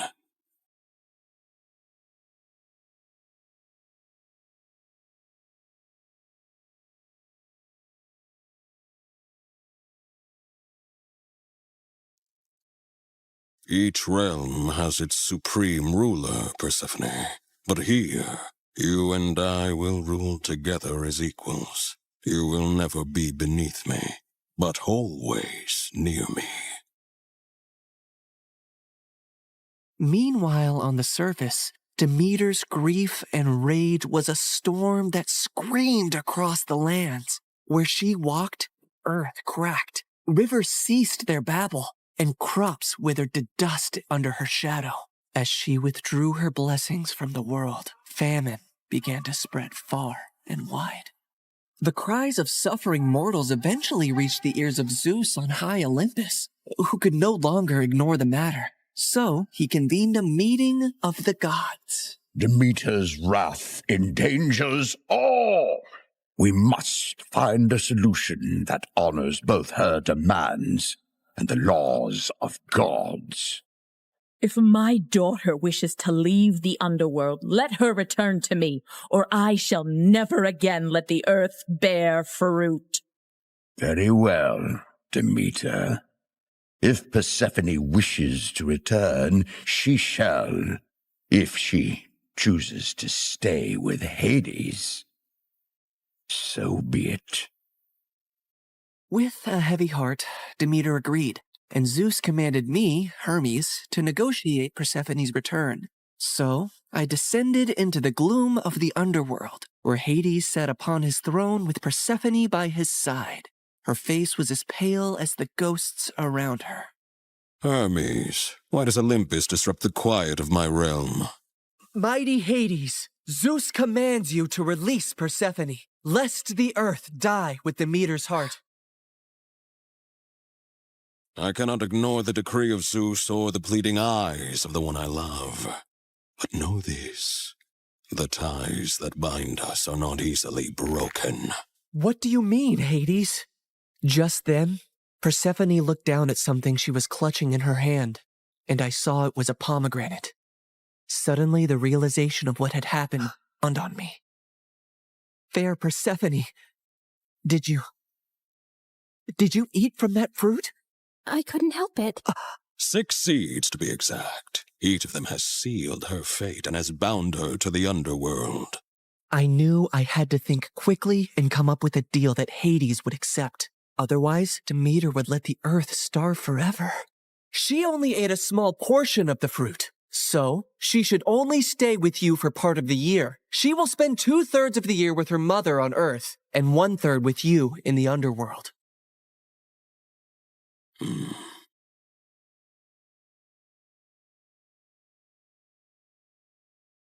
Go now to your mother, but feel compassion kindly in your heart towards me, and do not feel sorrow upon your return. For while you are here, you shall rule as my equal, and have the greatest rights and honor among the gods, as well as my undying devotion.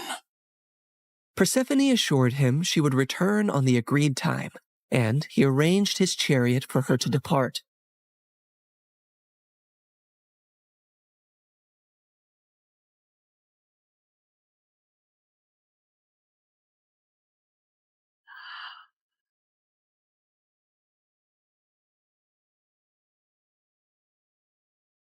Demeter's joy knew no bounds when she was reunited with her daughter, but she was furious at the deal that had been struck. How could you possibly eat the fruit of the dead? It is common knowledge that eating anything in the underworld binds one to that realm. Why would you do that, Persephone? It was a moment of great weakness. I wish I could reverse it. I am so sorry, Mother. Demeter had no choice but to accept the deal. And once her wrath subsided, the earth turned green and bountiful again. But when it was time for Persephone to return to the underworld, Demeter began to mourn once more, and winter would arrive, thus setting the cycle of the seasons.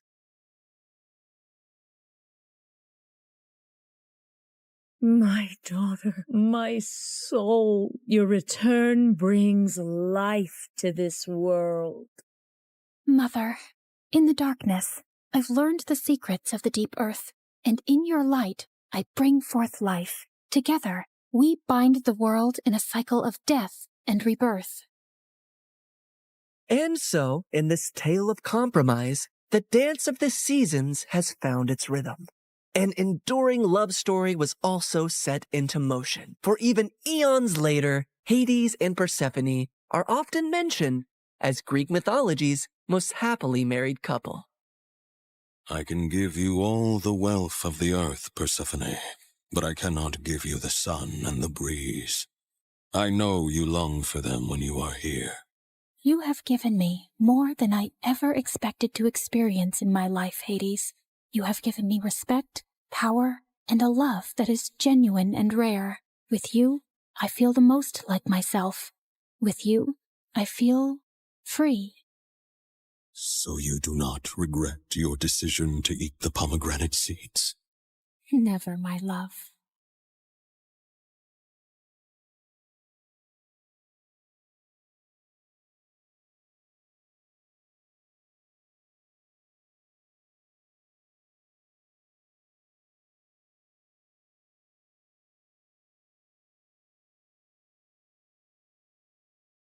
Hi, I'm Allison from a small village in France. Please like and subscribe. I lived in a small cottage with my single mother who worked as an artist. Life was tough since we had little money, so when I turned 5, Mom decided to move back to her home city, and it had a freaking palace. Whoa, is that a real palace, Mommy?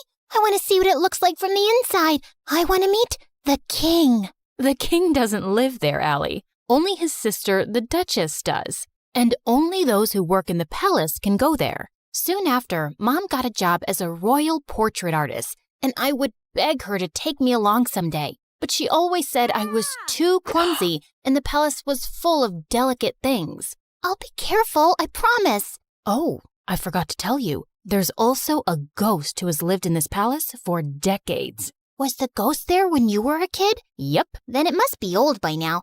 I can easily outrun it. Of course, I didn't believe her. If anything, it made me more curious about the palace. When I was 9, Mom was called by the Duchess to make her portrait, and this time, I followed her. Somehow, I managed to sneak inside without getting noticed. And boy, was it pretty! As I wandered around, I slipped into a nearby room full of toys and blingy things. I'd never seen anything like that before, and it was so fascinating that I grabbed a few of them. But when I reached home, I felt guilty and scared. If anyone at the palace found out, Mom could lose her job, and this was stealing. I'll bring you guys back someday when I work at the palace. Till then, you can hide here. My passion for working in the palace grew stronger as time passed. I begged Mom to teach me how to paint so I could become a royal painter just like her. And by the time I was 17, I was better than her. One day while I was painting, Mom came home with some big news. The king is coming to town after 17 years, and they want paintings for the whole palace. We started working day and night, finishing all 20 paintings in under a week. But a day before the delivery, Mom slipped and sprained her ankle. I'll ask someone from the palace to pick them up. No, I can take them. I promise. I won't break a thing. Whoa! Are you sure? We can't lose the job. Yes, Mom. You can count on me. I managed to convince Mom and then left for the palace. I also took the stuff I'd taken all those years back. I could finally put that back. When I entered the palace, it was exactly as I'd remembered. Wow, how dull. This place could really use some color. I was so lost looking around that I tripped over a giant statue's foot, and the paintings flew in the air. Just then, I heard someone scream, and when I looked back and saw a girl, I almost passed out. It was like I was looking in a mirror. I touched her to make sure she was real, and she slapped my hand away. Don't you touch me, you peasant. Don't you know who I am? My doppelganger? We look exactly the same. No, we don't. I'm a princess, and you look like a street rat. If I look like a street rat, so do you, because we have the same face. Wait a minute. Is that gold? Oh my God, you're a thief. The girl started screaming again, and I was surrounded by palace security within seconds. Just as they held me, I bit one of the guards and ran till I reached home. When I told Mom what had happened, she looked at me in shock, and minutes later, the king arrived with the Duchess. Oh, my sweet daughter, it is you. You're what? Mom, what's happening? My mind went blank when the king told me how years ago the nanny had taken me out for a walk, but we both never returned. Your mother and I searched everywhere for you, but we failed. She was heartbroken and no longer wanted to be here, so we left the palace. But today, when the security guards told me of an intruder who looks just like the princess, I just had to come and see for myself. Mom, is that true? I'm not your daughter? It's true, Allie. I found you on my doorstep with a note and some money, but I had no idea you were a princess. Why didn't you ever tell me I'm not yours? Because I fell in love with you the moment I saw you. Now you were my daughter. I am so sorry, Allie. It was just all too much to process, and I ran off. I was a princess, and I had a twin sister. I was living a lie for 17 years? I was walking along the road trying to clear my head when a big sports car pulled up next to me, and a handsome guy got out. Cherry, what are you doing here? It's not safe. Cherry? Do I look like a stupid fruit? Leave me alone. I called you pumpkin before, but you hated that too. What the heck's your problem, dude? This is not a good time. I was saving this as a surprise. But here, Will this make you come with me? Holy moly! That diamond was bigger than my fist! Calm down, Allie. Okay, you've got the wrong girl. Whoa! Sorry. I'll have to carry you back home if you don't listen. I punched him in the nose as the guy screamed like a little boy and then ran for my life. This was officially the worst day ever. The next day, the royal staff packed all my stuff and I was moved to the castle. My royal chambers were bigger than my whole house, and everything was beautiful, except it didn't feel like home. Mom wasn't there, and even though I was mad at her, I missed her. I was unpacking when my sister walked in. I know you think you're suddenly a princess now too, but don't let this get to your head. Remember, I rule. Charlotte, dear, don't be so rude to your sister. You should be happy she's back. Okay, Amber. Allison, darling, we're starting with your royal lessons from tomorrow. Be ready at 4 a.m. sharp. Good luck with that. It's not easy being a princess. She wasn't kidding.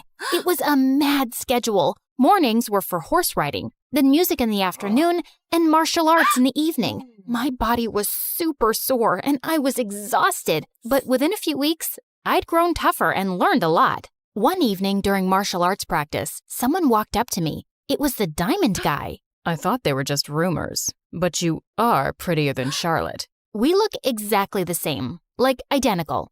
Can't you see that, or did the punch make you blind? Feisty. I'm Prince Arnold, by the way, Charlotte's fiancé. Isn't she too young to get married? Are you jealous? What?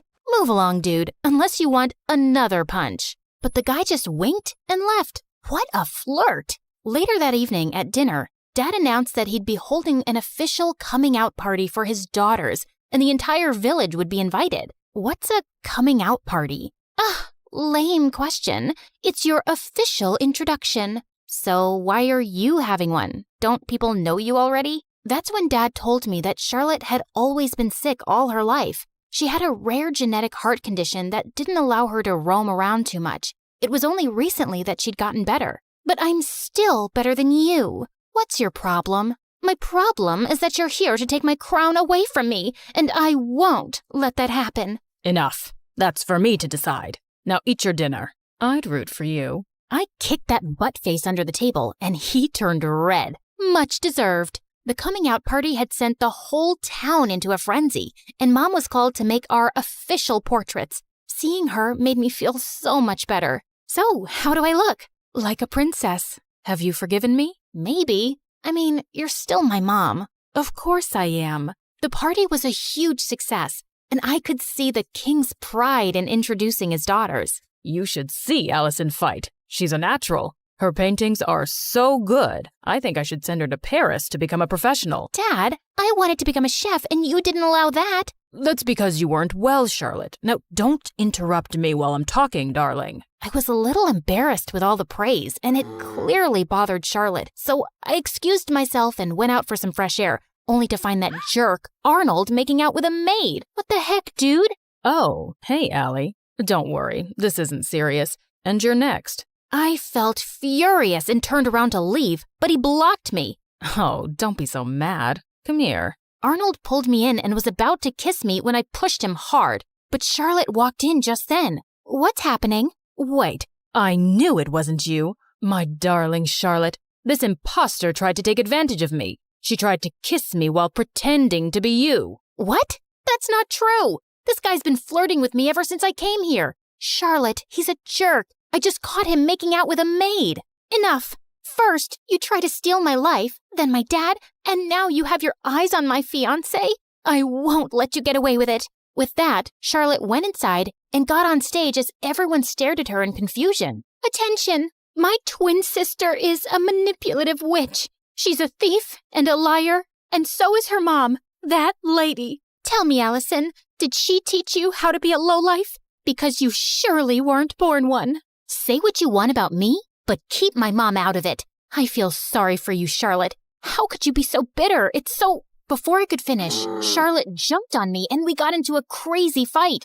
As the king pulled us apart, Charlotte started shaking and fell to the ground. We rushed her to the hospital, and the doctors informed us that she had fainted because of stress and needed rest. I wanted to visit her, but the Duchess stopped me. I think it's best that you stay away. You've done enough damage. Brother, she's not good for Charlotte's health. We might not get along, but she's my sister. She's right, Allison. I think it's best if you give each other some space. Maybe you can stay with your mom for some time. It will only be temporary, love, and I'll have you back as soon as possible. I think we dumped too much on Charlotte, and she needs to get better. Of course, I understood, but I was actually happy to get away from everything for a while, especially since Charlotte and I were on the front page of every newspaper the next day. People called us the Crazy Royals. We were a joke. I was packing my stuff when the Duchess walked in. You're finally going back to where you belong. I knew you'd never fit in here, and it was a mistake to bring filth into the palace. I know I didn't grow up here, but I'm still a princess by birth. So please, mind your manners and never talk to me this way again. Don't forget your place. That's exactly what I'm doing. I pushed her aside and left for my old home. Mom was ecstatic to see me, and to be honest, I felt happier than I'd been in weeks. A few days later, once Charlotte was better, the king announced her engagement to Arnold to give people something else to talk about. Dad invited me, but I decided not to go to the ceremony. I just wanted to stay away and avoid any more drama. On the engagement day, Mom had gone out for something when Charlotte came over. What are you doing here? Don't you have an engagement to get to? I can't marry him, Allison. He's a snake. I should have trusted you. Good time to say I told you so. But what do you want from me? After our fight, we can't have another media blowout. Dad will never allow me to call off the engagement at the last minute. Please, come with me.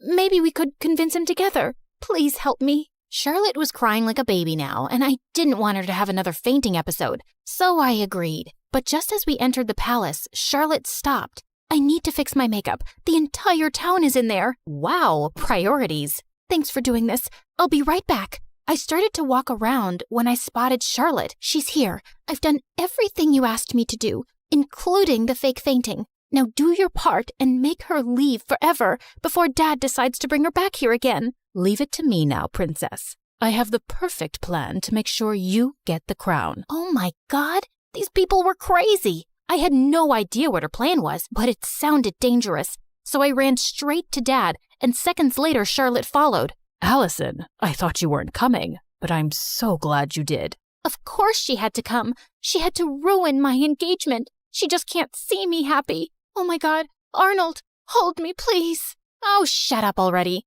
Don't you guys get tired of manipulating? King, Dad, whatever, you should see this. I played the video for the entire hall to see, and Charlotte turned pale. Charlotte? Dad, I'm sorry, but you seem to like her more because she's tougher than me.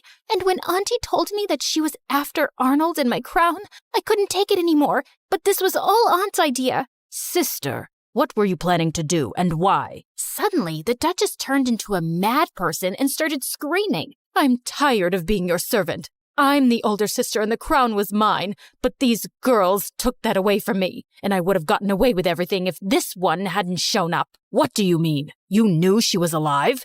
Whoopsie, you did a boo-boo. The Duchess confessed how she'd paid the nanny to take me away and drop me in the jungle, but the nanny had dropped me at Mom's doorstep instead. Charlotte was so sick as a kid, I didn't think she'd survive for so long. With both of you gone, I'd be a queen, but Karma's a witch. The king gave orders to take the Duchess away to the dungeons for treason, and Charlotte turned to me. I was horrible to you, and I probably don't deserve your forgiveness. But could you try? It might take some time, but I'll get there. What about me? You can chew your shoes and get lost. Yeah, I always knew you were a jerk.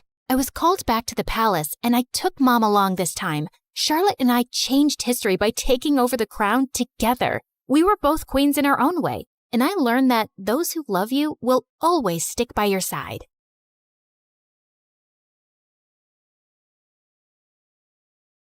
Hi, my name is Ashley, and I live next to the worst family on earth. They're the biggest snobs ever. They drive around in the fanciest cars and clothes and look down on everyone else. And they have a son named Jack, who's an absolute troll. But before I continue, please like and subscribe. If you do, you might see a shooting star tonight. When I was 6, I was playing with my favorite doll, and Jack ran up to me, snatched it out of my hands, and threw it into the street. A car ran over it and smashed it into pieces. Another day at school, Jack stole a bunch of cookies out of the cookie jar and blamed it on me. Ashley took the cookies. No, I didn't. She hid them in her desk. The teacher opened my desk and found a cookie inside.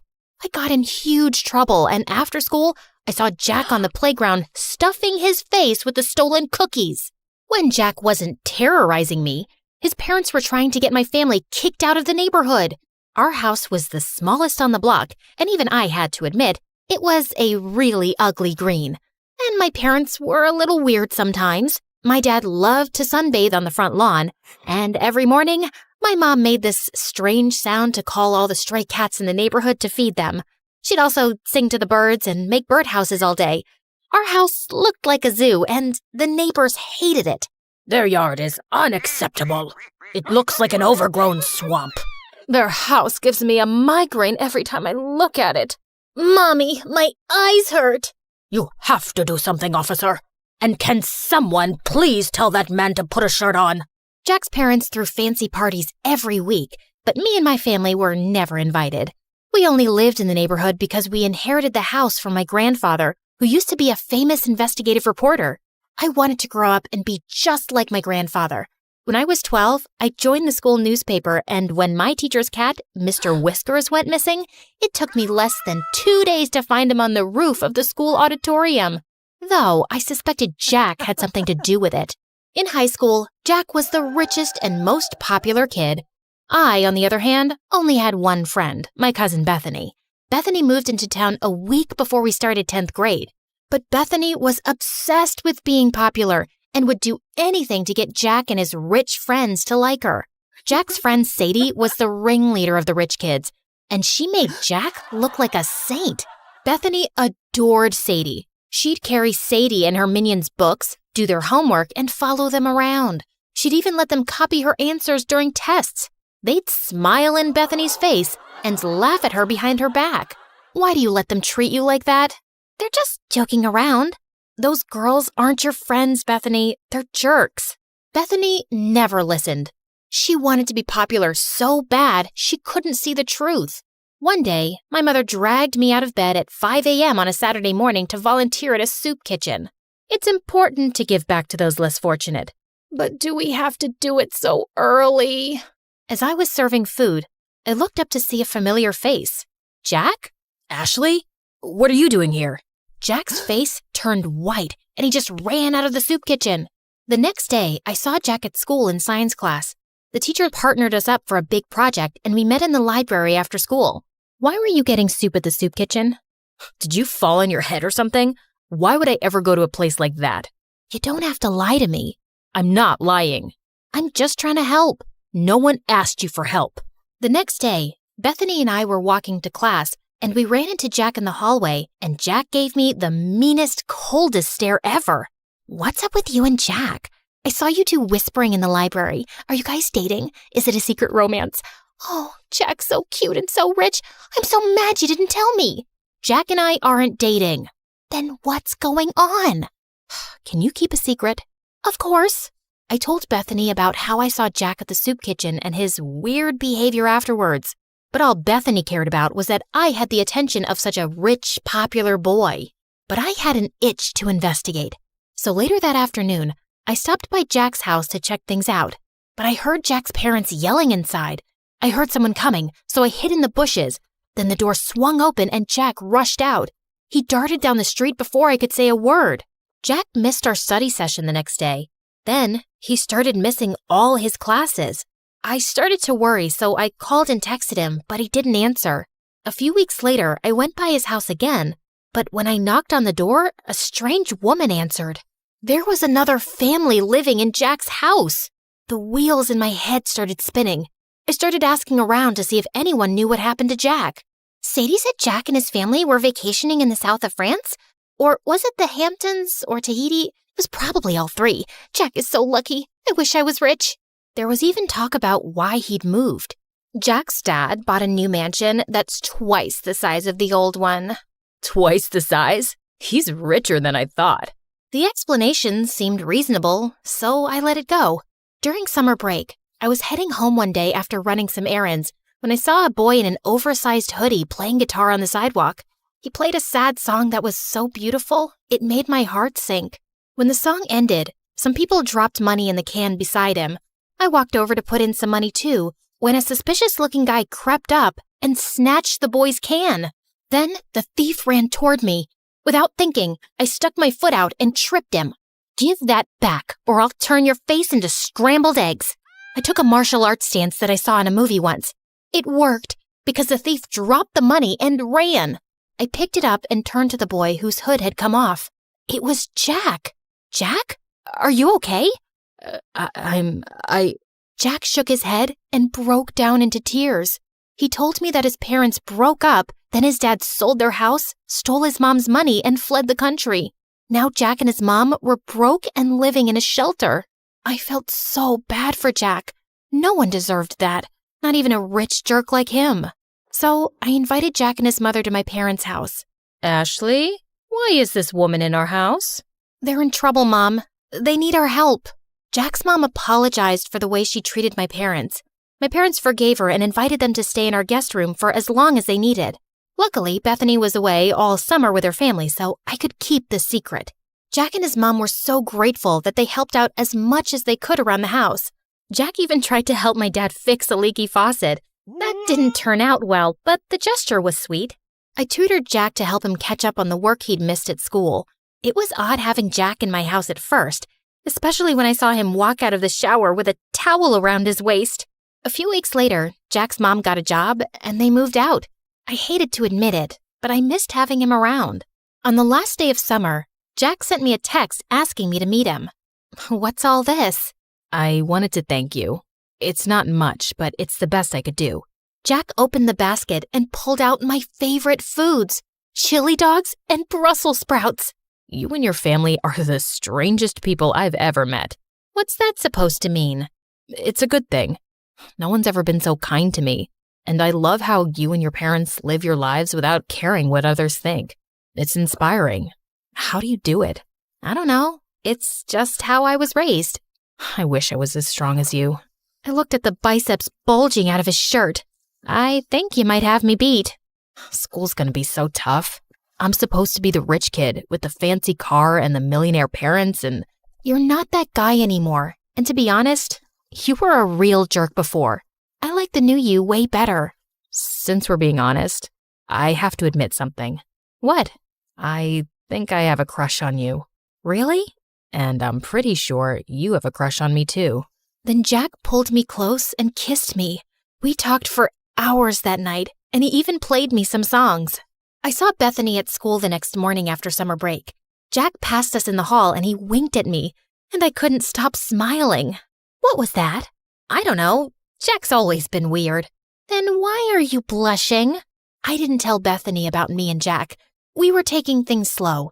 One day, Jack and I were walking home from school when Sadie and her rich friends pulled up in a fancy car.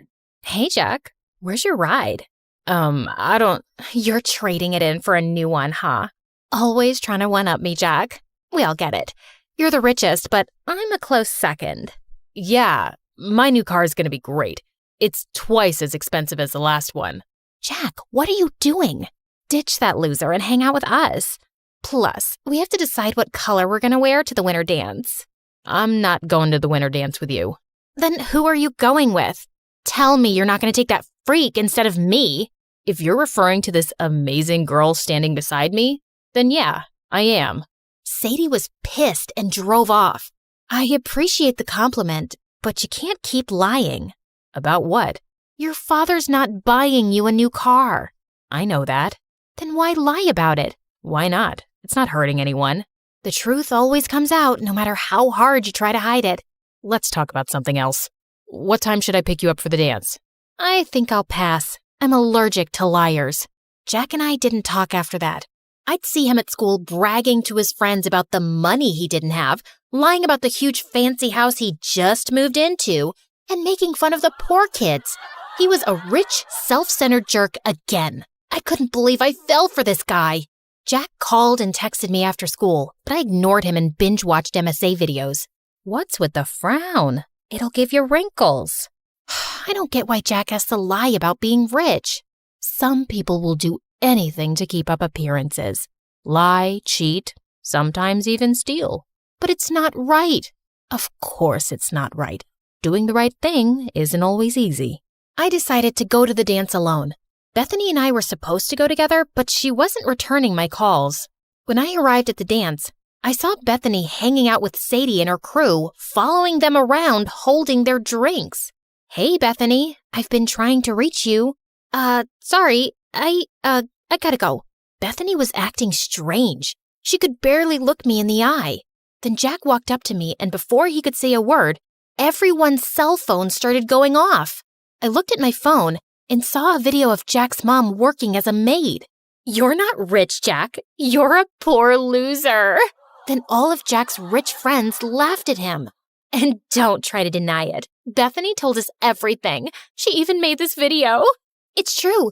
Ashley told me that she saw Jack begging for food at the soup kitchen. Shut up, Bethany. No one asked you to speak. Be a good little puppy and stand over there.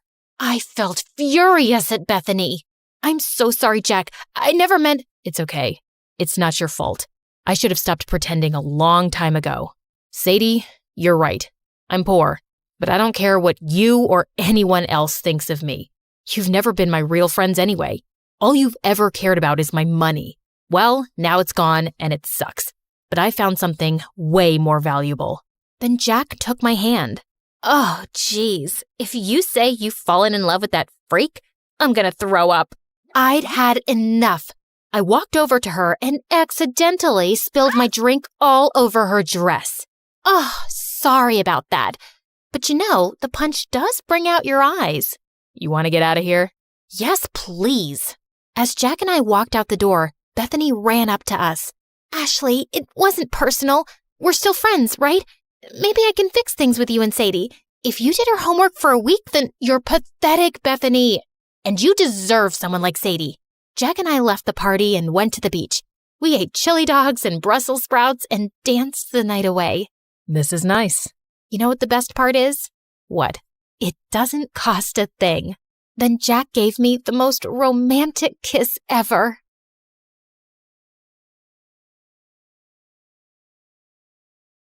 Hi, I'm Clara, and I'm a story hunter. I see a story in everything, and I won't stop until I find it. But before we get into it, please like and subscribe to MSA. My parents thought they'd never have kids, but 10 years after their marriage, they had me. While Mom was over the moon, Dad always seemed annoyed when I tried getting his attention. Daddy, look, I found a ladybug in the park. Isn't she cute?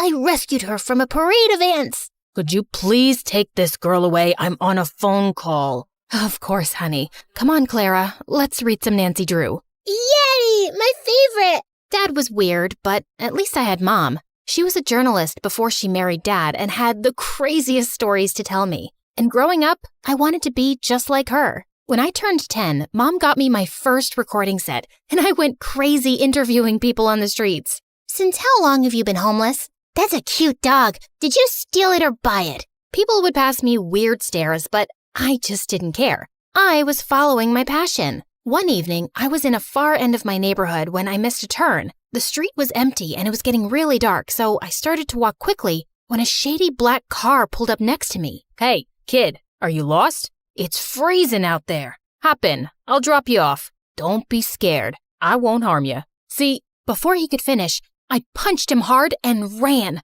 I thought I was successful, but seconds later the car stopped again and the guy got out, and I was shocked to see he was the frickin' mayor. He wasn't hurt, but this was so embarrassing. I apologized and he dropped me back home, but someone on the street had made a video of me punching the mayor and it went viral. I was the joke of the town, and Dad was furious. You've crossed all limits. You hit the mayor. It was a reflex, Dad.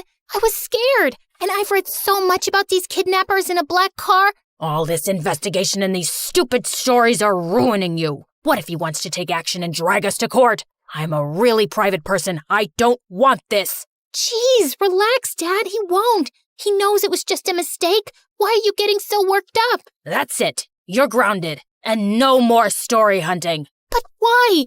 Mom, say something. But as always, Mom said nothing, and I was done for. Growing up, Dad and I drifted further apart. He stayed cooped up in his office while I got busy with school and perfecting my investigation skills. On my 15th birthday, I begged Mom to get me a professional recording set with a mic, but she simply refused. We just don't have the money for it. I decided to try my luck with Dad and ask him for some money. I wouldn't tell him what it was for exactly, but he wasn't in his office. As I was leaving, suddenly my foot got caught in the carpet and I landed on some boxes full of money. Oh my God, Clara, what are you doing in here? Mom, you said we don't have any money. What is all this? It belongs to your dad and it's not your concern. But it's a lot of money, Mom. It has to come from somewhere. Is Dad a mafia guy? Oh my God, he robbed a bank, didn't he? Stop it. Please, Clara, you don't understand. You need to leave, now. And don't say a word about this to anyone, least of all your dad. Promise me. Something was definitely fishy, but I'd never seen Mom so serious. So I did what she said. I wanted to know more, but I just didn't get the chance to go into Dad's study again. Soon, I got busy with school and forgot all about it. One time in 11th grade, Lena, the head cheerleader and the most popular girl, walked up to me. I heard you can uncover any truth in the world. Is that true? That depends on what kind of truth you want. Well, don't tell anyone, but I think Nick's cheating on me. Who's Nick? Do you live under a rock? Nick's my boyfriend. He's the captain of the football team. Got it. What about him? I just told you. He's cheating on me, and I want you to find out the truth. Oh, yeah. Leave this to me. Be careful. He's a very good liar. No liar can ever hide the truth from the world's greatest investigator. Go and chill, kid. I got this. I started following Nick around everywhere, but I couldn't find any dirt on him. Until one day, I saw him sneak into the coach's office and saw him making out with another girl. I waited till he left without noticing me, and then, right in the middle of the cafeteria, I made him pay. I dropped an entire carton of milk all over his head. What the heck? What do you want, weirdo? Listen up, everyone. This jerk right here cheated on his girlfriend. No, I didn't. I knew you'd say that. Here's the proof. Nick looked at me in shock as I showed him the video of his makeout session. Lena broke up with him instantly, and he was getting a lot of backlash for cheating on the most popular girl around. Soon after, he left and got transferred to North High, our rival school. After that, Lena and I started hanging out and became besties. As much as I liked having her around, her band of cheerleaders annoyed me. Especially this girl, Wendy. Lena even had a YouTube channel with her where they ran gossip sessions and fashion advice. You know, I was thinking, why don't we add Clara to the channel? Why? So we lose all our followers and our popularity? I don't think having 5 followers makes you popular. But then again, what do I know? Stop it, you two. Clara is a professional. You saw what she did with Nick, and with her brains and cool stories and my beauty tips and styling, we'll be so much more popular. We'll be like Daphne and Velma. Who? Scooby-Doo? Forget it. We should totally do it. I joined the YouTube channel soon after, and we started with collecting scoops on everyone in school. Within a few months, we hit 1 million subscribers. I was happy, but Lena was on cloud 9. Her popularity was through the roof, and she loved the attention. We got invited to every party in town, and she would drag me with her even when I didn't feel like going. One day I was at her house getting ready for a party when Wendy made a snarky comment. Do you always have to dress up like a homeless person? And why's your hair such a mess? There's nothing wrong with my hair or clothes. I don't want to look all dolled up. Detectives are meant to look rugged, right, Lena? Yeah, but it won't hurt you to put on a little makeup now and then. It'll only make you look prettier. No, it'll make me look like a bimbo. So you think I'm a bimbo? I didn't mean it like that. But Lena was already walking in the other direction. Good job, Sherlock. I wanted to apologize to Lena, but she kept ignoring me at the party and at school the next day. I got that she was mad at me, but it wasn't like she supported me in front of Wendy either. I decided to give her some time and continue doing my bit for the channel. The next day after lunch, I was passing by when I saw Wendy terrorizing the school topper and making him do her assignments. But as I took my camera out, Lena walked up to me and knocked it out of my hand. What are you doing? She's our friend. Nope, she's your friend. She doesn't even like me. Why can't you guys just try to get along? For me? I know you think we're bimbos, but that's the least you can do as my best friend. Oh, you're so dramatic. Okay, fine. I'll let this go. Just this once. And I don't think you're a bimbo. I'm sorry. Stop talking and meet me for boba tea later. Deal? Deal. And just like that, we were back to being besties. And I tried to tolerate Wendy better, even though she still got on my nerves. Soon after, the entire school was buzzing over the senior day prank wars with North High, and Lena was determined to crush the rival school, mainly because Nick was their new student body president. We need to ace this. They should never see us coming. How about we break into the school? You can't be serious, Wendy. You guys will get caught. Not with these masks, we won't. And why are you so negative? I'm being practical. It's the dumbest plan on earth. Back me up, Lena. Actually, I like it. No one will ever know. Now, are you in or out? Out. You know my dad. He would ground me for life if I got caught. You know what, Clara? I've been there for all your dumb investigations. I even got you in on the channel. And now, if you can't support me, then you're not a good friend. Hey, that's not fair. It's my channel too. I made it popular. Really? Wow. Tell me why she's here again. Oh my God, I can't deal with you guys right now. I'm going. Lena turned to leave. I didn't want her to be mad again, so I reluctantly tagged along. But just as we reached there, all the cheerleaders took out spray cans and started trashing lockers and vandalizing the walls. I tried to stop them when Lena banged into me and I went flying into a statue, crashing it to pieces. Those statues are like thousands of dollars. I told you this was a dumb idea. Oh my God, what are we supposed to do? We don't have time. Run! As I made my way home, my heart couldn't stop racing. I'd just made the most terrible mistake of my life, and I prayed no one would find out about it. But the next day at school, I felt numb when the principal called me into his office, with both Dad and Nick waiting for me there, along with a few other people from North High. Clara, where were you last night? I was vandalizing property, right? Are you really that dumb not to know that every school has security cameras? The school authorities checked last night's footage, and guess what they found? Nick flashed the phone in my face with footage of me crashing into the statue and breaking it. Everyone else had a mask on, but me. How could I be so stupid? But it was a mistake. Was it? And who are these other girls with you? Do you have a name? I wanted to punch Nick in the face. He knew I wouldn't rat Lena out, even though I was mad at her for putting me into this mess. Now, either you pay for the damages, or you get expelled for a month,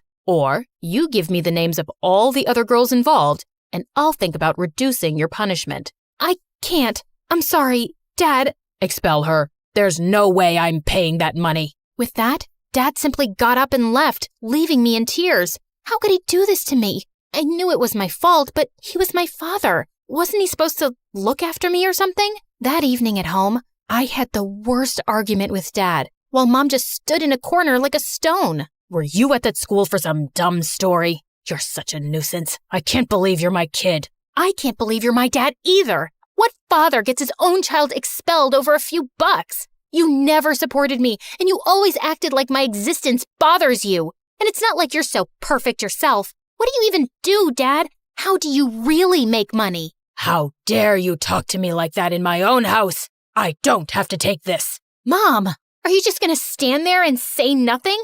The suspension will go down on my record. How can you be such a coward? What is she gonna say? Listen to me, kid. You better stop throwing tantrums and do as I say, or you'll be out of here. I wanted to scream in Dad's face, and I felt angrier at Mom for being quiet. That night, I felt the most alone I'd ever been. The worst part about this was I couldn't talk to Lena either, even though she'd tried calling me 1,000 times. That night, I slept with the worst headache of my life. And the next morning, I woke up to loud noises and Lena shaking me like a mad person. Wake up, dummy. Wake up. Fine, I'm up. What is that noise? Get dressed and come out. Your mom needs you. It's your dad. He's been arrested. Arrested? For what? Just come down. I rushed downstairs, and I was shocked to see our entire yard was surrounded by police cars and reporters shoving cameras in my face, asking a million questions all at once. How does it feel to be the daughter of a lying thief? Did you know about your father's crimes this entire time? Oh my God, what was happening? Just then, I spotted Mom talking to one of the reporters. Mom, what's happening? And why is Lena saying that Dad's been arrested? What Mom told me next shook my entire world. Your father is a criminal, Clara. He was laundering money from his company to fake accounts abroad. I just knew it. That's what all the money was for, right? Yes. I didn't say anything because I wanted to protect your dad. But what's the point of saving his sorry butt when he couldn't even stand up and protect his daughter? So I told the police everything. I even gave them evidence. I don't want to live like a coward. Mom, I'm so proud of you. And I'm sorry for calling you that. It's okay. I know it was a lot for you. Now, let's start afresh. Talking about a fresh start, can we be friends again? I miss you, and I'm sorry for dragging you into this mess. Looks like you did me a favor there. If not for you, I wouldn't have been expelled, and Mom would have never taken the step forward. So, thank you. So that means we're cool? Well, will you treat me to boba tea later? And keep that Wendy away from me? You got it.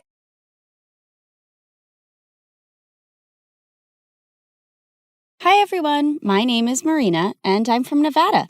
Please like and subscribe. I was raised in a small town by my aunt who owned a small bakery and loved me to bits. Aw, honey, today's your first day at school, so I packed muffins for all your classmates so you can make a lot of new friends. You're awesome, Aunt June. She wasn't super rich, but she was the richest person at heart, and that's why everyone loved her so much, including me. I always wanted to be just like her, so I'd help her out at the bakery. Marina, I'm going to go out for a bit. Can you put the pink icing on the cupcakes? Sure thing. Later, when the customer came to pick up her order, it turned out I'd caused a disaster. This was supposed to be for a gender reveal party, but you put yellow icing on the cake. Ugh! That wasn't the first time I mixed up colors. My aunt knew something was wrong with me. Turned out I had color blindness, and I couldn't differentiate between certain colors. Is it going to be like this forever, Aunt June? I'm afraid so, honey. But cheer up, because I've got a brilliant idea. The next day, everything in the house and all the ingredients in the bakery were labeled along with their colors. Aunt June made things so easy for me, and our life was just perfect. Until one day, when I was in second grade, an old man walked into our bakery and offered to buy it. This bakery has been passed down from generations in our family, and there's no way I'm going to sell it. But the man's tone just got more rude. You should have signed these papers while I asked you nicely, but now you're just going to pay for your stupidity. If you don't leave now, I'm going to smash your car and then you'll have to pay for your stupidity, sir. The old man left at my warning, but the next week, another man was back with some papers that claimed that the bakery didn't belong to my aunt because her parents never signed the deal in her name, and now we had to move out. My aunt looked around for help, but the legalities were too complicated and no one was ready to help. So eventually we had to give away our bakery and move to the city. Thankfully, Aunt had enough savings to rent a small place, and she started working in a small grocery store. And while I was trying to adjust to this new life, I saw a kid my age in the front yard one day, choking on something. I immediately ran to help him, but the moment the food stuck in his throat came out, I was shocked. Why were you eating a doll's head? I wasn't. He pushed me back and ran into his house next to ours. Turns out he was the landlady's kid, Timmy, and he was so weird. Whenever I'd try to go close to him, he'd just run away. Even when I joined school, I saw some kids throwing popcorn at him, but he wouldn't budge. Hey, why won't you say anything? Why do you let those kids bully you? But instead of answering me, he just ran out of there, and I decided I wasn't going to bother with this guy anymore. But later that night, I was in my room when I heard someone crying. I looked out of my window and saw it was Timmy crying in his room. So I climbed onto the tree outside my window and jumped into his room. And he freaked out. What are you doing here? Look, I don't know the deal with you, but if there's some issue, you really need to talk about it. At first he hesitated, but then he broke down. I miss my dad. Ever since Mom and he got divorced, I haven't seen him, and the kids at school always make fun of me because of that. I hate it here. Hey, it's gonna be all right. I told him things were gonna be easy only if he fought back and didn't let those kids get to him. And it seemed like my advice worked. The next day, I saw Timmy was surrounded by a bunch of kids. I heard the cupcakes we gave you last time had Barbie heads in them. We're so sorry for that. Here, take these. They have cockroaches. And to my shock, Timmy pushed the bad guy away. Get away from me. And don't trouble me anymore or I'm going to tell the principal about you. The other kids ran away scared, and Tim turned to me with a bright smile. Did you see that? I wasn't scared, and what you said worked. After that day, we started getting along and became the bestest of friends. And Tim grew up to be really protective of me. He'd keep me away from all the bad guys and trouble in school. Then on my 16th birthday, I told him I was going to start working to support my aunt, but he had a weird reaction. No, you can't do that. Your aunt wants you to study and make a life for yourself. You shouldn't be waiting tables. And if you need money, you can always tell me. Tim was a genuine friend, and I loved how he always cared for me. But now I really wanted to support my aunt, so I took the job without telling anyone. But the very first week of my shift, something weird happened. I ended up making a mistake because of my color blindness, and the customer went bonkers on me. I want to see the manager right now and get you fired. But I told you it was a genuine mistake. But he kept shouting and started pulling my hand when one of his friends got up and stopped him. Let go of her hand and apologize to her right now. Dude, you want me to apologize to this low-life waitress? As soon as he said that, the guy landed a punch on the bad guy's face and my jaw dropped. Holy jeez! The manager immediately threw all of them out, but after my shift was over, I saw the guy who stood up for me was still sitting in the alleyway and his hands were bruised. I immediately got some ice for him. Excuse me, sir, you can use this. But for some reason, he looked really mad at me. Who do you think you are trying to act all nice, huh? Just leave me alone. I could see his eyes were red, like he'd been crying, and I thought it was best to leave him alone. But to my complete shock, I saw the same guy in my class the next day. The teacher introduced him as a new student, James. While the girls were drooling over his handsome looks, he kept staring at me the entire time, and the moment class was over, he came up to me. I don't want you spreading any rumors about me from last night. Do you get that? Before I could even reply, he just stormed away, and Timmy came running to me. What happened? Was that guy bothering you?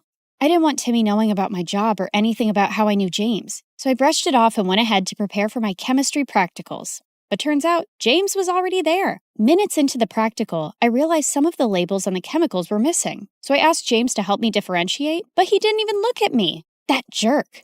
I continued guessing and mixing the chemicals, but suddenly they caught fire, and I almost got hurt when James jumped in and pushed me out of the way. I quickly got up and put out the fire.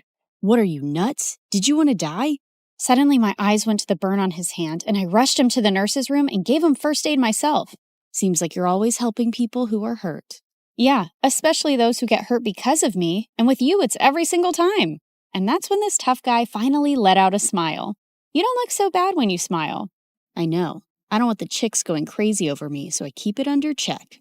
This guy had multiple personalities. As time went by, we started spending more time together because we had similar projects, and James turned out to be a really fun person to hang out with. He'd often walk me to my work after school, and we'd enjoy all sorts of treats on our way. And even though he was a little mysterious, he was growing on me by the day. But there was someone who just hated our closeness.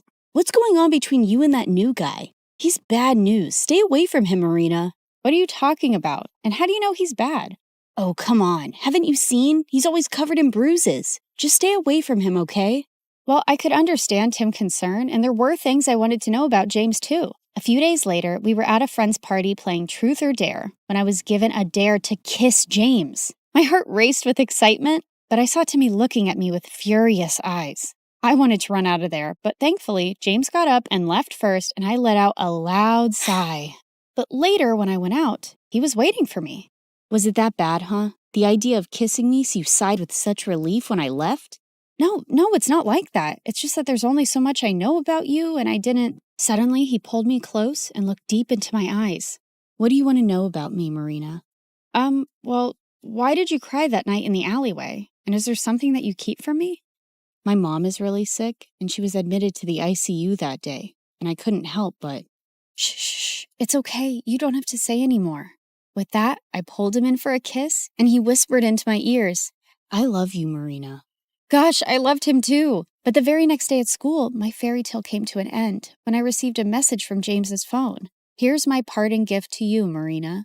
There were several pictures of me kissing him and me working as a waitress with ugly captions, and he shared them with everyone in the school. What in the world? I tried to call James about what was going on, but he wouldn't answer it. And I felt so embarrassed and furious about everything, but then Timmy came to me. Hey, are you all right? I thought he'd question me about the pictures, but he just took me home and comforted me. I don't believe what's going on, and I can't even reach James. He left, Marina, and he's never coming back. He then showed me the newspaper articles of how James was the grandson of the same businessman who took away my aunt's bakery. I heard his grandfather sent him here as a punishment because he used to be a jerk at his old school. but looks like he's still going around messing with people's feelings. Gosh, there was no way I was going to forgive a jerk like him, but I wasn't going to cry over him either. I blocked him everywhere and decided to shift to another city for my college, along with my aunt. And after graduation, I joined a top law firm and helped my aunt open a nice bakery in the city itself. For the opening day, we sent out invites to everyone across the city, and it all went so well. After we were done with the day, we were about to close up when Timmy took me to the roof and proposed to me. I love you, Marina. I have always loved you and... Oh, Timmy, please stop. I liked him too, but he was my friend and I could never see him any other way. What is it now? Don't tell me you still love that moron. Timmy, what are you saying? You know I hate him. Then why won't you say yes to me? I tried to explain to him, but he wouldn't listen. And suddenly he pulled me in and tried to kiss me. God, Timmy, just stop. Just then, I saw a man pull him away and punch him hard. James, what in the world are you doing here? How dare you touch her, you filthy. I pulled him away before he could hurt Timmy anymore and slapped him hard in the face. Who do you think you are walking into my life again? Didn't you already mess around enough last time? Marina, what are you saying? I never messed around with you. Oh, really? Then why did you leave? And what about those texts and pictures? What? I have no idea what you're saying. I know it was my fault to leave you like that, but I told Timmy everything. What? What do you mean? That night after you left the party, I received a call that my mom had passed away. My grandfather wanted me to return home. Timmy was right there, and I asked him to inform you. What? I even tried to contact you, but you had me blocked everywhere. And when I called Timmy, he said you hated me and you were with him now. Timmy, what is he saying? Did you hide this from me and lie to him? Yeah, I hid the truth. I didn't want you to be with a jerk like him when I've loved you all my life. So I lied. For you. But those messages from your phone and those posts. I have no idea, Marina. I lost my phone the same night. You didn't lose it, moron. I stole it and sent those messages and those pictures. Timmy, I can't believe you. You son of a witch. No, James, just let him go. He's a jerk and doesn't even deserve that. Oh, Marina, please don't cry. I'm here. I'm here for you now.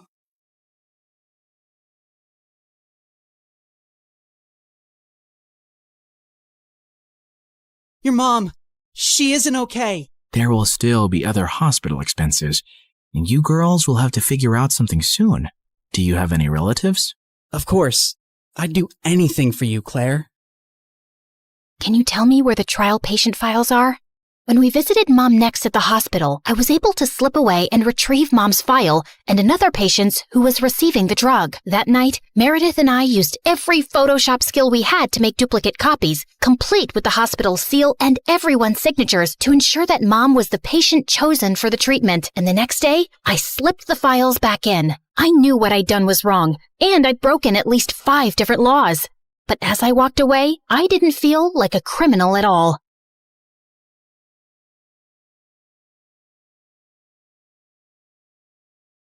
I was walking down the hospital corridor with Freddie when Meredith came running towards us. Where have you been? Mom's awake. She's finally awake. Oh my God, seriously? This better not be a joke, Meredith. I swear on my beautiful face, it's the truth. The doctors are just checking her vitals. Can you girls stop making so much noise?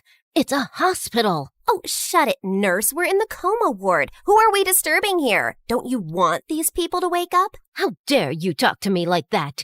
This is preposterous. That's not even a real word. Remind me to buy you a dictionary. How did you become a nurse? Jeez. We ran down to Mom's room to find her fighting off the doctors. She jumped onto her bed like an animal and started screaming at them.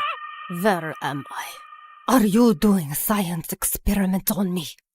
You will not touch the daughter of Vladimir. I learned how to catch fish with my bare hands when I was 3 and tackled a bear when I was 5. You think you are any match for me? Ma'am, we mean no harm. We're your doctors. How are you old enough to be a doctor?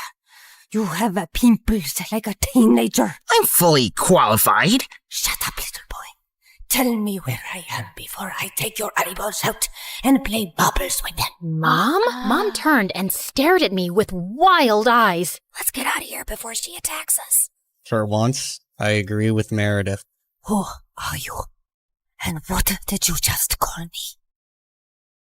Hey guys, the last time you saw me, I was walking down a hospital corridor after switching the clinical trial files. That was 2 years ago, so let me get you up to speed on everything that's happened since then. Mom entered the clinical trial, and her tests started showing signs of progress, but she didn't come out of her coma anytime soon. Freddie tried to help us, but Meredith and I had to learn to manage on our own, and it turns out there's a lot you can steal from a hospital. We never had to buy toilet paper or cleaning supplies again, and we always had endless cups of pudding and Jell-O. Meredith, is that diaper cream you're putting on your face? A girl's gotta moisturize. It's very hydrating. My face is as soft as a baby's butt. What did you score today? More useful things like new bed sheets, pads, towels, and batteries for our TV remote. Time for our show and more Jell-O. Woohoo! But we still needed money, and after high school, we went back to our conning ways. I always pushed away the guilt and justified it to myself with things like, we needed the money, we had no other choice. But I have to admit, I also felt a thrill every time we outwitted someone and got away with it. It started out small, like hitting venues of concerts and games in different cities and selling fake tickets to desperate fans,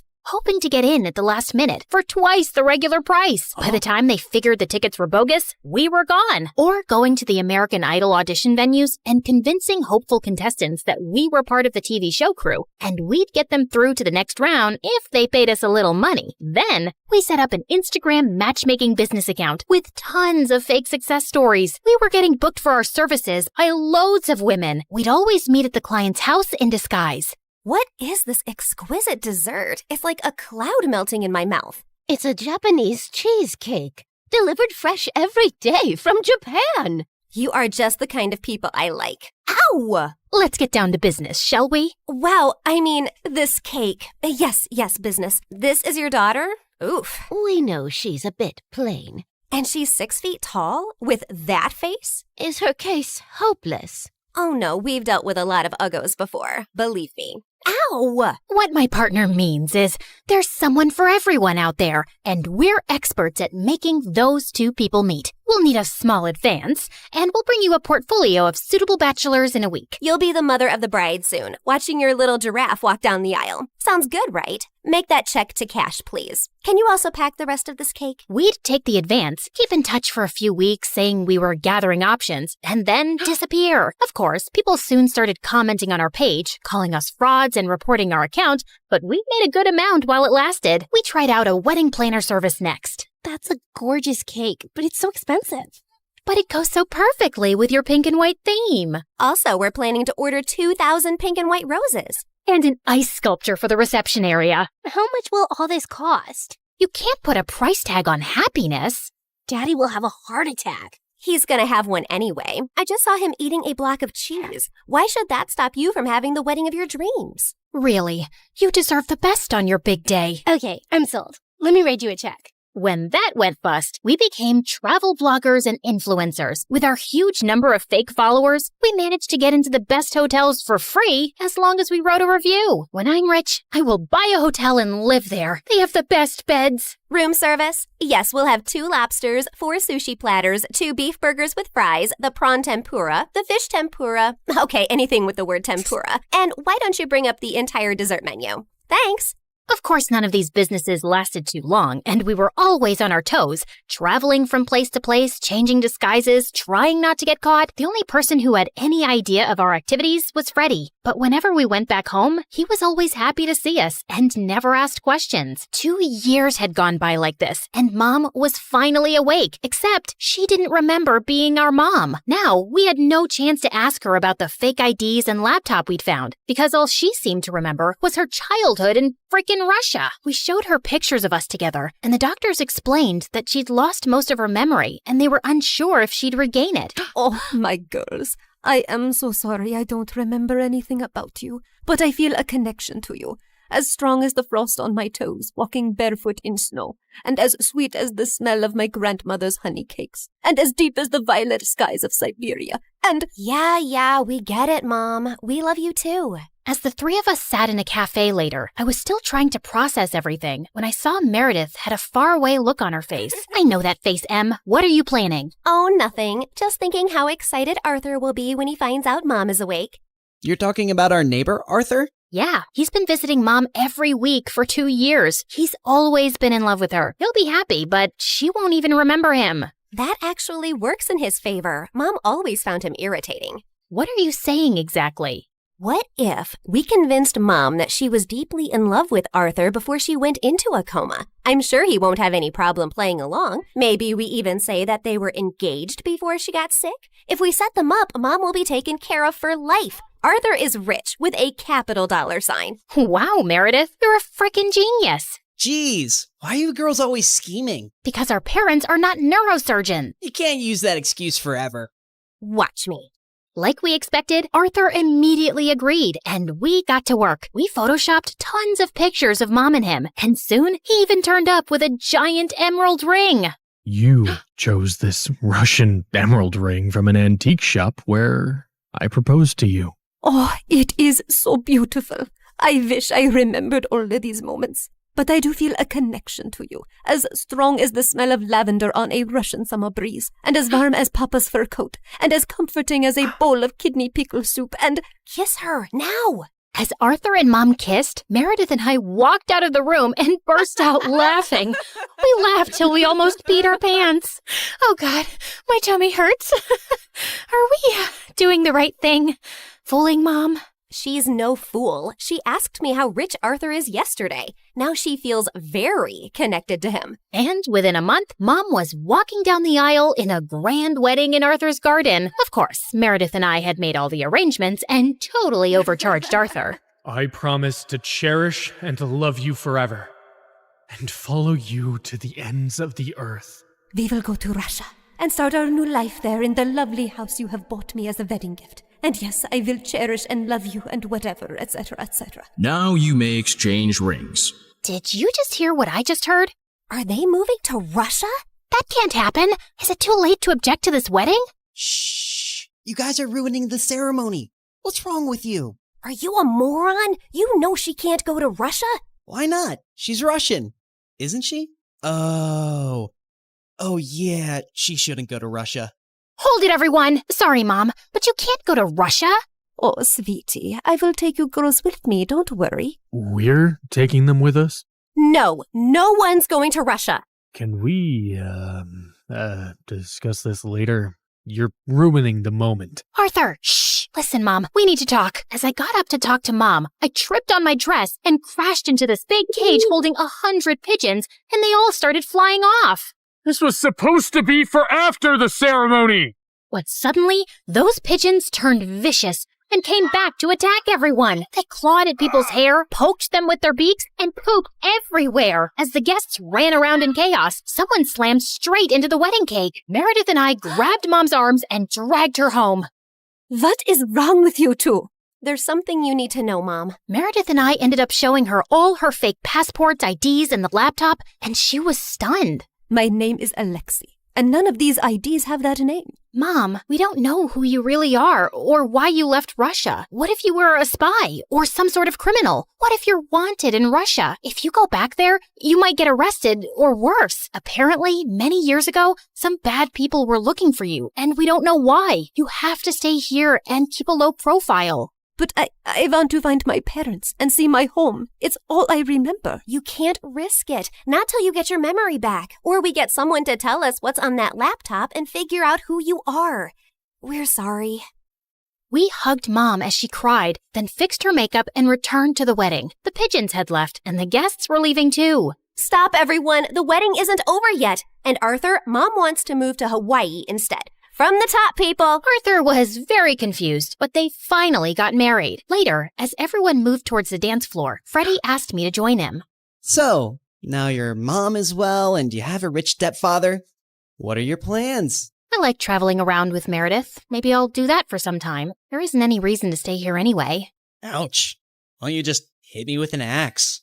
Of course, there's you. I can always come visit. That's not good enough, Claire.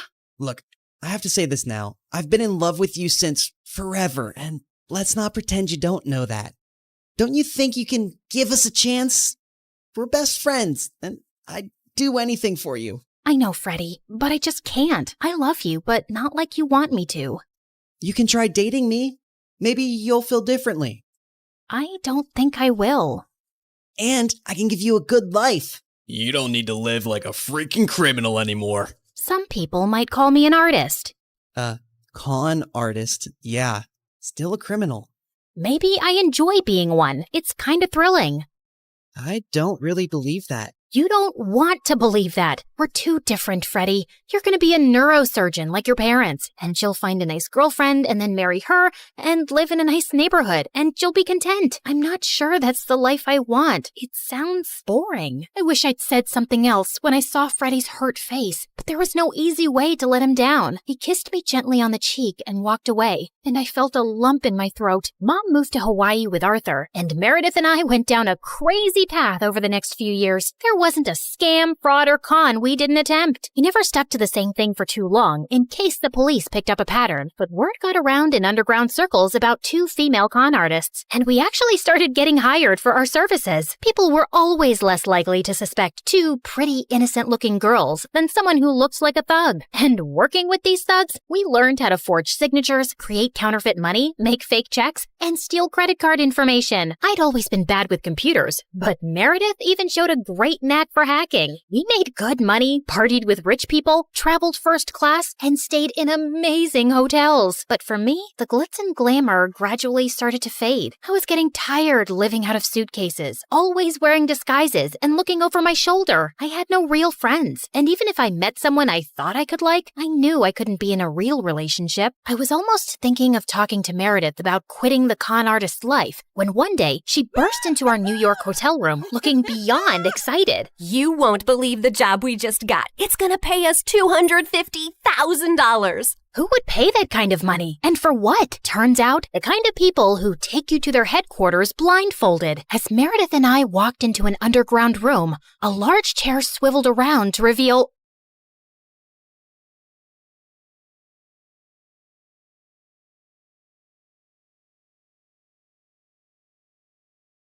And then finally, a letter arrived one morning. My hands were trembling so much, I almost ripped the letter trying to open the envelope. Dear Drizella, my delegation has been extended and my duties have grown. I'm far too busy now to keep up with our correspondence. I hope you understand and wish you well. Prince Henry. I read it 3 times, as if expecting other words to magically appear the more I stared at the paper. But that was it. Just this cold, impersonal letter after all these months. I told myself that he was really busy with big, important things. It had been almost a year since he left, and people can change. It's not like he ever said he loved me or promised me anything. And of course, there was nothing left to do now but move on with dignity and grace. I found great comfort in pastries and gained a lot of weight. I considered becoming a nun, but decided against it since nuns aren't allowed to curse. I went to the village witch and said a friend was asking about ways to hex a prince. I started writing a vicious breakup letter to Henry, then realized you can't break up with someone you were never technically with, so I ate more pastries. Then I started running at dawn, lost all the weight, and used Cinderella's stupidly good skin and hair stuff so he'd choke on his regret the next time he laid eyes on me. But no matter what I did, it didn't dull the ache of missing someone who didn't miss me back anymore. It had been months since that last letter, and I had picked myself up and moved on. So I wasn't expecting my stomach to lurch when an official invitation arrived from the palace, announcing a grand ball in honor of the prince's return. Great. Other people could honor him. I wasn't going. Besides, Anastasia was terrified of dancing, and Mother wouldn't be up for it either. Over the past few months, she'd grown very weak and was always tired. I'd asked a couple of doctors to examine her, but they had no answers. Cinderella had been on top of her care, of course, always fluffing her pillows, rubbing her feet, making her special herbal teas. And the thought had crossed my mind more than once. What exactly was she putting in those concoctions? I didn't think she was beyond slowly poisoning a woman for her inheritance. I'd thrown the invitation in the trash. But sometime later, Cinderella came into the living room, clutching it to her chest. You're invited to a royal ball. Can you believe it? Oh, I've never been to a proper ball or worn a ball gown, and I've never seen the palace. I know I'm not invited, but maybe I could go if you could take me with you. Yeah, no. We're not going. Royal balls are dull. Take our invitation and go, love. I'll arrange a carriage for you. You deserve to have some fun. Yeah, there was no cute fairy swishing a wand and going bibbidi-bobbidi-boo.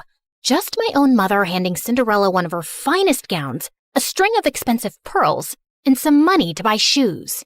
Because naturally, Cinderella's feet were impossibly tiny and delicate, and she couldn't borrow shoes from us ogres.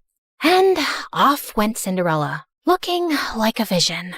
Since she was finally out of the house for a few hours, there was no way I wasn't going to snoop through her room, which was, as I suspected, disgustingly perfect. Not a speck of dust, and everything was arranged with military precision. Psychopath. I rifled through her drawers, opened her wardrobe, peered under the bed. I didn't find some secret stash of poisons or a diary confessing to slow murder. I wasn't even sure what I was looking for, and I was beginning to feel stupid. I turned to leave when suddenly, my elbow bumped into a picture frame on her vanity, knocking it to the floor. I cursed under my breath as I picked it up. Luckily, nothing was broken, and the picture had just come out. As I was placing it back in, something slipped out, a folded piece of paper tucked away carefully. And when I opened it, I recognized the handwriting instantly. I would have known it anywhere. Dearest Drizella, I'm so sorry I haven't written in a while. A sudden, strange illness gripped me and I was too sick to be moved or even lift my head. The royal court kept quiet to avoid panic, and it took me months to recover. Even now, the physicians say the worst is not over. I'm healthy otherwise, but my vision has been compromised permanently. They expect it will continue to worsen until I lose it entirely, perhaps within a few months or a year. Before that happens, before I lose my ability to pen down words myself, I need to tell you that I'm in love with you. I'm not the man you deserve, but if you could ever imagine a future with me, one where I will not have my sight, but you will have all my heart, I would ask you to marry me. Yours always, Just Henry. I read it again and again and again. My knees gave out and I sank to the floor. He had loved me. He had wanted to marry me. He had needed me when he had gotten such terrible news, and I'd never even known. I'd spent all this time thinking he'd forgotten me so easily, but it wasn't true. None of it was true. But Cinderella had known. How had she gotten this letter? Had she stolen it before it reached me? Did she intercept others too? Did Henry get mine? A broken sound escaped my throat. I wasn't crazy or paranoid. I'd been right about her all along. Suddenly, the sound of the front door opening snapped me back to reality. Cinderella had returned from the ball. I rose to my feet, pure rage surging through my veins. She'd taken everything from me, but this time, she wasn't getting away with it. I ran downstairs and found Cinderella by the fireplace, humming softly, and I lunged towards her and grabbed her hair. Oh my God, what are you doing? I shoved the letter in her face. Why do you have this? What did you do? What did you say to him? Her blue eyes went wide. Then slowly, she smiled.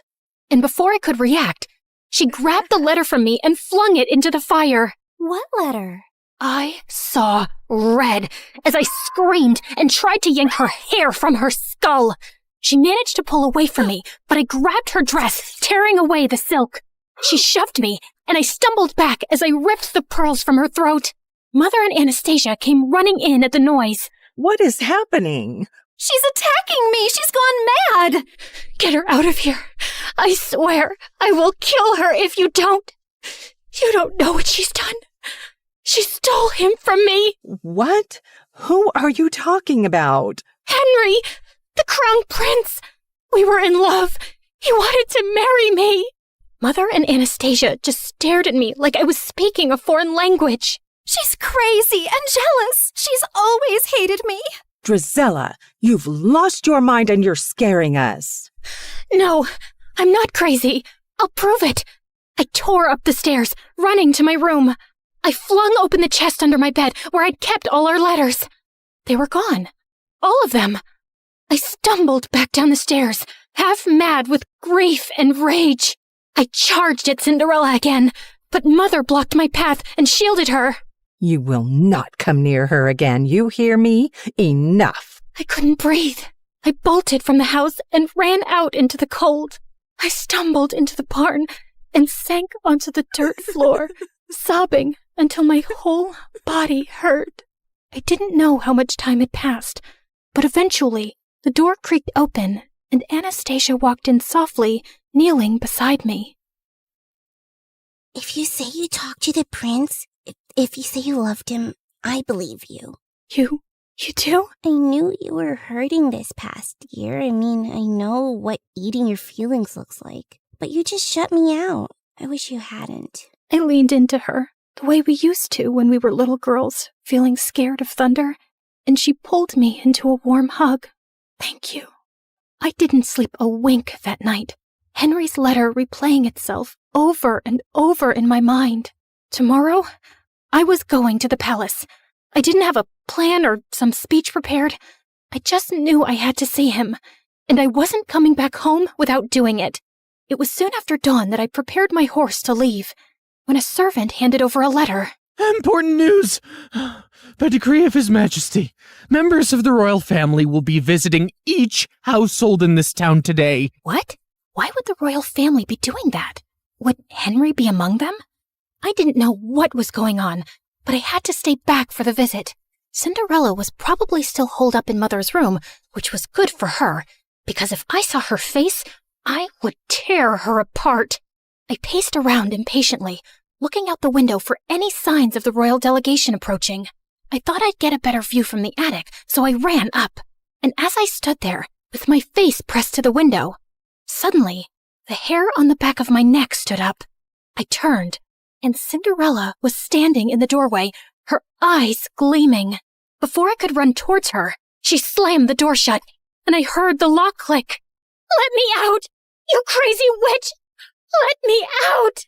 And when I saw the royal delegation arrive at our house, I felt manic. I kicked and banged and screamed until my throat was raw. But no one heard me. Why was the royal family here? What was Cinderella doing? Finally, I heard someone running up the stairs, and the door burst open. The prince, he's here. He's here. And he just asked Cinderella to marry him. The words punched the air out of my lungs. You have to go. You have to stop him. Hurry.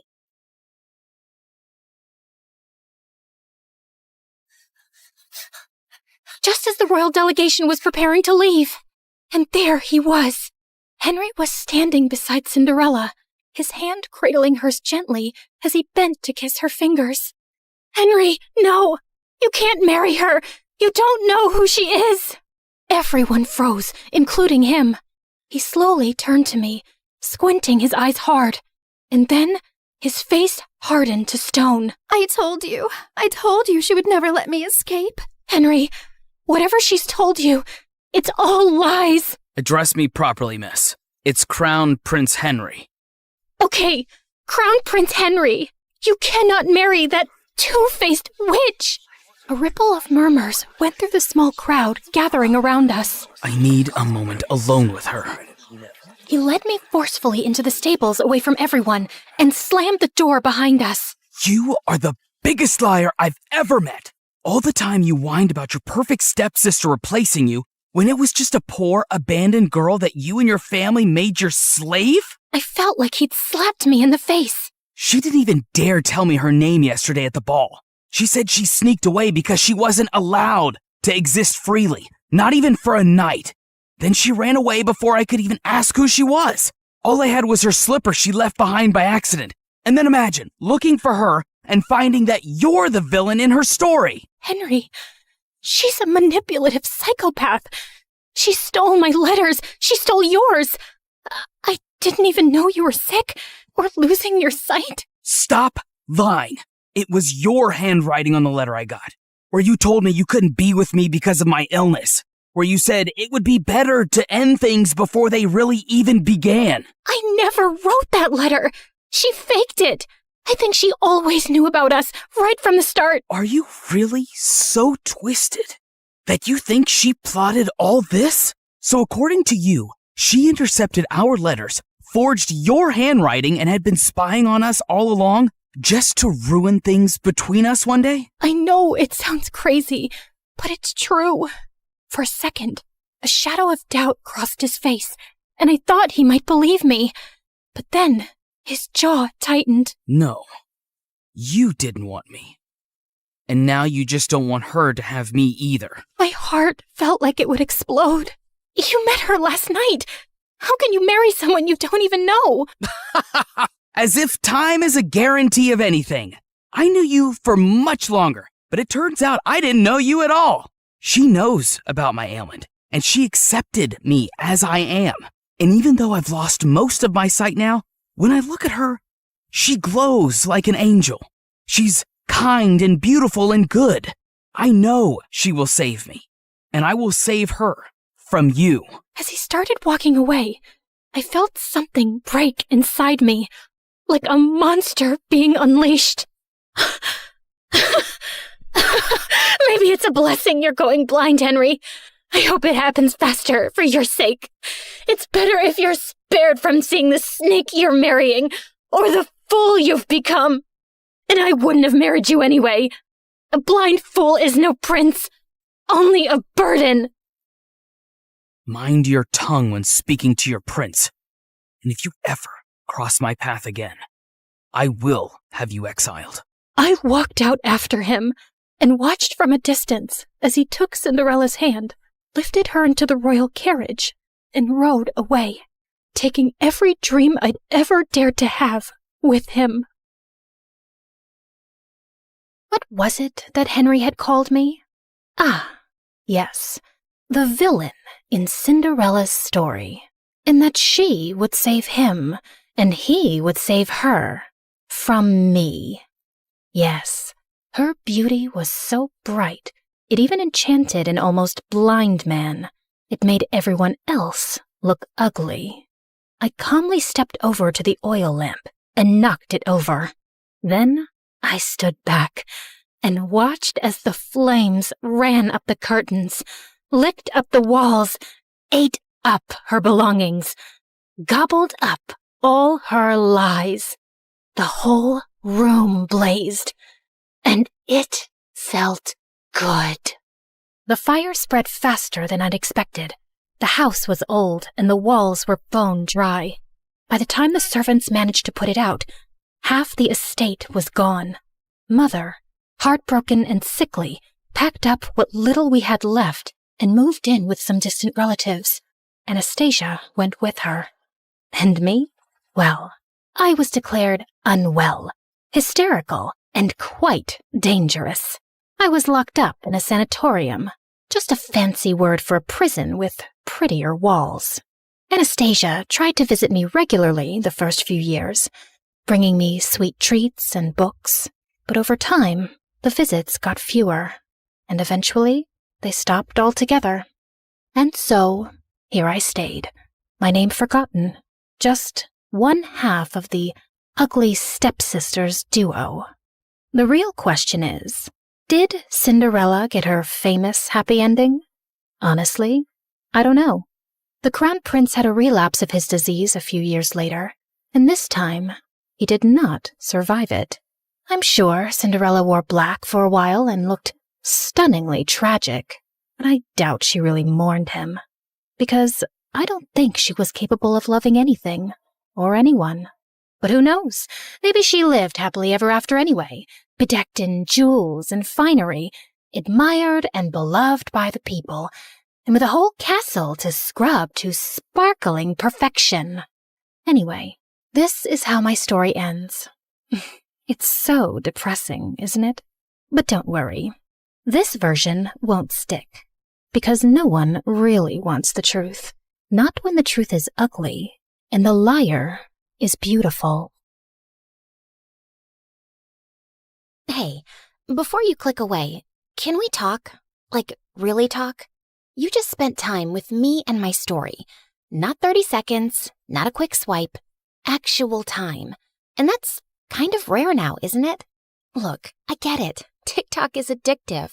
Those quick dopamine hits, one after another. But here's the thing. Do you remember any of those videos from last week? Last month? They blur together, don't they? But a story? A real story sticks with you. It changes how you see things.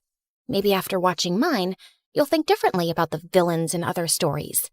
Maybe you'll question who's really telling the truth. That's what stories do.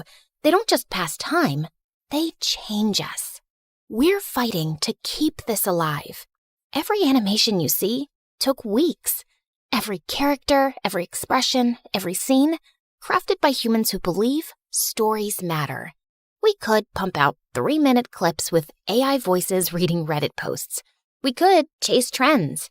We'd probably get more views. But we don't, because you deserve better. Here's the truth. Platforms push short-form content because it keeps you scrolling longer. But we're not trying to steal your time. We're trying to earn it, to give you something worth those minutes. So if this story made you feel something, anything, then please share it. Not for the algorithm, not for us, but for everyone who's hungry for real stories and doesn't even know it yet. Send it to that friend who says, I wish movies were like they used to be. Drop it in the group chat where people actually discuss things. Because every share is a vote that says, yes, storytelling matters. Yes, we still want narratives that challenge us, surprise us, make us think. The art of storytelling survived thousands of years. From cave paintings to campfires to Shakespeare to cinema. Don't let it die on our watch. Not for a 5-second dance trend. Help us prove that in a world of infinite scroll, some things are still worth stopping for. Share this story. Save storytelling. It sounds dramatic, because it is. Hi, I'm Hope from Honolulu. Please like and subscribe to 4Eve. My parents always said I was born beautiful. I received so many compliments and modeling offers for baby products that they launched my modeling career when I was just 3. But I never really knew my parents. When I was 6, they started a clothing line named after me and got really busy with it. So they mostly left my older sister Leilani in charge, and she hated me. You promised we'd play with the dolls. You can't always be the center of the universe. I have to take this call. Fashion Kids magazine wants you again. She'd always lie and say we'd do one thing, but we'd do another thing instead, and I'd suffer. You said after my fashion show, we'd go home. I'm tired. Just sign a few more autographs and don't be so ungrateful. Sometimes I wondered if she was so mean to me because she was jealous of my fame. Once when I was 12, I was at a signing event and I escaped from the crowd. I stumbled into an alley where a girl my age was looking through the trash with her mom. I offered them some snacks from my bag, and their reaction was so wonderful. Just then, Leilani found me and dragged me away. And later, when we were on a video call with our parents, she told them what had happened. Hope, it's not okay to sneak off like that. And that poor family could have robbed you. Or taken a lock of your hair to sell on eBay. No, they were nice, and I liked helping them. Nonsense. You're too busy and famous to be doing anything else. Anyway, we heard your sister booked you on a morning show for the launch of your new toy line. Little Hope dolls. They're gonna sell like hotcakes. Sometimes it felt like my parents just used me for money. In fact, I felt people were friends with me for the same selfish reasons. But I never gave up on the idea of using my wealth for good.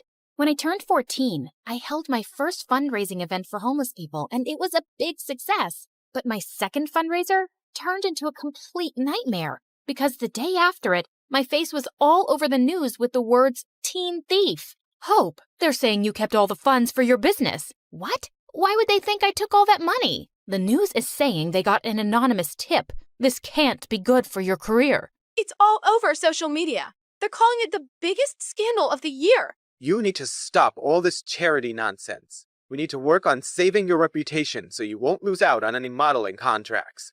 I didn't care if I never modeled again.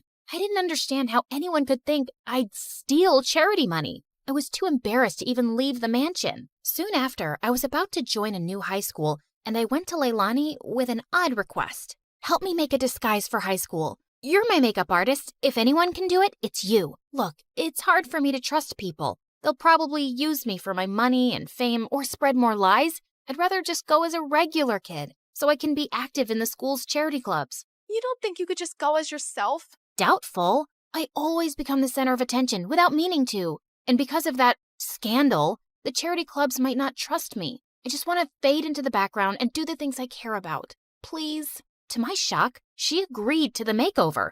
She gave me cute short hair as part of my disguise. I decided to keep my disguise a secret from my parents. They were not happy about my short hair, but my agent had advised me to take a break from modeling and stay out of the public eye anyway till the scandal died down. At home, I was Hope, the supermodel on a break. But at school, I was Minnie, the humanitarian. I joined the charity club, and the volunteer work I was doing felt amazing. And I was making friends pretty easily. But one day at school, I was lifting a heavy box of canned food donations when I suddenly threw out my back. Whoa, are you okay? I suddenly noticed there were two really cute guys watching me struggle to stand up straight. Guess I'm an old lady who's not used to heavy lifting.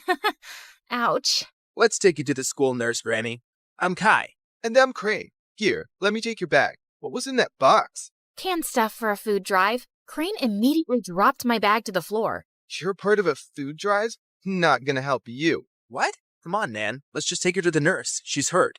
Whatever. Not my problem. And then he just left. What was that about? Are you seriously doing a stupid food drive, Granny? My name is Minnie, and what's wrong with food drives? Minnie? Minnie. Everything about them is wrong, Minnie. If the poor just got off their butts and worked, they wouldn't be poor. Why should we treat them like babies and take money from people who do work? Wow. Sometimes it's hard for people to find work or earn enough, and they need help. Maybe lame losers do. Well, Minnie, here you are. Kai winked at me as he left. What a jerk. But I wasn't going to let his arrogant opinions stop me. I organized a school dance to raise funds for the food drive, and it was a hit. But just as I was dancing with some friends, Kai and Crane busted through the gym doors with crowns on their heads. To the rich, stand with the rich. What are you doing, Kai? We're here to tell everyone the poor are pathetic and charities are scams. Don't be fooled.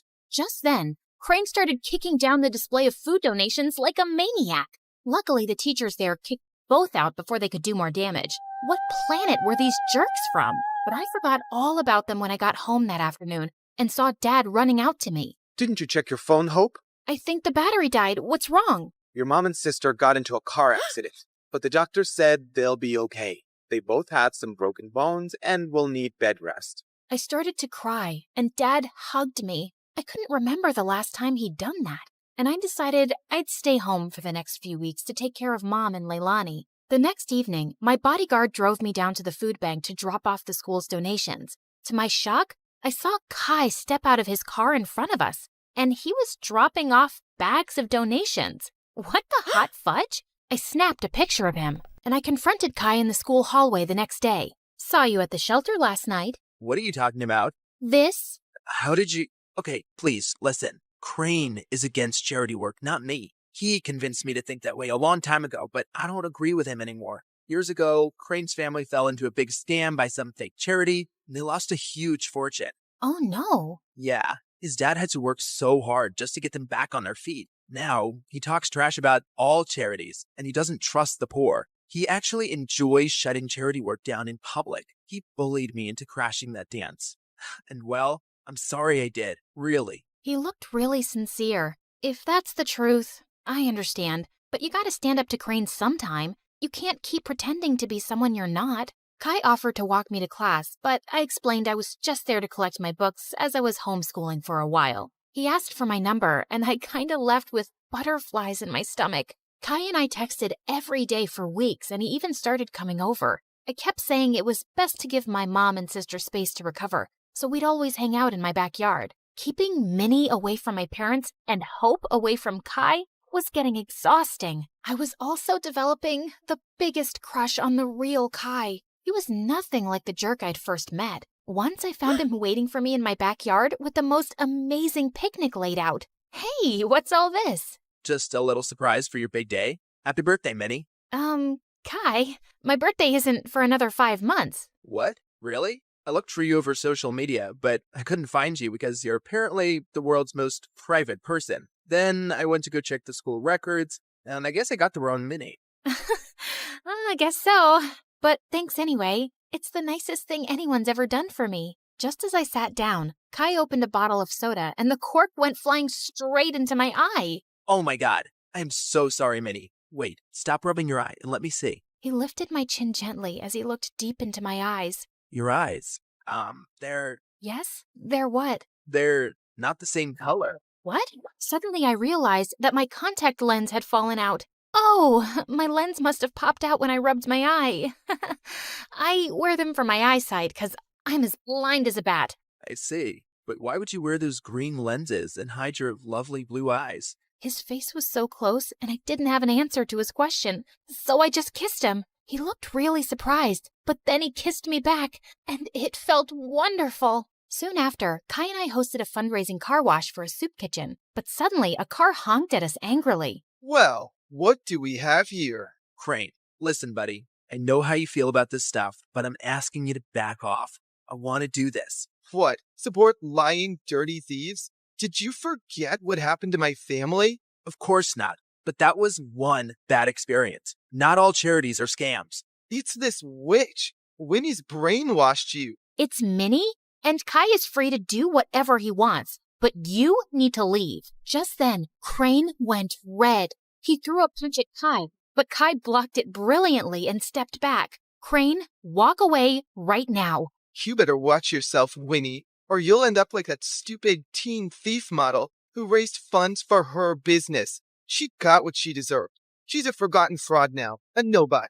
Suddenly, I froze in my spot. Was it possible that Crane had started that rumor? He was crazy enough to do it. And what if Kai had been involved back then too? Crane drove off angrily, and Kai turned to me. This may be the end of my friendship with Crane, but I feel relieved. I'm proud of how you stood up to him. Kai smiled at me warmly, but now I felt guarded. Did I fall for someone who might have framed me? Later that evening, as he drove me home, Kai suddenly took my hand. Minnie, I love who you are and who you've helped me become. Will you be my girlfriend? Kai, no, I can't. What? Why? I thought you felt the same way. You kissed me. And maybe that was a mistake. I'm sorry, but I can't be with you. Not only did I feel paranoid about trusting him, he had no idea I was Hope. I hated lies, and now I hated lying. Things were a mess. Kai begged to see me and kept messaging me, but I just ignored him until he gave up. One afternoon, I was fluffing Leilani's pillows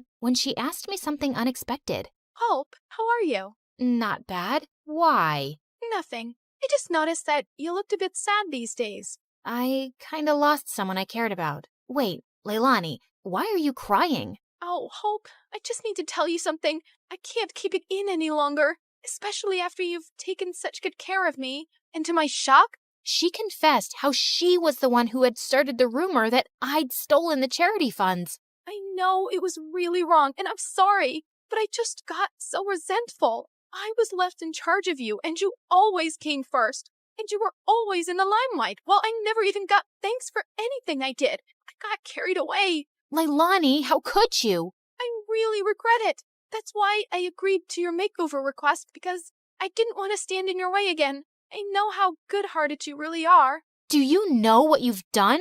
I immediately thought of Kai, this great guy, and how I'd shut him out. I wanted to slap Leilani, but I just stormed off angrily. I told Mom what Leilani had done and said I couldn't stand to be around her right now. To my shock, Mom agreed that I should take a break from her. We arranged for me to stay at my bodyguard's house, and I found out that he lived close to Kai. On my first night there, I walked over to Kai's place. I needed to fix things between us, but his butler informed me that he'd gone to Tokyo for 2 weeks or longer. My heart sank. For 3 days, I texted and called Kai, but he never answered. I knew he was avoiding me, and I deserved it, but I wasn't giving up. I called Mom and explained everything about Kai to her, and she actually listened. Tokyo might be a nicer break for you. OMG, Mom, you'd let me go? Yes, sweetheart. Ever since the accident, your dad and I have been thinking how hard we've pushed you and your sister. We just wanted you girls to know success early on,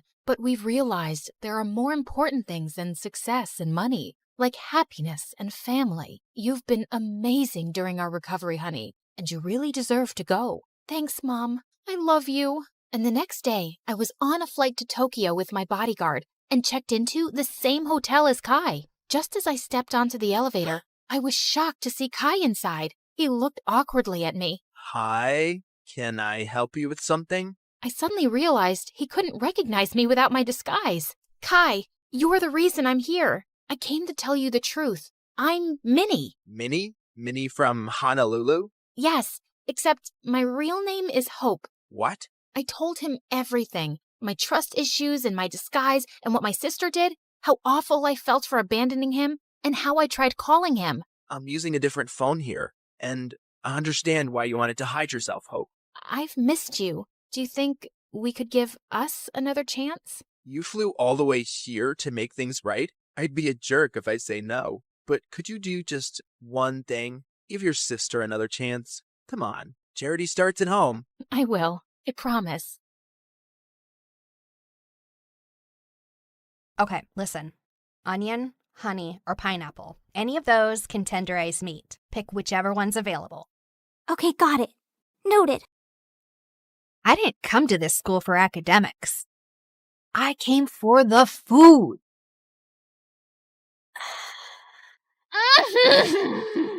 The texture. Oh, the crunch. The glaze.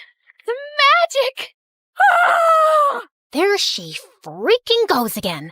Her freaking scream makes me want to freaking lose my freaking appetite. Freaking... And that's exactly why you don't have friends. You treat food like it's your boyfriend. So what? I've got you. They're reopening the Culinary Society for freshmen, and they're choosing 10 new members. The announcement's tomorrow at the auditorium. I'm joining that club. You in a cooking club? Babe, you're way too lazy for that. But I have a golden tongue.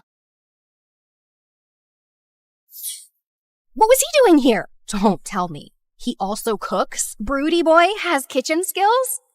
The world doesn't revolve around you and your stupid food cravings, you annoying brat. We only passed because of you. We almost failed because of me. You wasted all of this? For what? For your stupid little practice? Goodbye, Wi-Fi. Goodbye, sanity. Welcome to the life that outlasts you, where the story's changing and the lead is you. So carve your name in the wind, let the legacy breathe. There's a world in the pages that we're starting to weave. Not just a school, but the soul of the story, turning our scars into stars and our grit into glory. Salty. Sweet. Cheesy. Ooh, spicy. You're clearly riding a flavor high. Did you fall in love?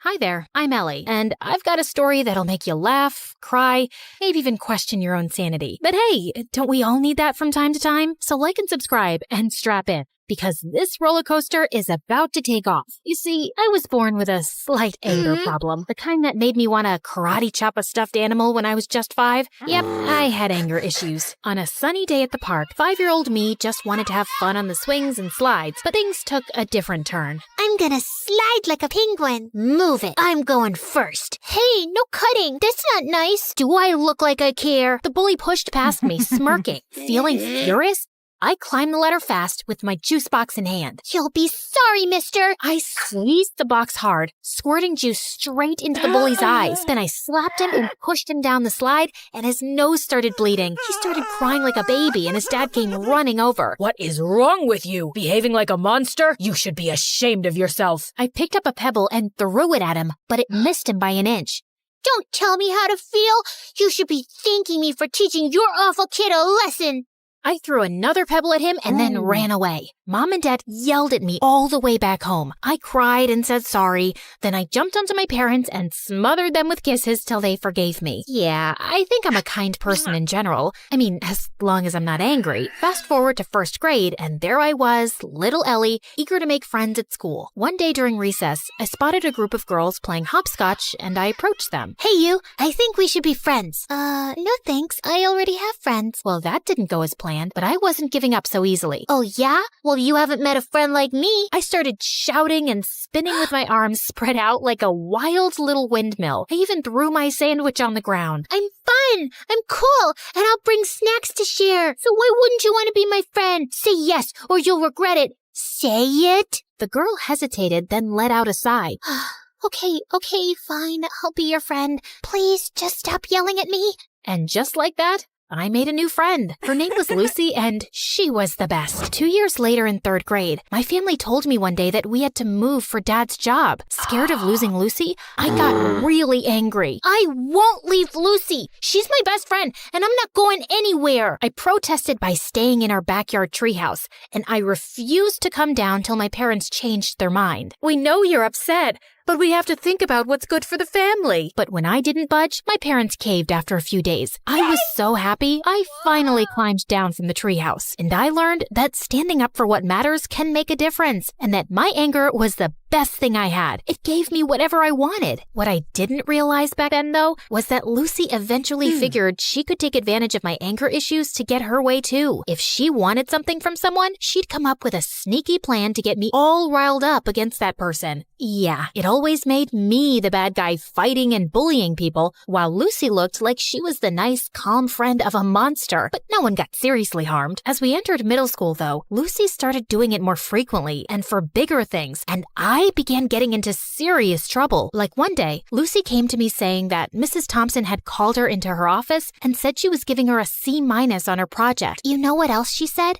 She told me that I should get myself a better friend because you're distracting me with all your fights and affecting my grades while you get good grades yourself. She even said that you hang out with me just so you can feel better than me. Can you imagine? What? That's not true. Of course I know that. Listen, in today's lesson, I'm gonna confront her about this psychological manipulation. And if she sneezes a lot, it means she's nervous that I've told you everything she said. You know all the teachers fear you, but Mrs. Thompson is always sneezing because of her allergies. Yes, but sneezing a lot means she's nervous and she's hiding something. She told us that once, but I guess you forgot. Lucky you have me to remind you. When it was Mrs. Thompson's class, Lucy gifted her a red nose, and seconds later, when she confronted her about the manipulation, Mrs. Thompson started sneezing like crazy, and I felt furious. How could you? I thought you were a nice teacher, but you're just like the rest. And with that, I pushed her hard. She fell down and screamed in pain. While everyone's attention was focused on me, Lucy sneaked into Mrs. Thompson's laptop and changed her own grade on the project. Mrs. Thompson broke her arm, and I got suspended for 3 weeks. My parents were furious with me and insisted that I tell them exactly what happened. When I did, Mom said that Lucy was the manipulative witch here. I yelled at her and didn't talk to her for days. How could she say that about my BFF? Days later, I visited Lucy, and her mom opened the door and looked at me like I was some cockroach. Ugh, you again. What do you want? I heard what happened with Mrs. Thompson. Why can't you be a normal human being? Poor Lucy, she almost failed her project because of you. What? Yeah, you're crazy and you're affecting my child. She'll end up failing all her classes because of you. Why does everyone keep saying that? Because it's true. Hey, listen, you silly woman. I was about to scream at her when Lucy showed up and pulled me inside her bedroom. Please, Ellie, you can't talk to Mom like that no matter what she says. But I'm a good friend and I forgive you. Now calm down, girl, and take the Snickers bar. I know it's your favorite candy. Lucy had clearly been spreading lies about me, but I was too blind to see it back then. And when I returned to school, things were a bit different. A new girl, Isabella, had joined our class. She was rich, pretty, and quickly became popular. Lucy seemed annoyed by her existence, but she seems like a cool girl to me. Till one day, Lucy and I saw Isabella walking out of the bathroom, and I noticed a marker in her hand. Lucy went in to use the bathroom as I waited in the hallway, but moments later, she came out, dragging me back into the bathroom with her. OMG, you gotta see this. You won't believe what Isabella wrote about you on the door. It's totally her handwriting. I'm so done with this annoying psycho Ellie. She's always bullying everyone. I want a peaceful, calm school that I can brag about to my rich friends. I offer $1,000 to anyone who can get rid of her. DM me on this Instagram account if you're interested. What a stupid, ugly witch. Furious, I stormed over to Isabella. How dare you write that about me on the bathroom door? I saw you with that marker, so don't you dare lie to me. Ellie, seriously? I had a marker, but I was working on an art project. I didn't write anything about you. Oh, yeah? Well, Lucy seems to think it's in your handwriting, and Lucy said that? Okay, you should stop listening to that friend of yours. She's just using you like a puppet. Can't you see it? For some reason, Isabella's words struck a chord with me, like she just said something out loud that I kinda already knew. But I quickly brushed my thoughts away. You don't know anything. Just leave me alone. But Isabella didn't leave me alone. She'd always make an effort to talk to me and waved at me with a smile. I started warming up to her, and we got closer. But that drove Lucy crazy. One day during lunch, I was sitting with Isabella, laughing and chatting, when Lucy stomped over angrily. Ellie, how could you ditch me for Isabella? After all we've been through together? Just calm down, will you? I'm not ditching you, just spending time with Isabella. We can all be friends, you know. Are you for real? How dare you replace me? And with that, she pounced on me. I didn't want to fight her, so I just pushed her away, but she grabbed my hair again. Luckily, someone called a teacher, and Lucy got detention for 2 weeks. And I swear, those were the best 2 weeks of my life. Things were calm and peaceful, and I didn't have a single fight with anyone. Isabella even convinced me to start getting therapy for my anger issues, and I felt really good about it. Then one day, Isabella told me something. Hey, Ellie, yesterday when I got back from school, I was shocked to find Lucy in my house. I asked her what she was doing there, but before she could reply, her mom showed up. She's our maid. I swear I had no idea. She said she'd brought Lucy over to help her clean the kitchen before Christmas. Oh, yeah, I know that her mom works as a maid for you, but we never talk about it, because I don't want to embarrass her or anything. But I don't have a good feeling about her suddenly being in your house. She might be up to something fishy. So we decided to keep an eye on Lucy that afternoon, and we watched from a safe distance as Lucy's mom gave her instructions to clean. But just a few moments later, after her mom left, we heard a loud crash, followed by Lucy's scream. We rushed to find Lucy lying on the floor with a broken shelf and scattered kitchenware around her. We tried to help her up, but she screamed in pain and couldn't move. Just then, Lucy's mom and Isabella's parents came running too. Oh my God, what happened? Oh, Mom, I was just reaching for something on the shelf, but it was unstable. It just all came crashing down on me. Lucy's mom turned to Isabella's parents furiously. This is all your fault. You knew this shelf was broken and you never bothered to fix it. I told you so many times. Now my daughter is injured because of your negligence. I'm gonna sue you for this. You'll pay for the harm you've caused my daughter. Isabella's parents tried apologizing repeatedly, but Lucy's mom didn't listen to a word and called an ambulance to take Lucy away. I couldn't help feeling sorry for Lucy, although I was almost sure she'd hurt herself on purpose to cause trouble for Isabella and her parents. She probably hadn't expected it to be this bad. And sure enough, the injury was very bad, and Lucy couldn't walk for a few months. A few days later, the teacher planned a visit to Lucy's house for the class to cheer her up. But the moment we entered Lucy's room, she went ballistic, calling me a horrible friend who'd betrayed her, and calling Isabella bad names too. I was feeling angrier by the second, but I tried staying calm. Just then, Lucy's mom walked in, and she started calling me a bad friend too. Are you here to hurt my Lucy even more, Ellie? You've made it obvious whose friend you really are. But be aware, Isabella, I'm certain she only chose you because you're rich. Ellie has always been a bad, rotten egg. Suddenly, I just snapped. I jumped at Lucy's mom and she fell back and hit her head on the floor.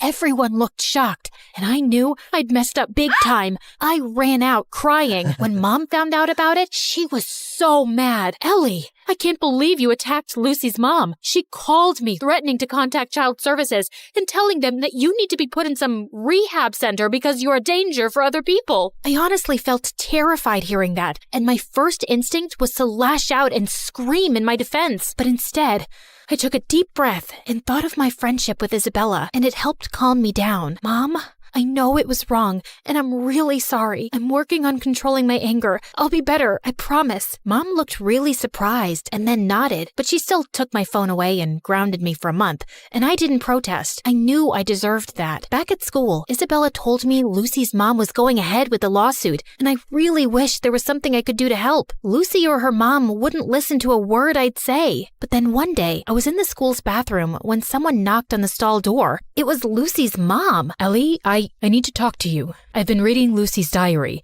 and I've discovered the truth about her actions. She's been using your anger issues to her advantage. I sometimes had a feeling that something was off with Lucy's behavior, but I never knew for sure. Are you still gonna sue Isabella's parents or report me to child services? No, I just wanted to apologize to you, and I won't be causing you or Isabella's parents any more trouble. I'll also get Lucy the help she needs. We might even move to another town and live with my sister if it means Lucy can get better therapy. I'm so sorry for everything, Ellie, and I want to thank you for being a good friend to Lucy, despite everything. With that, she gave me a quick hug and left. I felt tears pricking my eyes. I was kinda sad I wouldn't get to see Lucy again, but I also felt lighter and free. Moments later, Isabella walked in. Ellie, everything's gonna be okay. Isabella hugged me tight, and for the first time in a long while, I felt like everything would be okay.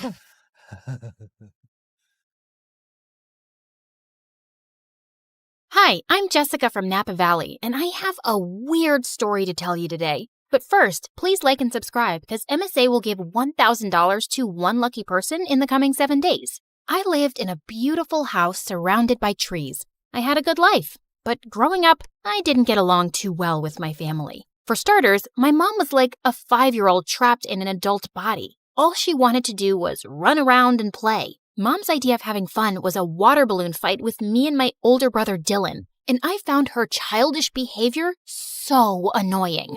I could never study in peace without hearing Mom sing show tunes around the house. Come on, you little bookworm. Let's bake some cupcakes. Don't you know how to have any fun, you nerd? Ugh, see what I mean? But the only person worse than Mom was Dad. He was barely home since he was a fancy businessman who traveled a lot. And when he was home, he treated us like servants. Bring Daddy some juice, will ya? My toes hurt and I can't move. There's not a lot left and we're saving it for tomorrow morning. Oh, so maybe you should be the one who goes on 5-hour flights to earn money for us. I kinda hated being around all of them, so I spent most of my time alone reading and practicing my violin. But when I got to 11th grade, things took a crazy turn. Mom told me one morning that we were taking in an exchange student. She's from Tokyo. She'll go to your school and live with us for 4 months. Isn't that exciting? Sure, but we'll have to clean the kitchen first so she doesn't run crying. Be happy, Jessica. Now you'll have a live-in friend to bore to sleep while you play your violin. I sure hoped she wouldn't be a live-in headache like Dylan. That weekend, we all drove to the airport to pick up our Japanese guest. Her name was Queenie, and she looked like a goddess out of a wonderland. Even her fingers were beautiful. Thank you for having me. Truly, it means so much. It's our pleasure, sweetie. Look, I got you a stuffed welcome panda. Mom? Hi, I'm Jessica, and I'm the normal one in the family. Please, don't judge me based on them. Oh my goodness, this is so sweet. Can one of you help me with my bags? They're heavy because of all the books I brought. Wait, Queenie was into books? I loved this girl already. She and I were talking about our favorite authors on the way home, and after that, we really started to bond. It was nice finally having someone I had stuff in common with. Queenie was also super helpful around the house, so both of my parents adored her, especially Dad. Aren't you amazing? How about I buy a present to thank you for all your hard work? Maybe new shoes or gold earrings? I would have bought some for Jessica, but all she cares about is school and homework. That's very kind, but you guys have already done enough, really. Then one night, Queenie and I decided to go on a walk, and she grabbed a jacket from the coat closet. Oh, that's actually Dylan's. But it's so comfortable, and I don't have any warm jackets. Can't Dylan lend clothes to his guest? You can't just take someone's jacket without permission. Give it back. I don't want you wearing it. Fine, here you go. I'll just freeze to death then. Come on, Jessica. Dylan looked really mad, and suddenly he pulled me aside. What's her deal? After all we're doing for her, she gets this worked up over a jacket? I don't get why you can't just lend it to her for 10 minutes. because there's something about that girl I just don't like. You mean 'cause she's actually sophisticated and has manners? Makes sense why you wouldn't like her. Dylan just looked angry and stormed off. Jeez, what a drama king. He probably was just jealous that Mom loved Queenie so much. He'd always been Mom's favorite. The next day at school, I was studying for exams in the library when Queenie came in and sat next to me. Hey, girl, listen, I just want to apologize about Dylan being so mean to you. He must have forgotten to take his meds. Don't worry about it. Actually, I was wondering if you could help me with my English assignment later. I'm still not fully comfortable with the language. Yeah, of course. Thank you so much, Jessica. I'm really grateful for you. Queenie hugged me super tight, and I realized I was her only real friend here. I could just feel how sad and lonely she was. I waited for Queenie at her house for several hours, but she didn't show up, even though I called and texted her 100 times. Then finally, Queenie arrived carrying a small box. Sorry I'm late. I was buying you a present. Here, open it. Aw, Queenie, you didn't have to get me. At that second, I saw a hissing rat and I started to scream. Jessica, calm down. This is a pet rat. I have one just like him at home. He's so sweet. Just hold him. Queenie let the rat crawl on my arm, but he bit me. Minutes later, I had to go to the emergency room, and Queenie burst into tears. I swear, I had no idea that rat bites were poisonous. I have the exact same one at home, and he's such good company. It's okay, Queenie. The doctor said I'll be fine. Just don't go around giving people pet rats in the future. Queenie just kept apologizing and hugging me. I felt bad for her, but man, it had been an exhausting day. And for some reason, things kinda went downhill after that. Queenie wanted to be around me 24/7 and do everything together. I was thinking I could come with you to your violin lesson today. I've always wanted to play an instrument. I have a recital tomorrow, Queenie, and don't take this the wrong way, but I need a little space. We already go to school together and live in the same house. Of course, I totally understand. Your mom wants me to make dinner anyway. I was relieved that Queenie wasn't upset, but when I knocked on my violin teacher's door, I saw he looked mad. What is it now, Jessica? Haven't you caused me enough stress today? Caused you stress? What are you talking about? Your mother called in to tell me you wanted to quit the violin for good. The recital is tomorrow night. I have 24 hours to find a replacement. My teacher slammed the door angrily, and I was so confused. Why would Mom tell him I was quitting the violin? I went home to confront her when I saw Queenie standing by the kitchen, smiling at me. How was your violin lesson? Was your teacher disappointed that you quit? How did you know about that? Wait, unless you were the one who said I quit? Yeah, I was a little hurt that you didn't let me observe your lesson. So I thought a good punishment would be taking the violin away from you for a while. I'm sorry, punishment? Queenie, you're not my mom. How could you do that? Playing the violin is one of the only things that gives me joy. Like you already don't have enough joy in your life? You don't appreciate anything your family does for you, especially your mom. You make it so obvious that you think she's dumb. You're just an ungrateful witch. That made me so mad that I slapped Queenie hard across the face, and then I stormed off to my room. I refused to speak to Queenie that whole morning and didn't even say thank you when she made me breakfast. I suppose all sisters fight once in a while. Honey, Queenie's going to come to school late today. We have to renew her passport. Good. Get it renewed ASAP so she can go back to Japan. And she's not my sister. Jessica, what's gotten into you? Queenie just smirked at me and I left. I tried to forget about her at school, but around lunchtime, I got a text from her. Jessica, where's your mom? I haven't seen her all morning. Is she okay? What was she talking about? Hadn't they gone to the passport office together? I called and texted Queenie to find out more, but she didn't answer. And when I called Mom, her phone went right to voicemail.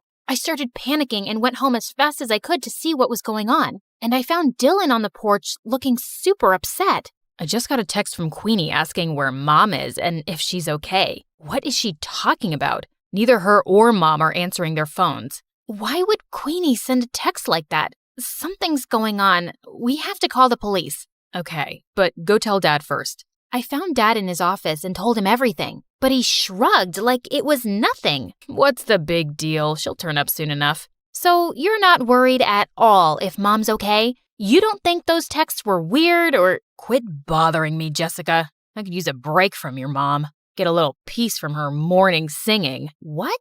What kind of monster was my dad, not caring if mom was safe? I would have to take matters into my own hands. But just then, I heard yelling coming from Dylan's room, and I opened his door to find Queenie sitting on his bed, while Dylan looked furious. What is going on? Queenie, you've been home this whole time?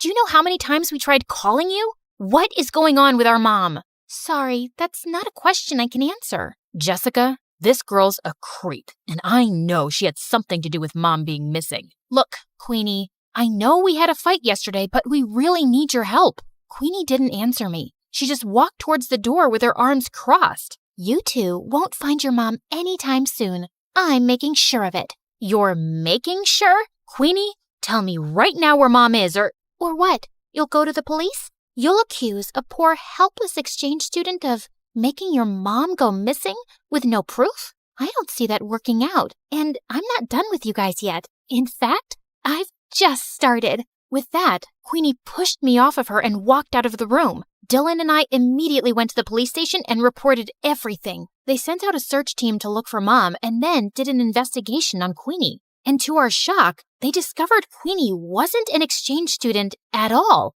She'd faked her application. She wasn't even from Japan. She lived in LA. So she's just this stranger who came into our lives and made mom go missing? Who is this girl and what does she want from us? I don't know, but that chick gave me weird vibes from the start. She's obviously out to get us. We stayed at the police station for several hours, waiting for any news. Then finally the police came back with mom. Oh my God, what happened to you? It was Queenie. She said she had to show me something important, then drove me into the middle of the woods and threw me out of the car. She just left me there without my phone. I was just lucky some forest rangers found me. But don't worry, I'm all right now. Just then, some policemen walked in with Queenie. Looks like Mommy made her way out of the woods. You're a monster, Queenie. We know everything. How you kidnapped Mom, how you faked your exchange student application. Who are you and why are you trying to ruin our lives? Because you ruined my life first.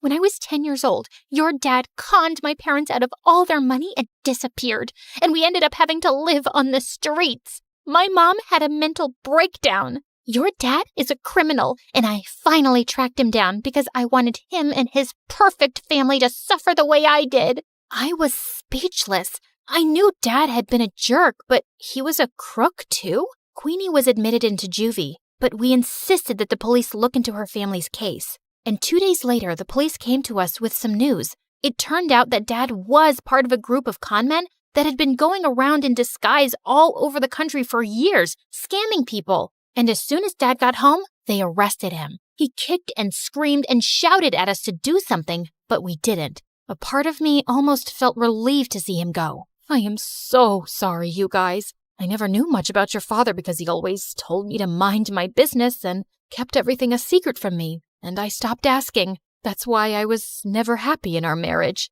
He was the worst. He never cared much about you or us. You did everything for us, Mom, and I really appreciate you. I'm so sorry if I looked down on you for being messy or childish or whatever. Now come on, let's go talk to the police to get Queenie's family help for their situation. Be grateful for the life you were given. Every day is a gift.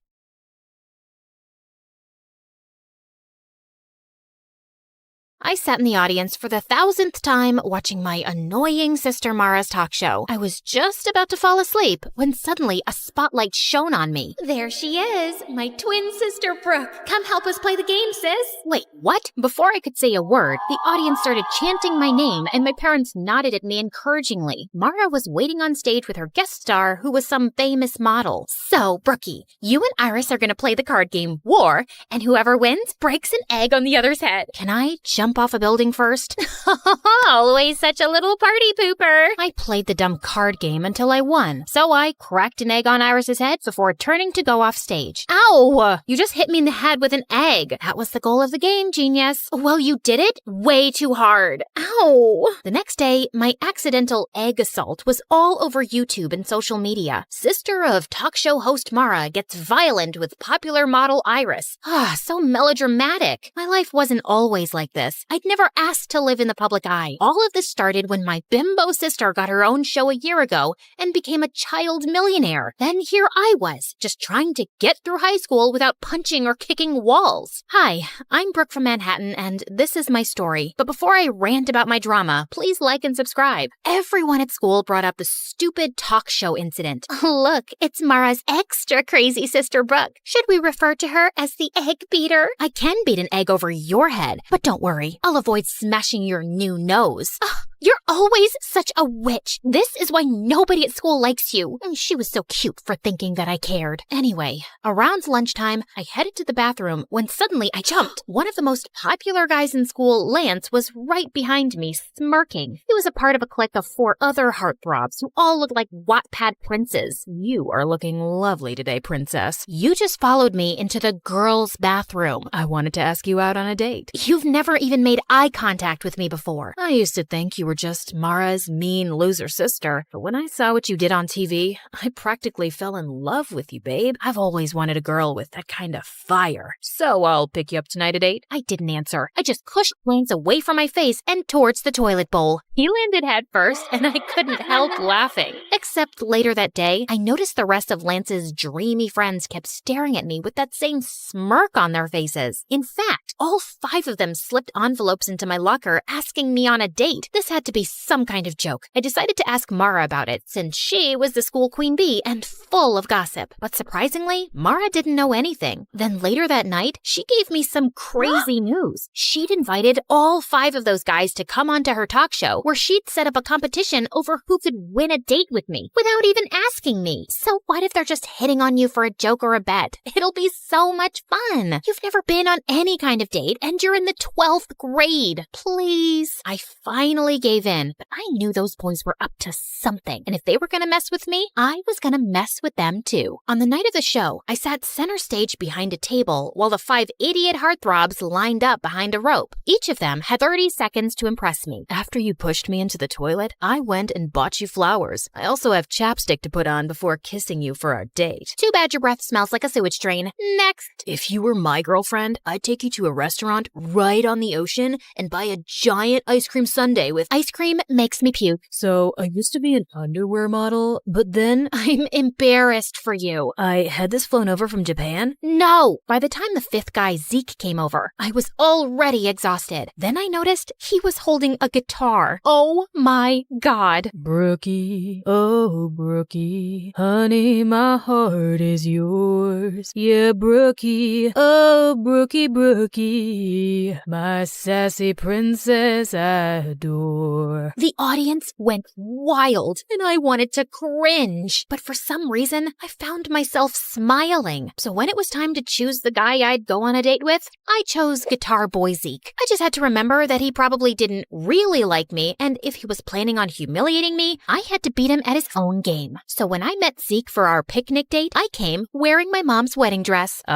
What's that you're wearing? A wedding dress. That way, we can imagine what it'll be like when we get married one day. Ever since the talk show, I've fallen head over heels for you, and after that song you sang for me, I know now that you feel the same way. I'd hoped the guy would run scared and crying, but instead, he laughed. I must have really won you over with that song I played you. I'm not done with you yet, Prince Charming. During our picnic, I sat on his lap and made him feed me every bite of food and hold the water cup up to my lips. And when he turned to get a napkin, I started fake crying hysterically. We were staring into each other's eyes, but you looked away. Is it because my eyes are ugly? Or are you breaking up with me? I have nothing else to live for now. You are so extra. I know what'll cheer you up. Let's have a romantic dance. Wait, what? Before I could say a word, Zeke turned on classical music and pulled me up to dance. He started spinning and twirling me around and even threw me in the air. God, he was crazy. Later on, Zeke drove me home, but he said he needed to stop at his house first for something. I decided then I'd confront him. Look, I know you're either dating me because you bet your friends money or you guys want to humiliate me as a joke. Either way, I'm just telling you, I didn't fall for it. I told those guys you'd be too smart to trick. It was Lance's idea to bet money on which one of us can win you over. I never wanted to do it, but I couldn't tell Lance that, because whatever Lance wants, Lance gets. Zeke then told me his dad and Lance's dad were friends, and because Lance's family was rich, his dad was going to pay for a music college Zeke got into. Therefore, he could never afford to ever piss off Lance. And don't tell Lance I said any of this. Please, just let me tell him you fell for me and you asked me to be your boyfriend. I really want to go to music school. Come on, you don't care what anyone thinks, and you're already unpopular and barely have any friends, and no offense. How little self-respect did this guy think I had? I wanted to give him a good slap in the face, but just then, Zeke stopped by this really run-down trailer next to a pile of garbage. Okay, we're here. My dad's sick, so I have to check on him every few hours.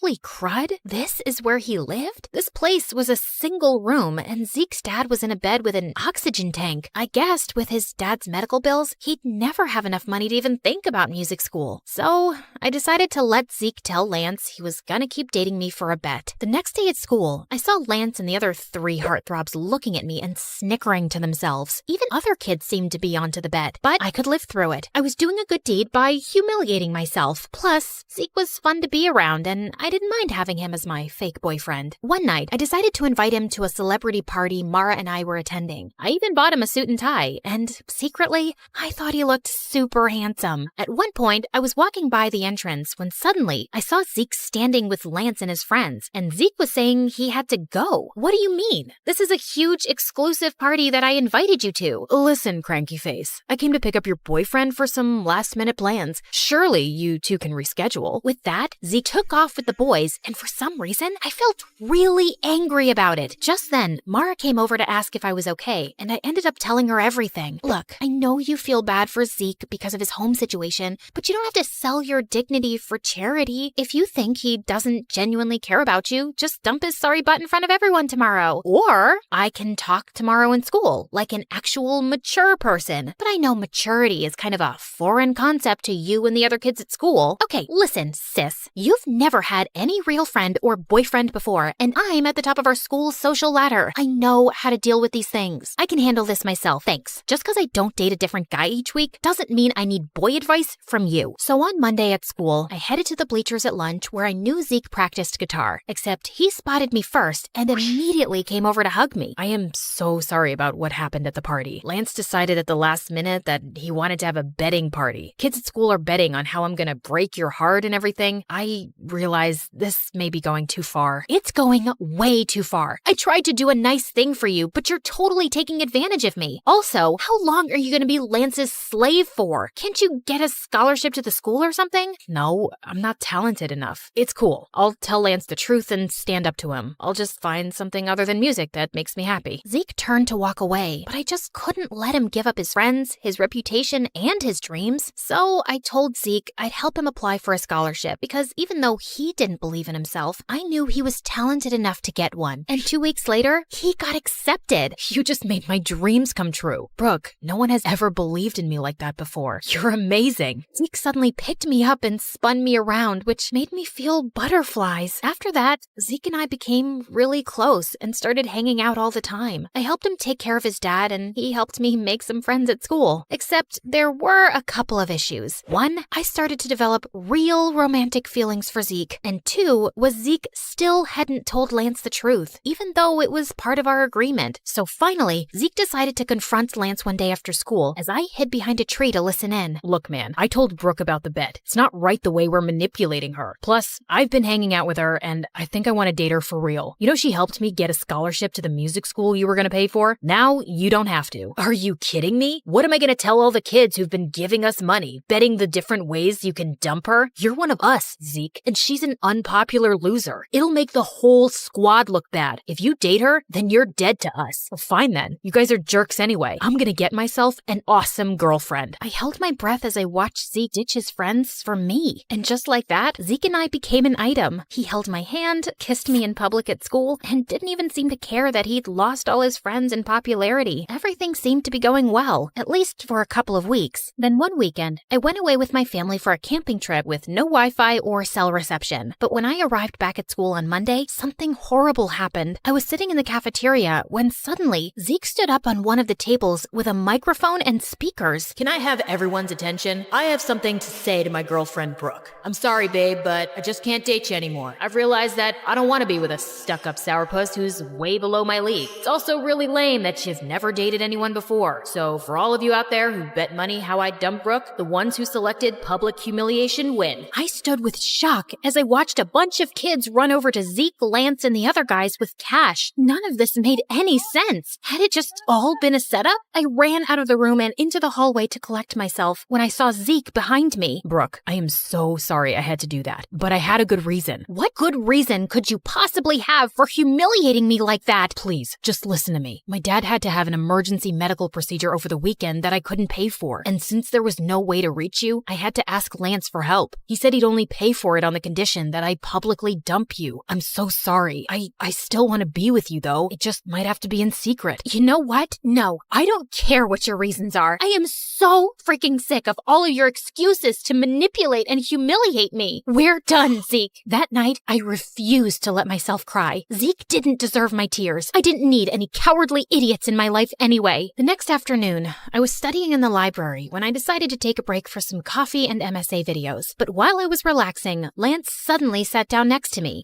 Ooh, MSA. I watch them on TikTok all the time. Let me help you pick an episode. If you come anywhere near me or my computer, I'll squeeze your head until your brain pops out. Oh wait, I forgot. You don't have a brain. Probably why you watch MSA on TikTok instead of YouTube. You know, YouTube, the site for smart people. Wow, Zeke must really regret dumping you. Yeah, about that. I know it was you who forced Zeke to break up with me. Why do you have to go around messing with his life and mine? The way you and your friends bet on me and tried to break my heart for fun? How sick do you have to be to want to do something like that? Maybe some people just enjoy messing with other people's lives. You should ask your sister. After all, the whole betting game was her idea. Lance got up and left, leaving me very confused. What did he mean by that? He was probably just messing with me, but I still asked Mara about it, and she got really quiet. Okay, it's true that it was my idea, but let me explain. I just felt bad because our whole lives, you've lived in my shadow. I have everything. Fame, popularity, friends, and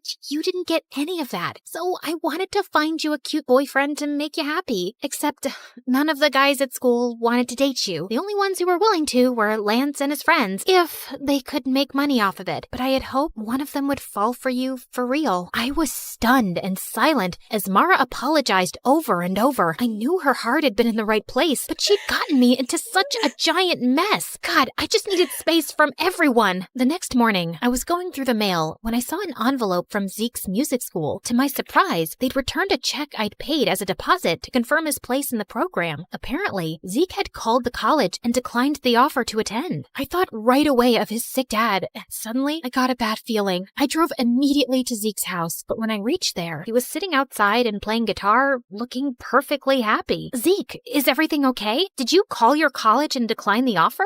Yeah, I just didn't feel right taking your money to attend there, not after the way I treated you. So I'm just gonna save up and reapply next year. In the meantime, I got a job and my dad's doing better. Thank you for believing in me, Brooke. You have no idea how much it means to me. Zeke came over to hug me and I felt those stupid, happy butterflies again. Hey, listen, are you still friends with Lance?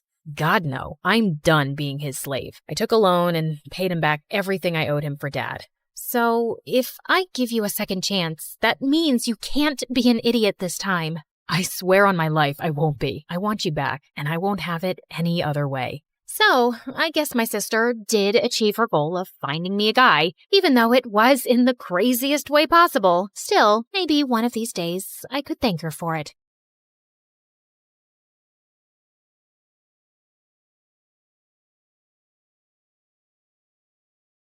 I used to think silence was peaceful. Then my mom fell into a coma, and silence became the loudest sound in the world. Everything just kept piling up. And worse, it was just the two of us. No rich dad, no secret inheritance, no billionaire auntie waiting to adopt me and fix my life. I tried to stay strong, but when the nurse gently reminded me again that we still had unpaid bills, something inside me finally cracked. I just nodded, locked myself inside the restroom, and finally broke down. I had already sold almost everything I loved. My iPad, my sweatshirts, even the tiny cute things that used to make me happy. What else was I supposed to give? My hair, both of my kidneys? I had almost lost hope. Please, I'll do anything. I'll study harder. I'll stop complaining about homework. Okay, maybe not completely, but I'll try. I won't even call the mean girls at school ugly goblins anymore. Just, please, I need a miracle.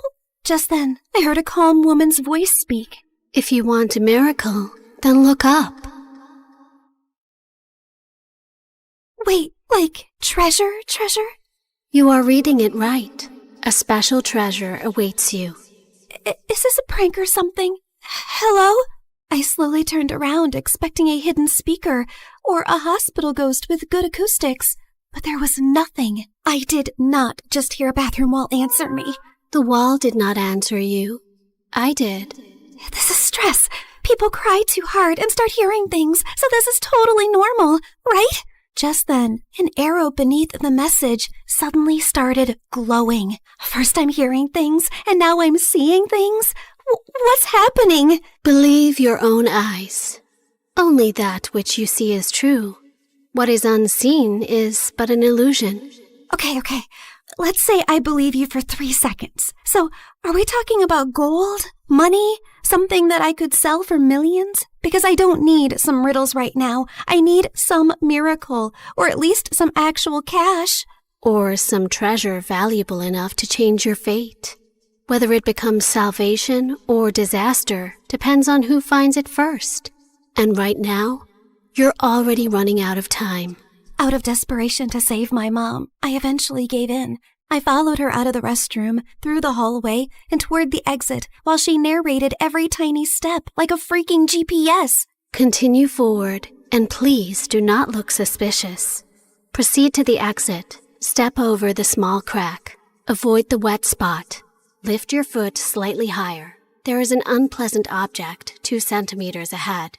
I stepped down, and my whole body froze. Oh, my apologies. I meant there was an unpleasant object 2 centimeters ahead. Too late. Soon, we reached a narrow alley between 2 old buildings. Miss, are you sure this is the right way? The path continues forward. Though I understand your hesitation, narrow passages often awaken the mind's instinct for danger. However, if treasure were always placed in bright, comfortable places, far few people would learn anything from searching for it. So, that's a yes? Oh, that pretty summarizes what I've said. So, yes. I finally stepped into the alley, and thankfully it was only normal scary and not dangerous and life-threatening scary. Just then, everything went silent all at once. Even the dramatic pigeon on the street shut up. Miss Lady Voice? Hello? Are you still here with me? Don't worry. I'm here.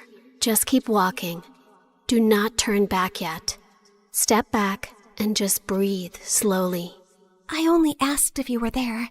And I answered with additional guidance. The alley stretched longer than it should have. Soon warm wind rushed past me, and when I looked back, the alley was gone, and I was now standing in an open field under a bright blue sky. Holy yummy cheese balls! Did I just teleport to another place? I also noticed a small glowing orb floating in front of me, shining softly like a tiny star. Yes, you have arrived in Mondstadt, the city of freedom, a land of wind, songs, nights, and many stories carried through time.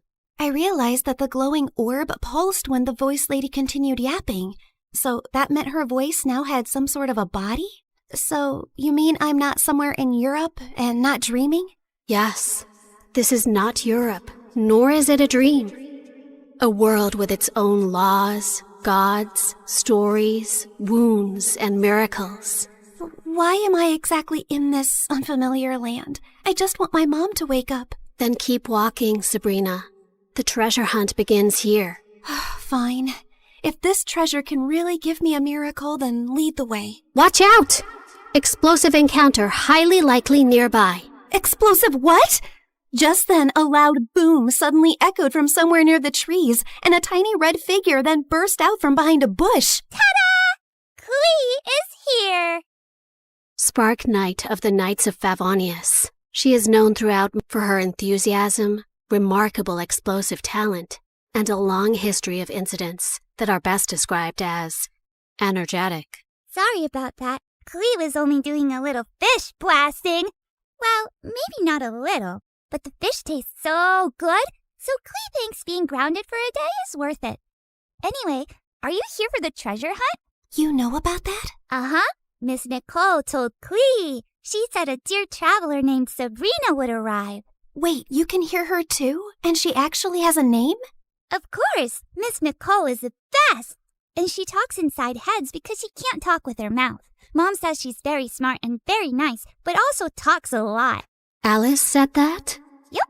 I see. Clee skipped closer and grabbed my hand like we'd been friends for 10 years. Can Clee come play with her today, Miss Nicole? Please? Yes, you are allowed. As far as Alice is concerned, nothing is more important than a request from her beloved daughter. Yay! But why does Sabrina look so sad? Did someone make you cry? Was it a bad guy? Clee can blow them up! Only a little. Well, maybe not a little, but Clee will try. I'm not sad. You are. I know crying faces. Jean makes that face when Clee accidentally causes big disasters. My mom is really sick. She's in a coma right now. That's why I need to find the treasure so I can buy her medicines and pay the bills. Clee gave me a soft smile and squeezed my hand. Mom always says love can travel very far, even farther than my best bombs. So your mom's love must still be with you too, even if she's sleeping. Thanks, Clee. You're welcome. And don't worry, we're going to find that treasure, help your mom, and only blow up the bad guys. Maybe we can do the first two without the third one? Clee will try very hard. Just then, Nicole's panicked voice suddenly filled my head. Watch out! Hilly Charles incoming! Hilly what? Literally 6 seconds later, masked monsters burst out of the bushes, and Clee pulled out her bombs like this was a normal Tuesday. Jumpy, jumpy, go! Boing, boing, boom! Yeah! Oh my god, am I gonna die? Stay calm. Step back. Duck! Now! Before I could fully lose it, golden light bloomed beneath us. Moment of birth. A glowing flower platform rose from the ground, blocking the monsters just in time. Then a calm boy appeared above us and landed lightly. Mr. Albedo, you came! Clee knew you would. I heard explosions nearby and thought it would be wise to investigate. Finding Clee here confirms my hypothesis. Sabrina, this is Mr. Albedo. He's like my big brother, and he's super smart. Nicole quickly explained that Albedo was the chief alchemist of the Knights of Favonius, and that his knowledge of ancient mechanisms would be very useful for our treasure hunt. Clee is my little spark knight. I need to keep her safe and sound. Besides, investigating the unknown is certainly my thing, so count me in. Well, I guess the more the merrier. After that, Nicole led us to Thousand Winds Temple, an ancient ruin full of broken pillars, weird symbols, traps, slimes, and things that clearly wanted me flattened. But somehow, because of Nicole's directions, Albedo's magic, and Clee's little bombs, we made it through. I thought you were just going to lead me to the treasure. You did not warn me about all this. Seriously, did I get transported into a video game world or what? A world is only called a game by those watching safely from the outside. To those inside it, every path, every danger, every choice is real. Wow, that was beautiful, but also very unhelpful. Then allow me to be more direct. Keep moving. Something larger is approaching. Larger? Just then the ground shook. From the dark corners of the ruin, 2 giant metal monsters slowly woke up. Please tell me those are statues. Please? Unfortunately, no. Those are ruin guards. Ancient machines built for battle. And judging by the glow in their eyes, they have already identified us as a threat. Before I could pee my pants, someone crashed down from a broken wall and stood between us and the machines like a walking shield. One swing sent a ruin guard flying back like a stupid little tin can. Whoa, this guy looked like he could punch a mountain and the mountain would apologize. Uncle Varka, you came! Clee knew you would. Now the big metal meanies are in trouble. Ah, the almighty Knight of Favonius to the rescue. How timely. Ha! Miss Nicole! Didn't expect to find you leading children into ancient ruins. And I didn't expect you to enter by jumping from a wall. Yet, here you are. Fair enough. When the coast was finally clear, Albedo calmly stepped toward the broken machines and found a small glowing fragment inside them. The moment he lifted it, the air around us shimmered. The first clue has awakened. First clue? Nicole's glowing orb rose into the air, stretched like a flower opening, and became a beautiful woman. Well, there you are. I was wondering how long you planned to stay as a floating light. Wait, you're Miss Voice Lady? You actually had a physical form this whole time? Nicole looked at me, and even though her lips did not move, her voice gently entered my head again. My apologies. Until the first clue awakened, I could only guide you through a small projection of my presence. Now that the path has opened, I can take this form before you. However, for certain reasons, I am unable to speak. This is the only way I can communicate with you. Now then. She continued yapping for 8 more minutes straight. And from what I understood, she was an angel called N from the Hexen Circle, a circle of powerful witches. She then explained that the glowing fragment was a piece of the treasure's scattered light and could lead us to the traces left across Tevat. The treasure you seek was broken long ago. Its light scattered across Tevat, leaving traces behind. This fragment will reach those traces. The brighter it shines, the closer we are to the treasure. Across Tevat? As in, this whole world of yours? Several regions, yes. That means a long trip, but don't worry. With Miss Nicole's incredible sense of direction, we'd never have to worry about getting lost. Yay! More big adventures! Wait, no, not yay. I need to go back. I have classes tomorrow and a sick mom in the hospital. Nobody told me this treasure hunt came with a lot of obstacles and a whole world tour. I understand. Your fear is not unreasonable, but the treasure you seek cannot be reached by standing still. Each clue will bring us closer, and each step will return you to the wish that brought you here. Fine. For Mom, I would continue this crazy mission. After that, everything turned into the fastest, weirdest world tour of my life. The mute angel continued her directions like an unmutable treasure hunt navigation guide, dragging us across a giant magical map, jumping from one region to another, while I tried my best to stay alive and understand what was actually happening. In Inazuma, the sea was angry, the sky was angrier, and my stomach was fighting for its life. Storms often remind mortals that control is an illusion, and yet... Miss Nicole, respectfully, I'm about to throw up into the ocean. I suggest you give the kid the short version, Miss Nicole. Very well. Storms pass. Thank you. That one helped. In Sumeru, we finally got one peaceful break near a waterfall. Albedo sketched the view. Klee showed me Dodoko, and when she said her mom gave it to her so she would never feel lonely, my chest hurt in the softest way. After our little break, Nicole led us to Natlan, where we were nearly roasted alive. Fiery creatures chased us through rocky paths while she calmly yelled directions. And at one point, Varka carried Klee and me like luggage. This is fun! Uncle Varka is the best! Hold on tighter! Every trace we followed made the fragment shine brighter. And by the time we reached Fontaine, it was full-on glowing, like it had finally remembered where the real treasure was hidden. Nicole led us beneath the water to hidden ruins, where the fragment pointed us toward the final trace, the one hiding the real treasure. Freaking finally! Soon, we found a mysterious sealed door, and Albedo figured it out like a puzzle in minutes, using one of Fontaine's underwater mechanisms like it was nothing. The sealed door opened, and I thought we had finally reached the treasure. Behind it were more passages, hidden compartments, and even more puzzles. I swear to God, is the treasure shy or what? Ancient civilizations valued protection. Finally, we reached a chamber where a small chest waited on a pedestal. I opened it with shaking hands, but there was no gold, no money, no jewels, nothing I could sell. Inside was just a small, broken, flower-shaped relic. No, we traveled across Tevat for this? For a broken thing? It is indeed damaged. We can fix this, right? Yes, but not with gold, not with force, not even with knowledge alone. Then how? This relic is a vessel of hope. It reflects the heart's deepest wish. It was never meant to make someone rich. It was meant to answer the part of a person who refuses to give up. I stared at the tiny broken flower and slowly understood. The treasure was never something I could sell to fix my life overnight. It was hope. The one thing I had almost lost in that hospital restroom. Nicole said every region had left something inside me. Courage, endurance, wisdom, strength, and truth. I held the broken relic and thought of Mom's smile, her warm hugs, and the little things she did whenever I was sad. I wish for my mom to wake up. I don't need gold or anything. I just want more time with her. Please.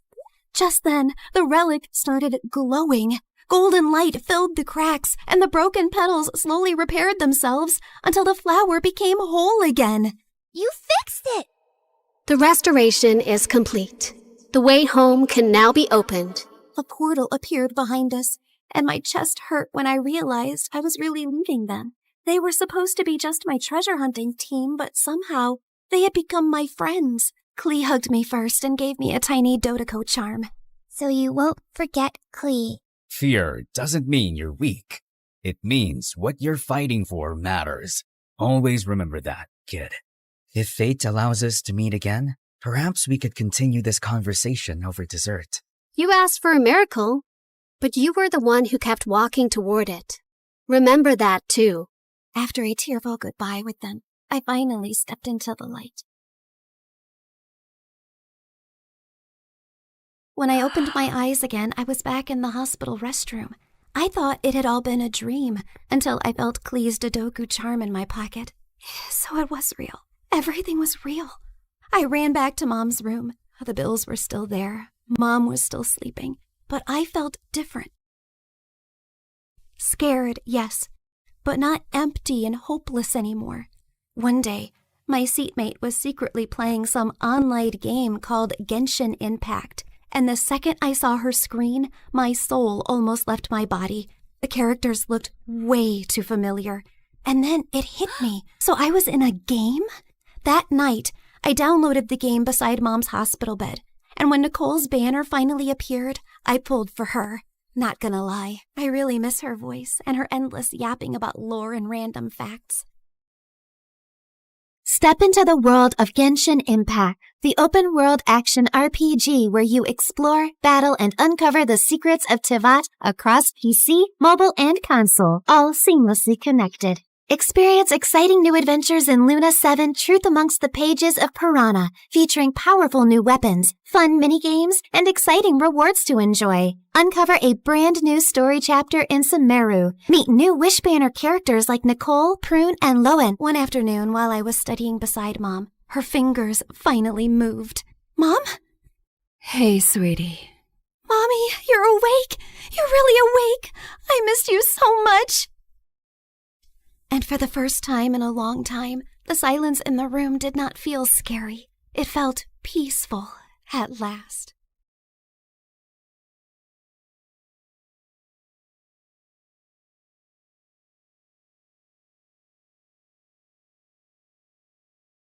It had been a day. My evil nemesis had taken my spot as valedictorian, a solid gold helicopter landed in my backyard, and I was being stalked by a prince.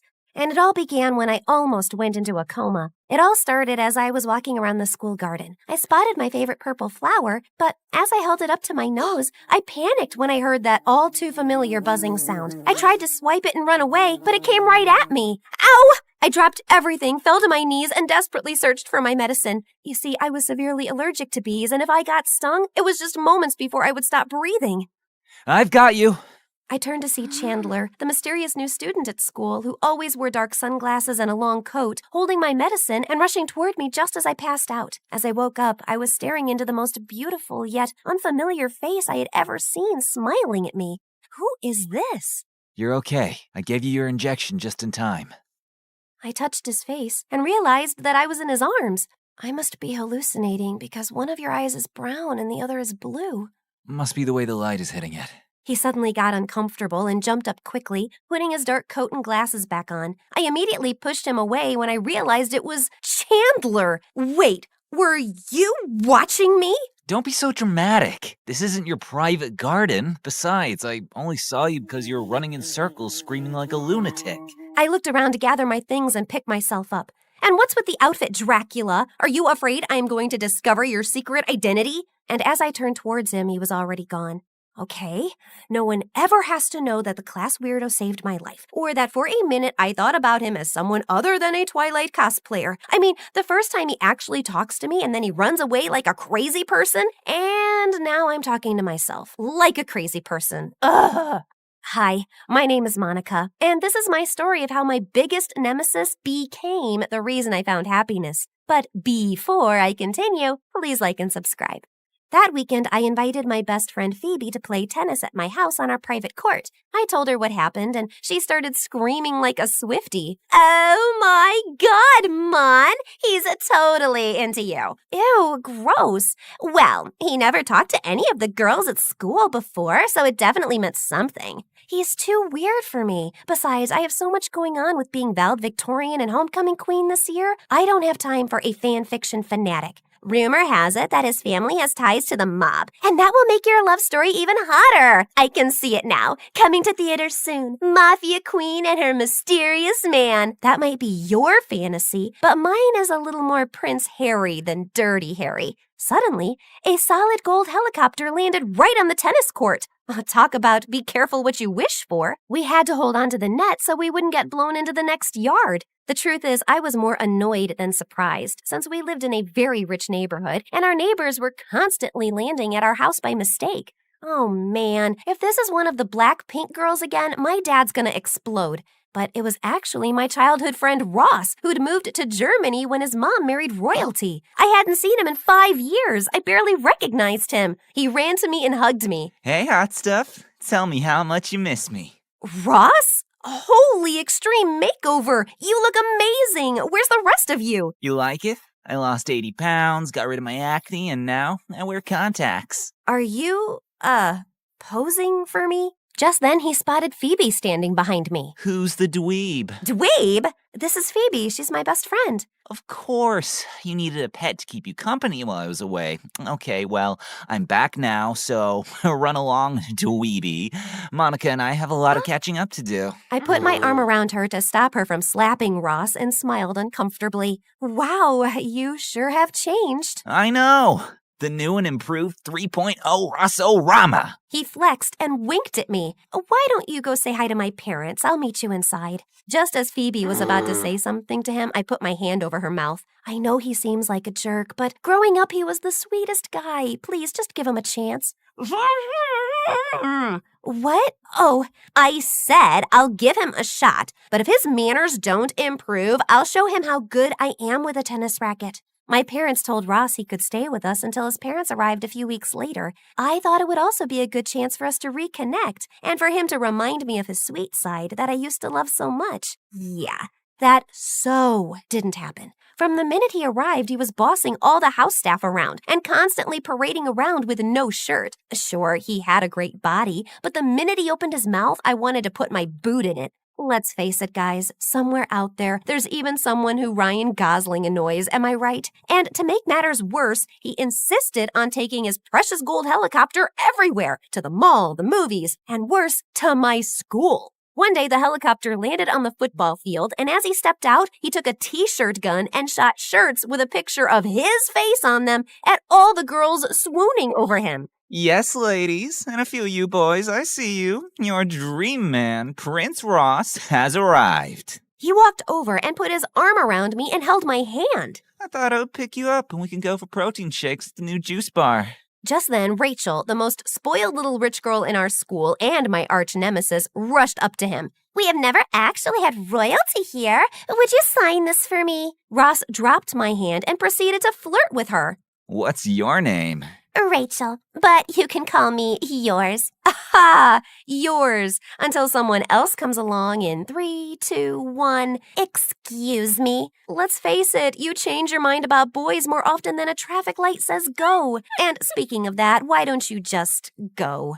Rachel went to charge at me, but Ross got in between us both. Aw, ladies, I know it's hard, but don't fight over me. I was so disgusted that he was acting this way. You know what? You can have him. Later that day, he came up to me at the house. Can we talk?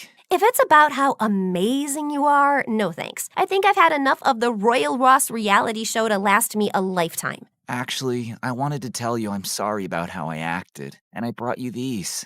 He handed me a bag of gummy worms. Remember when we were little and we used to bury them in the backyard because we wanted to set them free? You remember that? Of course. You were, and hopefully still are, my best friend. You were. You are. It's just that you were acting... I was just trying to impress you. You befriended me when no one else did, and I wanted to show you that I was finally worthy of you. You don't need all that to impress me. I chomped on a gummy. Just you, me, and maybe we eat the worms instead of burying them this time. We stayed up all night talking, and it was like I had my best friend back. I was in such a good mood until I got to school and heard the announcement. Our new valedictorian and also homecoming queen for this year's senior classes, Rachel. I didn't hear anything after that. My blood boiled. How could she have beaten my GPA? Wasn't she failing math last week? I was so mad I wasn't looking, and I bumped into Chandler and almost fell over, dropping all my books, but he caught them and me before we hit the floor with almost superhuman speed. He pushed his sunglasses to the tip of his nose, and he looked at me with a hypnotic stare as he held me. Running from another bee? I could only manage to mutter as I started to melt into his gaze. GPA, homecoming. Oh yeah, I heard. You should definitely ask for an investigation because Rachel is as likely to have gotten those 2 honors as I am to wear ballet slippers to school. I felt like time stood still, and I never wanted it to start again. But then Phoebe walked up with a big grin on her face and tapped me on the shoulder. What you doing? I was startled, but Chandler didn't let go. His big, strong arms just held me. I'm okay now. You can let me go. He released me, took a step toward me, and whispered in my ear. I don't know if I can let you go. Okay, Twilight. If you're done talking with my bestie into joining your coven, we're late for class. As we walked to class, Phoebe couldn't help but tease me. He's too weird for me. I don't have time for that. I want Prince Harry. Yeah, I know. I'm just saying, hubba hubba. I had after-school activities that day, so I got home late and walked into an unusually quiet house. Mom? Dad? Where is everyone? Even the staff was gone. Something was wrong. Then I heard a strange noise from the living room. I grabbed an umbrella from the closet and held it up, ready to beat up the intruder, and slammed open the door. Whoa, okay, you can pick the movie. I looked around to see Ross had set up a movie night for us with popcorn and gummy worms. Ross? Hey, baby, I heard about the whole Rachel thing, and I thought you need a little cheering up. Where is everyone? Your mom and dad mentioned going to dinner across town. I think they left you a note on the kitchen counter, and I gave the staff the night off so we could chill together. It did seem sweet, but something still felt off. I sat down next to him on the couch, and he handed me the popcorn. Wait, how did you know what happened today? Did you have one of your groupies spying on me? Aw, babe, are you jealous? Of your Rossettes? Never. Good, 'cause you're the only girl for me. He put his arm around me and went to kiss me. I was so shocked that I dumped the popcorn on his head. What are you doing? We are just friends. I don't think of you that way. Maybe in time, you will. I'm a prince now. I can give you even more than you already have. I'm sorry, Ross, but it's been a long day. I'm just gonna go to bed. As I walked to my room, I could feel him watching me. Okay, but I'm here if you need anything. When I woke up for school the next day, the house was still eerily quiet. I looked in my parents' bedroom and the bed was still made. I remembered that Ross said they left me a note and went to the kitchen. When I read the note, I screamed. What is it? What's wrong? The note. My parents have been kidnapped. They said if I call the police, I'll never see them again. It's okay. I'm here for you. We'll find them. He went to hug me, but I had a bad feeling, so I moved away and reached for my phone instead. Who are you texting? I need Phoebe. No! I'm your best friend. You don't need anyone else. You have me. He knocked the phone out of my hand, smashing it into pieces. I ran out the door. I had to get as far away from Ross as possible. Instead of putting Phoebe in danger by going over to her place, I ran towards the one person I knew who could possibly handle the kidnappers, someone who lurked in the shadows. I need Chandler. I ran all the way to school and snuck in, just in case Ross was around. But trying to find Chandler was like looking for a needle in a haystack. Just when I was about to give up, I felt a hand on my shoulder. Looking for me? You scared me! We need to work on you approaching people head on. But yes, I need you. I'm flattered. No, you don't understand. My parents have been kidnapped, and I need you to use your mafia connections to help me get them back. He stopped for a minute, then burst out laughing. You are horrible! You are laughing that my parents got kidnapped? I knew this was a mistake. Forget you. Forget all the boys. I'll do this myself. No, wait. I'm sorry. I was just laughing because you think I'm involved in organized crime. I mean, I've heard all the rumors about me. I have fangs. I'm a spy. My favorite is that I'm a 30-year-old undercover cop, but the mafia, that's a new one. He touched my face and wiped my tears. Wait, you're not? No, sorry to disappoint you.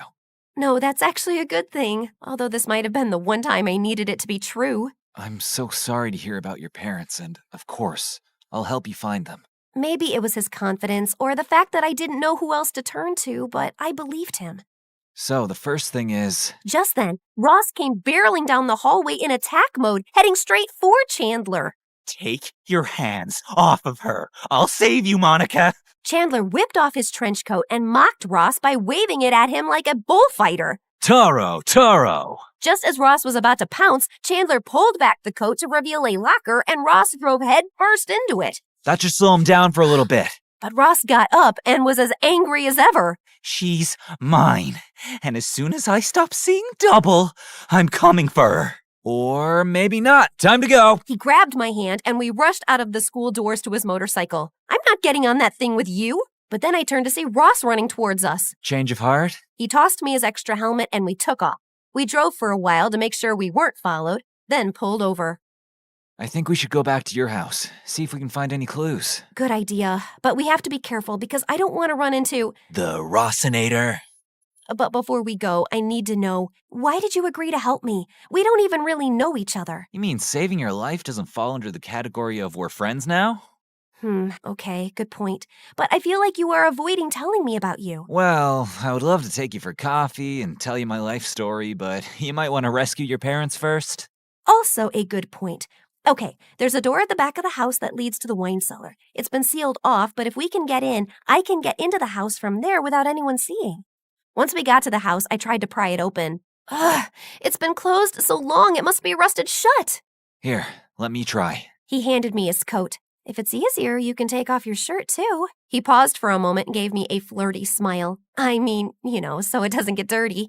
Oh, I think you would like me if I was dirty. Then he tore off his shirt, and it was like I had won the hot guy lottery. Yet when he tried to open the door, he only got it to move a little. Maybe if we both try. You grab the handle first, and I'll wrap my arms around you and we'll pull together. The one time I don't have my phone to post this on Instagram. As he put his huge muscular arms around mine, I could feel his heart beating. And once again, I wish I could have made this time stand still in that moment forever. Then suddenly the door gave way and we both went tumbling backward. I landed on top of him with our faces so close that our lips were practically touching. Your eyes are so beautiful. Were you born that way? No. He looked embarrassed. What is it? You can trust me.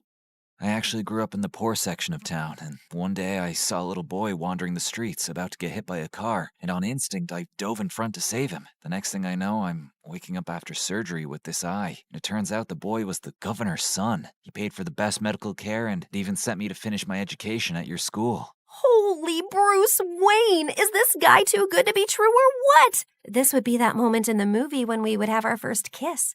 Just then, I paused because I heard quiet yelling, except I didn't imagine hearing my parents yelling my name in the background. Then I realized it actually was my parents. I jumped up and rushed into the wine cellar, and there were my parents tied up and blindfolded. I ran to set them free and hugged them. Who did this to you? We don't know. Last thing we remember, we were on our way to dinner, then we heard a helicopter and everything went dark. Then we woke up here. Helicopter? Obviously, Ross.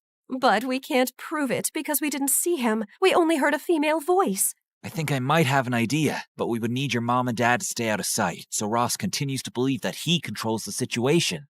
My parents agreed, and we brought spare food, blankets, and a corkscrew from the pool house down to the cellar to make them more comfortable. Call the police in exactly 3 hours and tell them to come to the school to arrest your kidnapper. And Mom, Dad, don't drink all the wine in the cellar. We rode back to school and snuck in through the gym. Okay, Super Cop, what's your plan? Well, you know how you think I'm all mysterious? I'm about to reveal to you who I really am. He walked me into the audio-visual classroom, and all the movie nerds turned to look with their mouths open. You brought a girl into the secret chamber? How many times do I have to tell you, Joey? It's not exactly a secret. It's a classroom at a school. Potato, potato. Hold up. You're a movie nerd? Yep, I'm proud of it. And me and my group of nerds are gonna catch Ross confessing on tape. You see, we helped install the security cameras in the school so we can access them. Security cameras? Can you access footage from a few days ago? Sure. What are you looking for? I'm not sure, but I'll know it when I see it. Go back to a few hours before they announced the valedictorian. Hey, weren't you supposed to be? Don't remind me. There! Right there!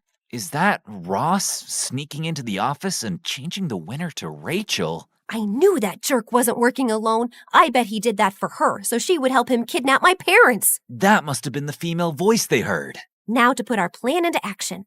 I borrowed one of the nerds' phones and called Ross to meet me at school. Once he saw me, he ran and hugged me. It was all I could do not to vomit, so I played it cool. Oh, Ross, thank God you're here. I was so worried for you. The police arrested Rachel for tampering with the school votes, and she said she was going to blame you for kidnapping my parents. What?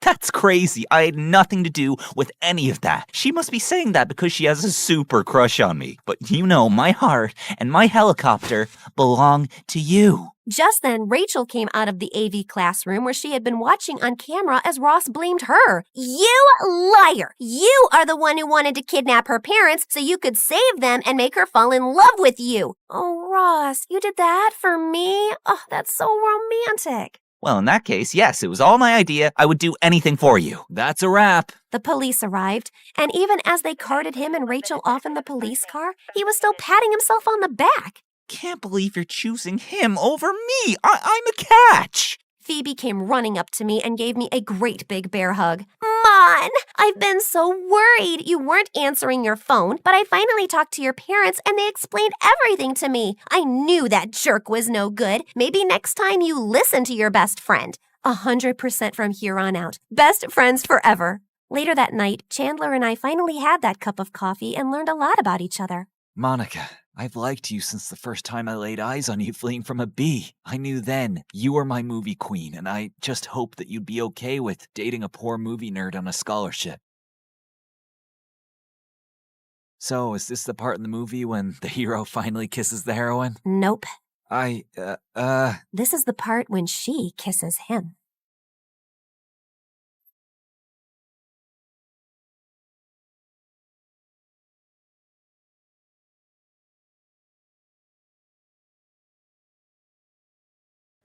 Hi, I'm Blair, and I'm about to tell you a crazy story. Before we continue, please like and subscribe to MSA. Growing up, my parents fought constantly over money. Dad was a struggling sculptor, and Mom, who was a waitress, cursed the day she met him because we constantly had money problems. She always said dropping out of school was her biggest mistake, so she made sure I studied hard. That's how I earned a full scholarship to one of the city's top schools. But my true passion was painting. I fell in love with it at 5, taught myself through YouTube, and by 13, I was winning major school competitions. Dad was proud, but Mom didn't like it one bit. Art's a hobby, Blair. You can't make a career out of it. Definitely not a successful one. It was my dream to become a world-famous artist. Well, mine and my best friend Ashley's. She was an artist just like me, and we'd been best friends since middle school. Ashley was rich, so she got to go to amazing art classes and shared everything she'd learned with me. And whenever my parents argued, I'd sneak over to her mansion. Life was just better with Ashley around, except for her annoying twin brother Dexter. He mocked our art, hid our supplies, and chased us with his paintball gun. Whenever we complained to Ashley's parents, Dexter would just put on his innocent face and get away with it. Even at school, everyone adored him for his sense of humor. Ashley absolutely hated him, and I could see why. Like on their 15th birthday, Ashley spent hours getting ready, and she looked beautiful. But the moment Dexter walked in, everyone gathered around him, completely ignoring Ashley. Look at him, smiling like he owns the world. I will never understand what people see in him. Probably his athletic body. I mean, if you look at it from an artistic point of view, Dexter's pretty much perfect for a portrait. What? I mean, so what if he's good looking? You've got a great personality. That's what you tell ugly people, Blair. You're also so much more creative and way smarter. People would notice that someday. Notice what someday? That you're a total jerk. Aw, are you jealous because no one's paying you attention? Go away, Dex. It's her birthday too. Don't make things worse. Fine, I'm sorry. Here, I got you a flower, little sis. Happy birthday. But as soon as Ashley took it, the flower squirted water all over her face, ruining her makeup, and Dexter ran away laughing. As we grew older, Dexter just got more annoying. At 17, he joined the football team, became the most popular guy in school, and a serial heartbreaker. Every day, some girl would be crying over him, and it was nauseating. As for me, my parents were fighting a lot more lately, and one day, Dad just packed his stuff and left. Shortly after, he filed for divorce, and Mom went bonkers. She refused to shower or step out of the house, and a week later, she came home and told me she'd quit her job. Between rent and expenses, we soon ran out of our savings and didn't even have enough money for food. Do you have cash? Sure, let me just grab some from the secret trust fund your dad left me. No, I don't have cash, you moron. Just run the card again. I've already tried 3 times. It's not working. Pay or leave. Mom just started yelling at the cashier like a madwoman. He called security, but as they approached, Mom grabbed a bunch of stuff and bolted in the other direction. She went round and round in circles before the security guys finally caught her and dragged her out. Since Mom was acting all kinds of crazy, I took up a part-time job at a cafe to help out. But between work and school, my life was miserable, and Ashley wasn't helping. What do you mean you're not coming for the concert? We booked this months ago. Things were different back then. Now I have to work. Ask someone to cover your shift. We're short-staffed, and I need the money. But Hank's gonna be there, and I need your help talking to him. You're not getting out of this. Ashley kept pushing me, but I kept refusing, and eventually she gave up. The next morning, she told me Hank had asked her out, and I was happy for her. College applications were looming, and I desperately wanted to get into NYU's art program, where Ashley was applying to. It was expensive, and I needed a strong portfolio for a scholarship. I couldn't risk my mom finding out, so I stayed late after my shifts at the cafe to work on my portfolio. One day, while I was heading back home, it started raining heavily. It was already late, so I couldn't get the bus, and was waiting for a cab when someone walked up to me with an umbrella. Dexter, what are you doing here? I was just across the road running some errands, and by errands, I mean date that didn't go too well. Anyway, I saw and I thought I'd help. Dexter led me to his car, and on our way, we got talking. He asked me how I was doing, and I don't know why I ended up telling him everything about Mom and how things were really tough at home. Ashley told me about your parents' divorce, but I didn't know things were so bad. If you need anyone to talk to, I'm here. Something about the way he said it made my heart melt. And after that day, Dexter and I got closer. He would wait for me at the cafe and then walk me home. We'd debate over classic movies, argue over music, and bond over our favorite MSA videos. The more time we spent together, the more I saw a different side of Dexter. One that was kind, funny, and surprisingly thoughtful. And before long, I started having feelings for him. You know, I've always had a bit of a crush on you. Really?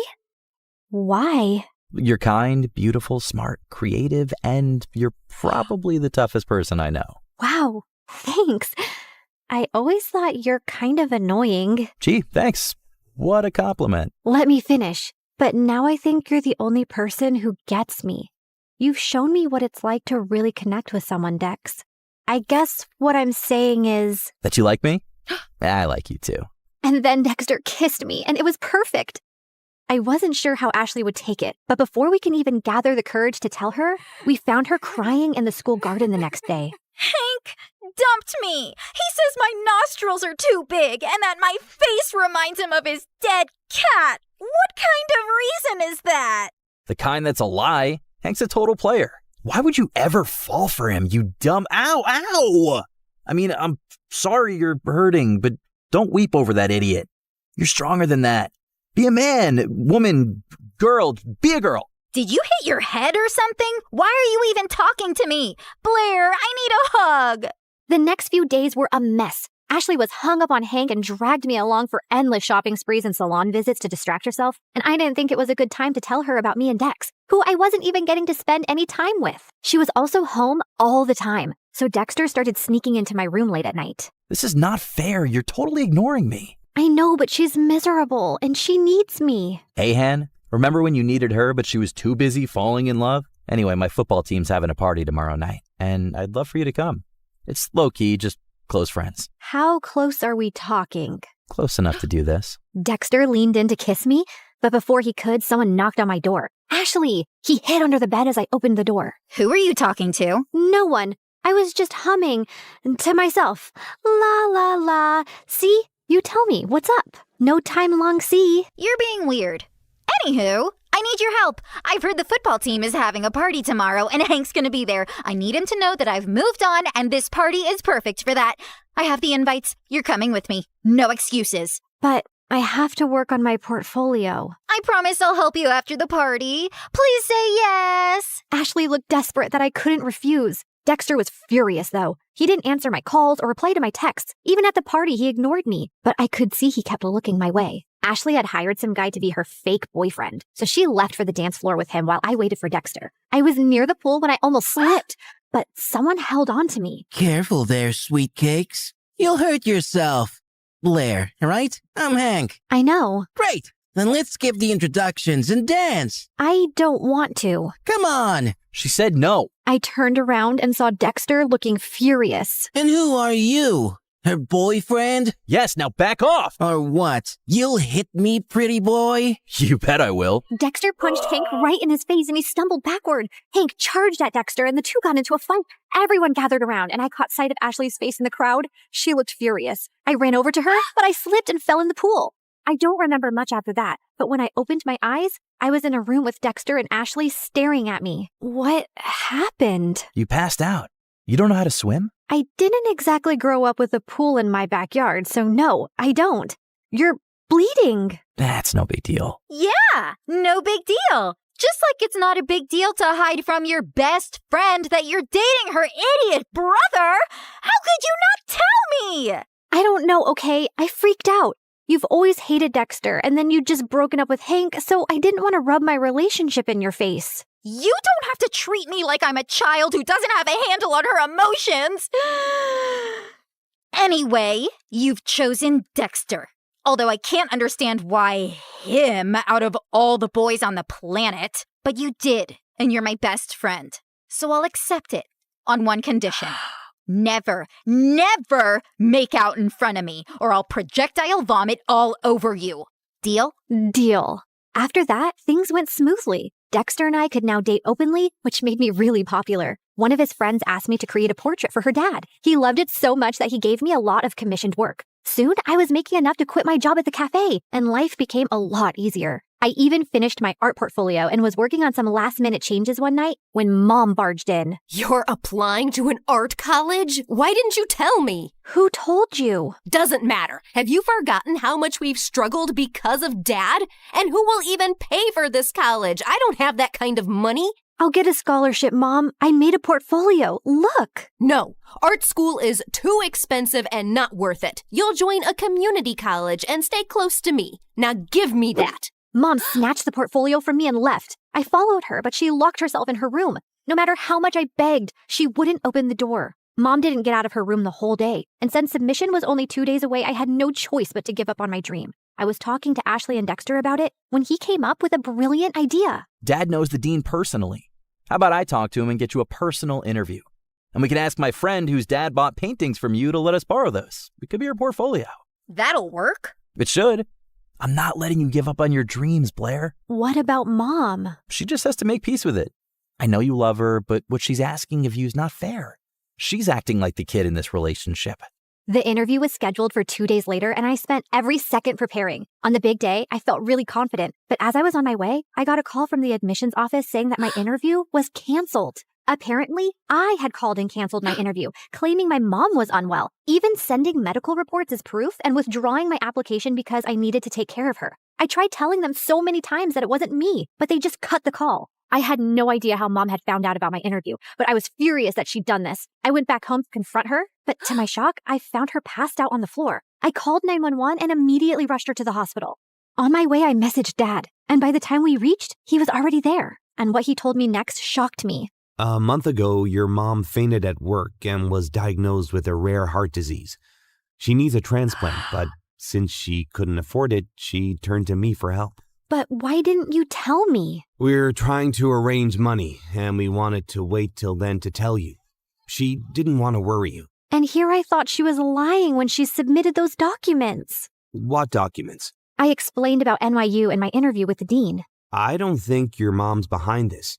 She was skeptical, but after seeing your portfolio, she was impressed. She told me she was changing her mind about you pursuing an art degree. I thought she threw my portfolio away. No, sweetie. She was proud of you. But Dad, if Mom didn't call them, then who did? Does anyone else know that she's sick? Yeah, Ashley's dad knows. We needed money for tests, so I asked him for a loan and sent pictures of your mom's report to prove it.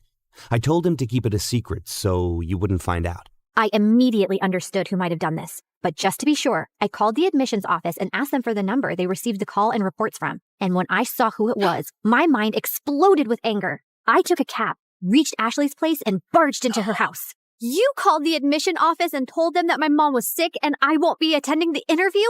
Don't even try to lie to me. I have proof. My mom was sick, Ashley. You could have told me that at least. Instead, you used that against me. Hold on, I think there's some confusion. Why would Ashley do that? Ask her. And suddenly, Ashley's face twisted into rage. Yes, ask me. Ask me why I'd go out of my way to make your life miserable, Blair. It's 'cause I hate you. There, I said it. I hate you. First, you were my best friend, and you chose to date the person I hate most, my doofus brother. It was bad enough my parents always chose him over me, but even you? Also, I couldn't stand how perfect your life was. You have a football jock boyfriend. Everybody loves your art. Everybody loves everything about you. Heck, even the boy I liked likes you more. I didn't want to go to college and be second to you again. So I told your mom about your art school plans, hoping she'd stop you. And when she failed, I used the pictures and did what I had to. I can't believe I trusted you. I thought you were my best friend. How can you do this to me? You've shattered everything we had. I never want to see you again. We're done. Don't think I'll cry over it. I'm going to NYU, Blair. I'll make new friends. You disgust me. Whatever. I never saw Ashley's face again, and Dexter told me that his parents heard her entire confession and ended up grounding her big time. She didn't even get through NYU, but I did, thanks to Dexter's dad who got me a second interview. Mom stayed in the hospital for a few more weeks before coming home. A month later, we found a donor. It was tough to get the money for the surgery, but we managed, and Mom made a full recovery. Today is my first day in college, and I couldn't be happier.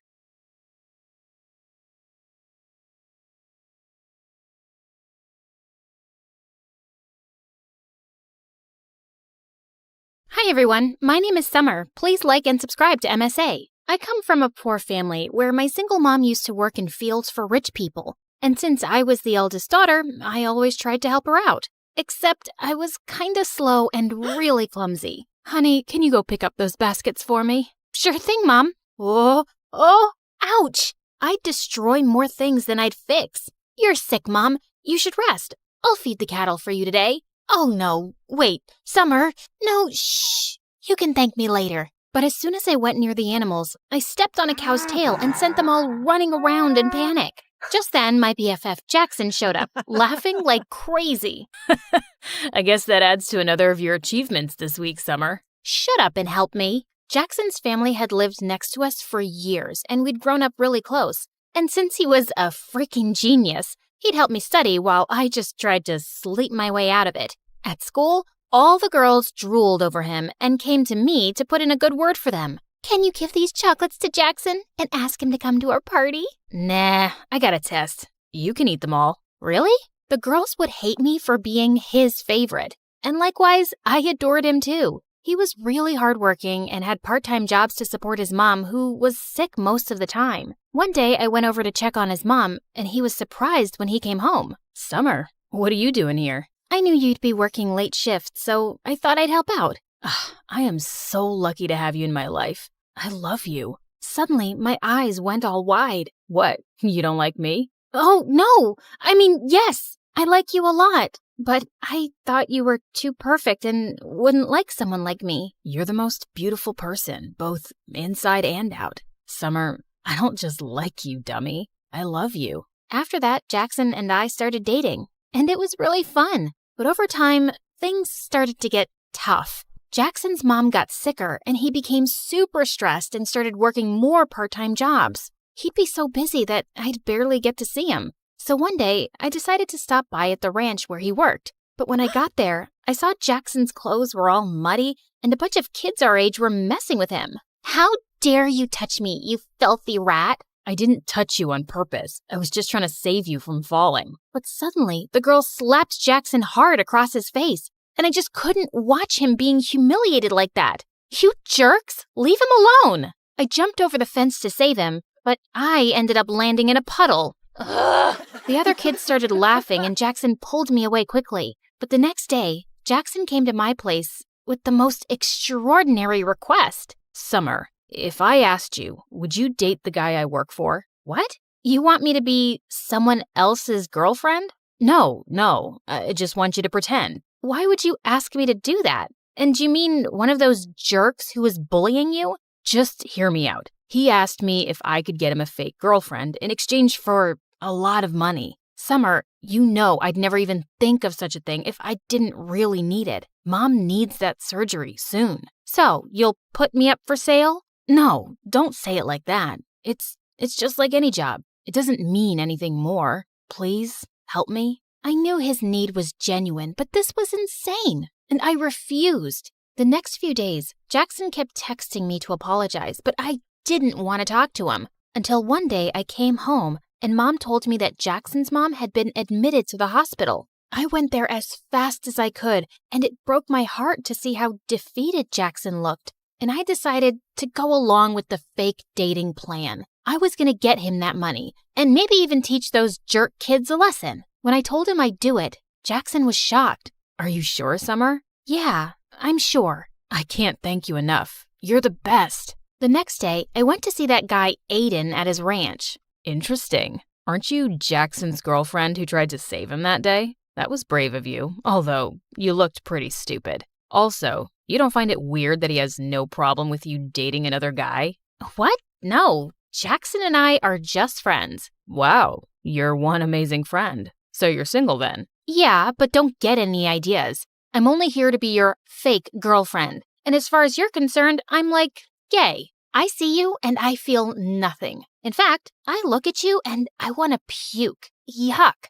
Oh, really? How are you going to be a convincing fake girlfriend for me then? 'Cause I'm a top-class actress and I've played major roles in school plays. I played Juliet once, and in the end, I laid so still, some people actually thought I'd died. Pretending to be your girlfriend will be a piece of cake. Why do you need one, though? Is it hard to find someone to actually like you? None of your business, girl. And I might regret this deeply, but you're hired. He told me he was going to enroll me into his school, and we had to make everyone believe that we were super in love. But I wasn't going to make this easy for him, especially after the way he and that girl had treated Jackson. I was going to be the most annoying girlfriend ever. On the first day, I put on a hideous outfit to embarrass him. God, who is that clown with you, Aiden? What is she even wearing? Ew, she smells like cattle. But my plan failed because Aiden shut everyone up and told them I was his girlfriend, with pride. Just then, the same girl who slapped Jackson at the ranch came catwalking towards us. You must be crazy, brother. I mean, just look at her. Our maids dress better. Turns out that witch was Aiden's stepsister, Meg. It is what it is, and you gotta deal with it, Meg. But later that day, as we were heading home, Aiden warned me, look, take my credit card and get yourself some decent clothes. This is very important to me, so don't joke around. People have to believe you're my girlfriend, so you need to look and act the part. I nodded and smiled sweetly, but I wasn't going to stop so easily. The next day during lunch, all eyes were on us, so I filled my tray to the top with food. Seriously? What's wrong with you? A girl's gotta eat, man. I have a healthy appetite. I kissed him on the cheek and danced back to our table. I ate like a pig and let out the loudest burp. It was so funny to see Aiden act like this didn't bother him. But just then, a skinny guy with glasses walked up to our table and asked Aiden's friend for some money he owed him for doing his assignment. You want money? Here you go. And he threw some of his loose change at the poor guy's face. I suddenly lost my temper and flung my orange juice at him. What the heck? Aiden, control this ill-mannered girl you got from some jungle. Aiden suddenly leapt up and grabbed that guy's collar, but the rest of them quickly separated them and the jerk stormed off, fuming. But then Aiden pulled me away angrily. Ah, stop! What are you doing? What is wrong with you, huh? Why are you acting like this? Those people are my friends. They're jerks, and so are you. But I already knew that, And I hate rich, entitled brats like you. And I hate poverty. And I hate that I have to pretend to be your girlfriend and— Oh, shut up. I don't care about your whole poverty speech. You agreed to do a job, and whether you like it or not, you'll act like my girlfriend who's dying to make me happy. And I know you're doing this because your friend's mom is sick, and the treatment is super expensive. It's nothing he can afford, even if he works his butt off for the next 5 to 6 years. You better behave or I'll fire you. Gosh, I hated him even more now. I even stayed late at school so I could avoid going back with that jerk. But then Meg and her friends caught me and locked me up in the janitor's closet. Hey, open up! I kept banging on the door for a while, but it was no use. I tried calling Jackson and left him some messages, but he wouldn't reply. And then suddenly, the door flew open, and I was so startled that I lost my balance and fell to the ground, hurting my ankle. Ouch! Are you okay? Aiden lifted me up in his arms and took me to his car. How did you find me? I heard my sister talking on the phone with her friends, and I ran here immediately. Also, I'm sorry. What? It's because of me that they're treating you like this. Also, I'm sorry about what I said to you earlier. I acted like a jerk. It's just that my life will fall apart if this plan doesn't work. What do you mean? My dad wants me to get engaged to his business partner's daughter, but I don't want to do that. I want to become a musician and be with someone I love, not be part of some business deal. So I lied, and I told him I already love someone else. But now he wants to meet that person. That's why I hired you. I could tell that he was having a really hard time, and I decided not to make things worse for him anymore and play my part properly. Later, when we reached home, Aiden even dropped me to the doorstep in his arms. But as I limped in, I saw Jackson waiting for me. What do you think you're doing, Summer? You're supposed to pretend and not actually jump into his arms like his girlfriend. Huh? I hurt my ankle and he just helped me. You could have just walked. What? I'm doing all of this because of you in the first place, and you're being so— Okay. Don't get mad at me, please. It's just that I love you and I got kind of jealous, and I'm sorry, okay? It felt kind of weird, but I could understand his jealousy. And now I just wanted to get this job done as soon as possible. My weird and clumsy habits would come in my way often, but Aiden didn't make me feel bad about it. And I discovered that he was actually a nice and kind person. Once when he was dropping me off at home, he suddenly dialed someone's number and wished them a happy birthday, warmly. That was my old nanny. I adored her when I was a kid, and we've stayed in touch. That was actually really sweet. I couldn't remember the last time I'd even called my favorite aunt on her birthday. And it was things like this that made me warm up to him. And we slowly became good friends. A few days later, it was my birthday, but Aiden told me he had a party at his place and wanted to introduce me to his parents. When he picked me up that evening, I saw him in a suit looking so handsome.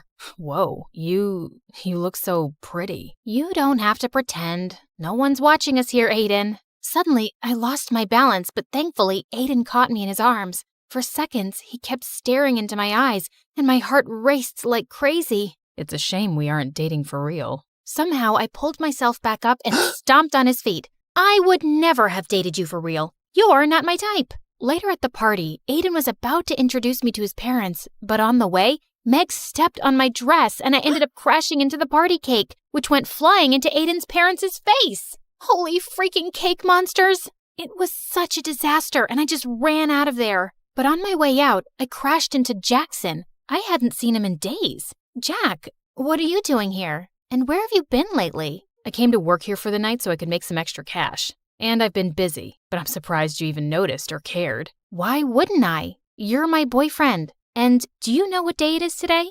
Yeah, Saturday. Now if you'll excuse me, I got work to do. And you should go and be with Aiden. Saying that, he just left without even wishing me a happy birthday. I was sitting outside by myself when Aiden joined me. Are you okay? I'm sorry about what happened back there. No, don't be. It wasn't your fault. So, what now? Are your parents going to be mad at you? Did I ruin things for you? Hey, take it easy. Why are you always so worried about everyone but yourself? Here, let me get that. He had some napkins and wiped some cake off my shoes. As he was doing that, I couldn't help staring at him. Suddenly, he looked up and started leaning closer to kiss me. My heart was pounding wildly, but I pulled myself back just in time and ran out of there. What just happened? The entire night, I kept thinking about Aiden. I was definitely catching feelings for him, and I felt guilty. I decided I couldn't go on with this deal, and I had to talk to Jackson about it. But then early the next morning, I received a message from Aiden calling me at his place.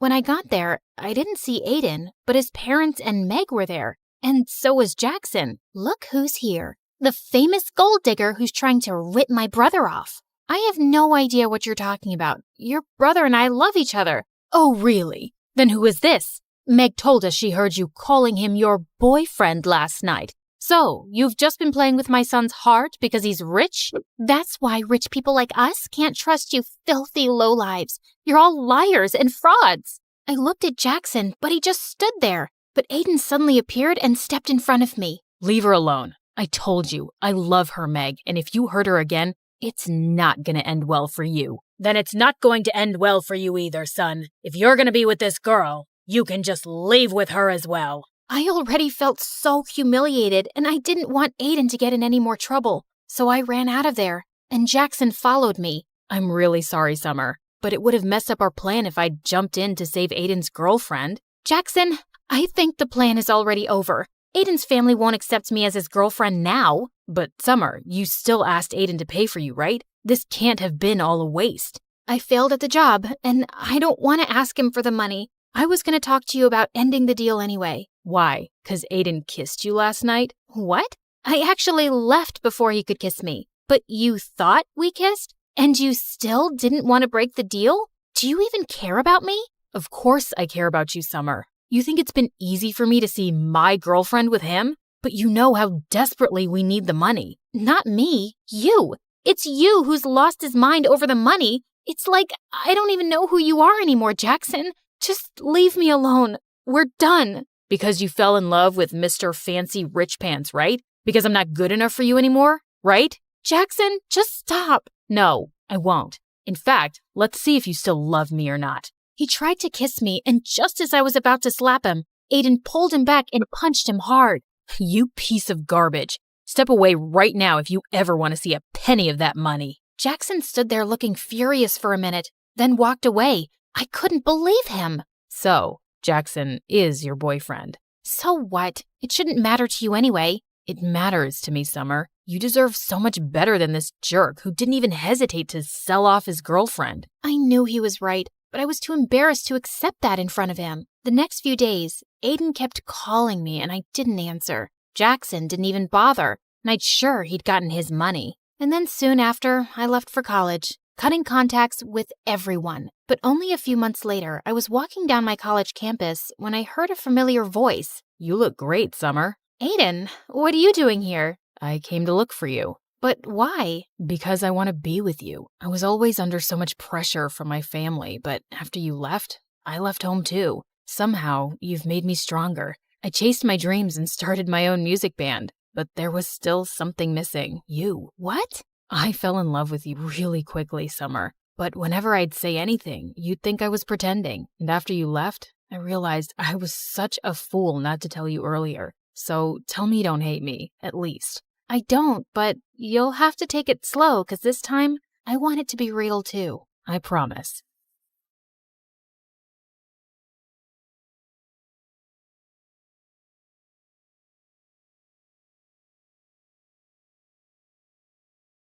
Hi, I'm Catherine from Arizona. Please like and subscribe. When I was born, my parents were very young. Dad was an inventor and Mom was an aspiring model. Mom spent most of her time at auditions and fancy parties, while Dad and I stayed home in his lab. The two of us would go from business to business trying to sell Dad's inventions, but no one ever bought anything. I love that Dad let me help with his experiments, even though I was clumsy. Like once when I was 7, I tripped over my shoelace and ended up spilling some beakers, and the whole lab stank of rotten eggs. Nobody could pass by our house for a week without gagging. Another time, I left a burner on the lab and went to the park, and by the time I returned, I found a fire brigade outside the house. Mom was furious when she came home, but Dad always had my back. He was the sweetest, but Mom fought with him over everything, especially the fact that he didn't make enough money. And then one day, Mom just left with her new friend. Dad said she was going on a business trip and would be back soon. Well,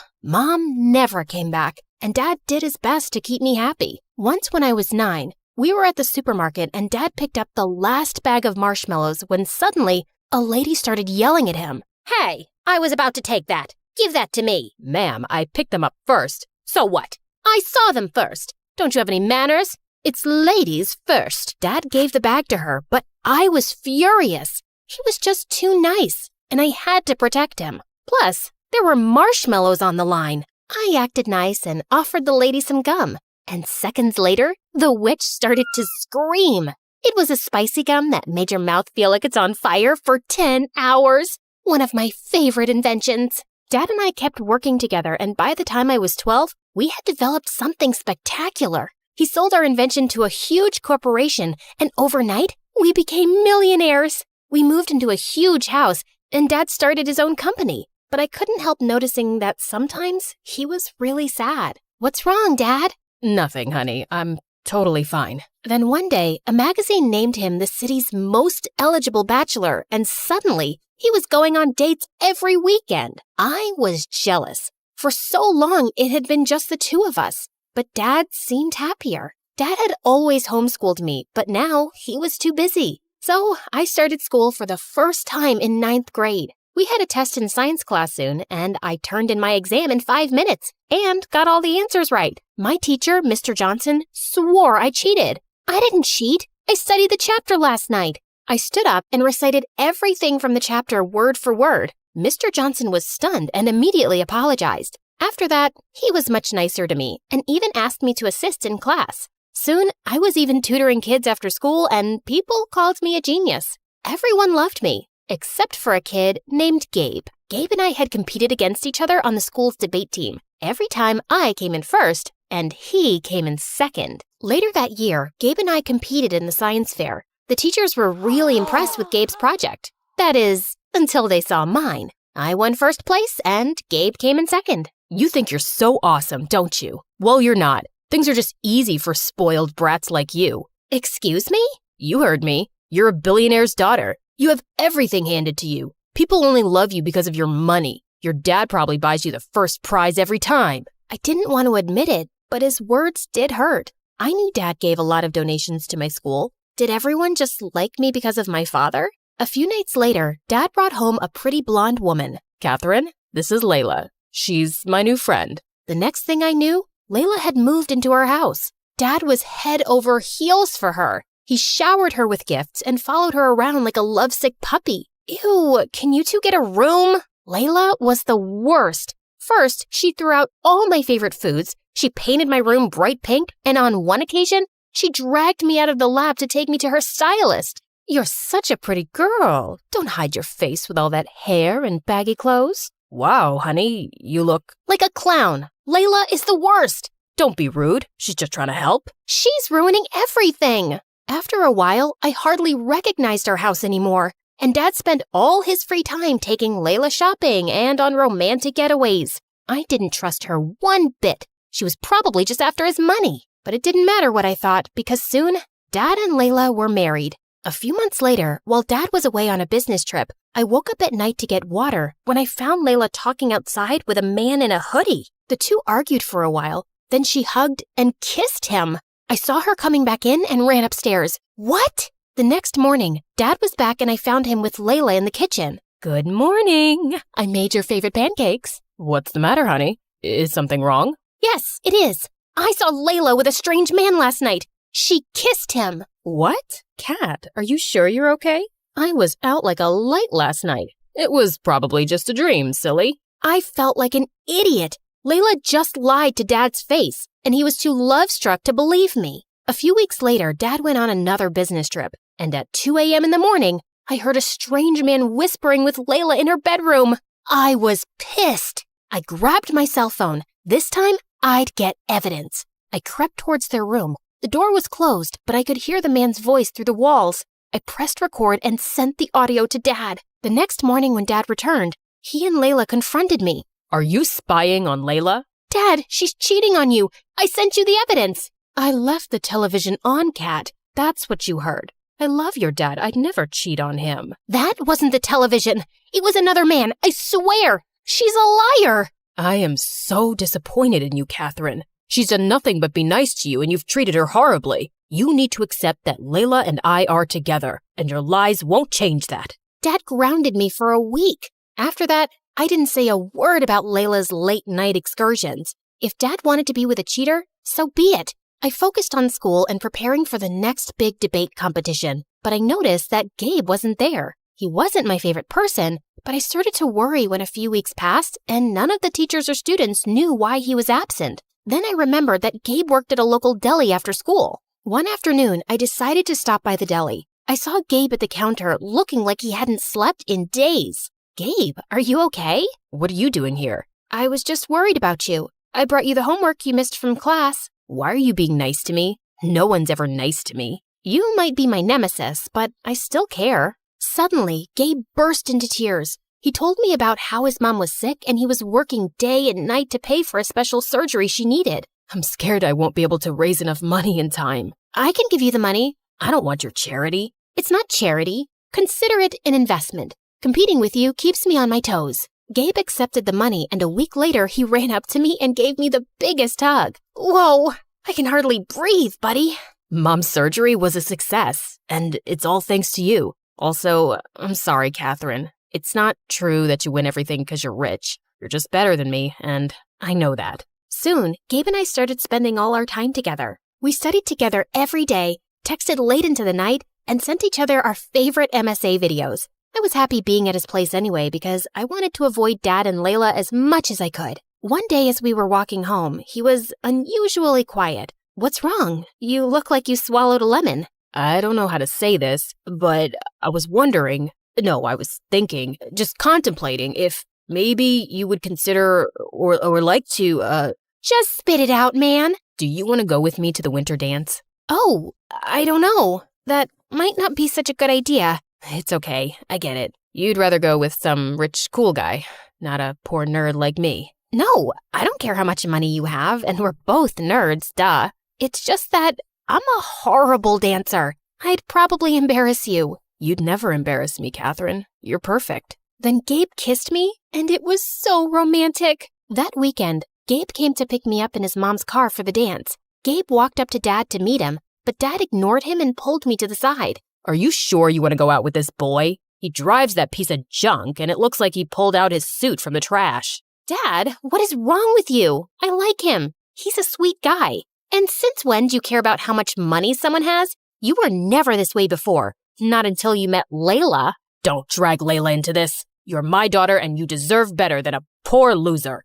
You're being impossible. Let's go, Gabe. Gabe and I had a blast at the winter dance, and we officially started dating. I started inviting Gabe over to my house, and thankfully, Dad didn't create a fuss again. He even tried to be pleasant to Gabe, and I was sure he felt sorry for his behavior. One day, Gabe and I were studying a math test in the kitchen when Gabe excused himself to go to the restroom. He came back a few minutes later, and then Dad stormed into the room. You thief! What? What's going on? Honey, calm down. I saw him roaming through the house near my study, and now my wallet's gone. I know he took it. No, I didn't. I swear. Dad grabbed Gabe's backpack and tossed its contents onto the floor. Then he made Gabe turn out his pockets, which were empty. I know you stole my wallet. Where is it? Stop it. Leave him alone. Gabe ran out of the house terrified. I didn't speak to Dad or Layla for the rest of the night. The next morning, I tried apologizing to Gabe. We need to break up. Your father hates me. No, Gabe, we can make this work. No, we can't. You're a millionaire and I'm poor. Your dad'll never accept me. I love you, Catherine, but I can't do this. I have my pride too. After that, Gabe didn't speak to me again. He blocked my calls, and when I went to his house, his mom said he didn't want to see me. Days passed and I focused on my studies, but I still missed Gabe and felt so angry. Catherine, your father is upset that you've been ignoring him completely. He didn't mean what he said about Gabe. The things aren't always what they seem. He's been under a lot of pressure at work, and I don't care about your excuses, Layla. All I know is that my dad was amazing and we were happy till you came along, and now he's changed and everything's awful. A few weeks later, Dad and Layla had their anniversary, and Dad made dinner reservations for us at a fancy restaurant. I said I didn't want to go, but Dad looked upset, so I reluctantly agreed. I was getting ready and decided to wear my favorite diamond necklace, which was in Dad's safe. I went into Dad's office and opened his safe, and inside there were suitcases full of money, stacks of gold bars, and duffel bags full of diamond jewelry. But then my eyes wandered to the table. to Dad's lost wallet. And next to it were some newspaper clippings that made my blood run cold. They were all from unsolved bank robberies with pictures of the masked robber. I examined the photos, and one of them had a close-up of the robber's neck and the birthmark on it. It was just like my dad's. Dad? What's wrong, honey? I showed Dad the newspaper clippings. This is you? How could you do this? What? No, I don't understand. This can't be. I didn't.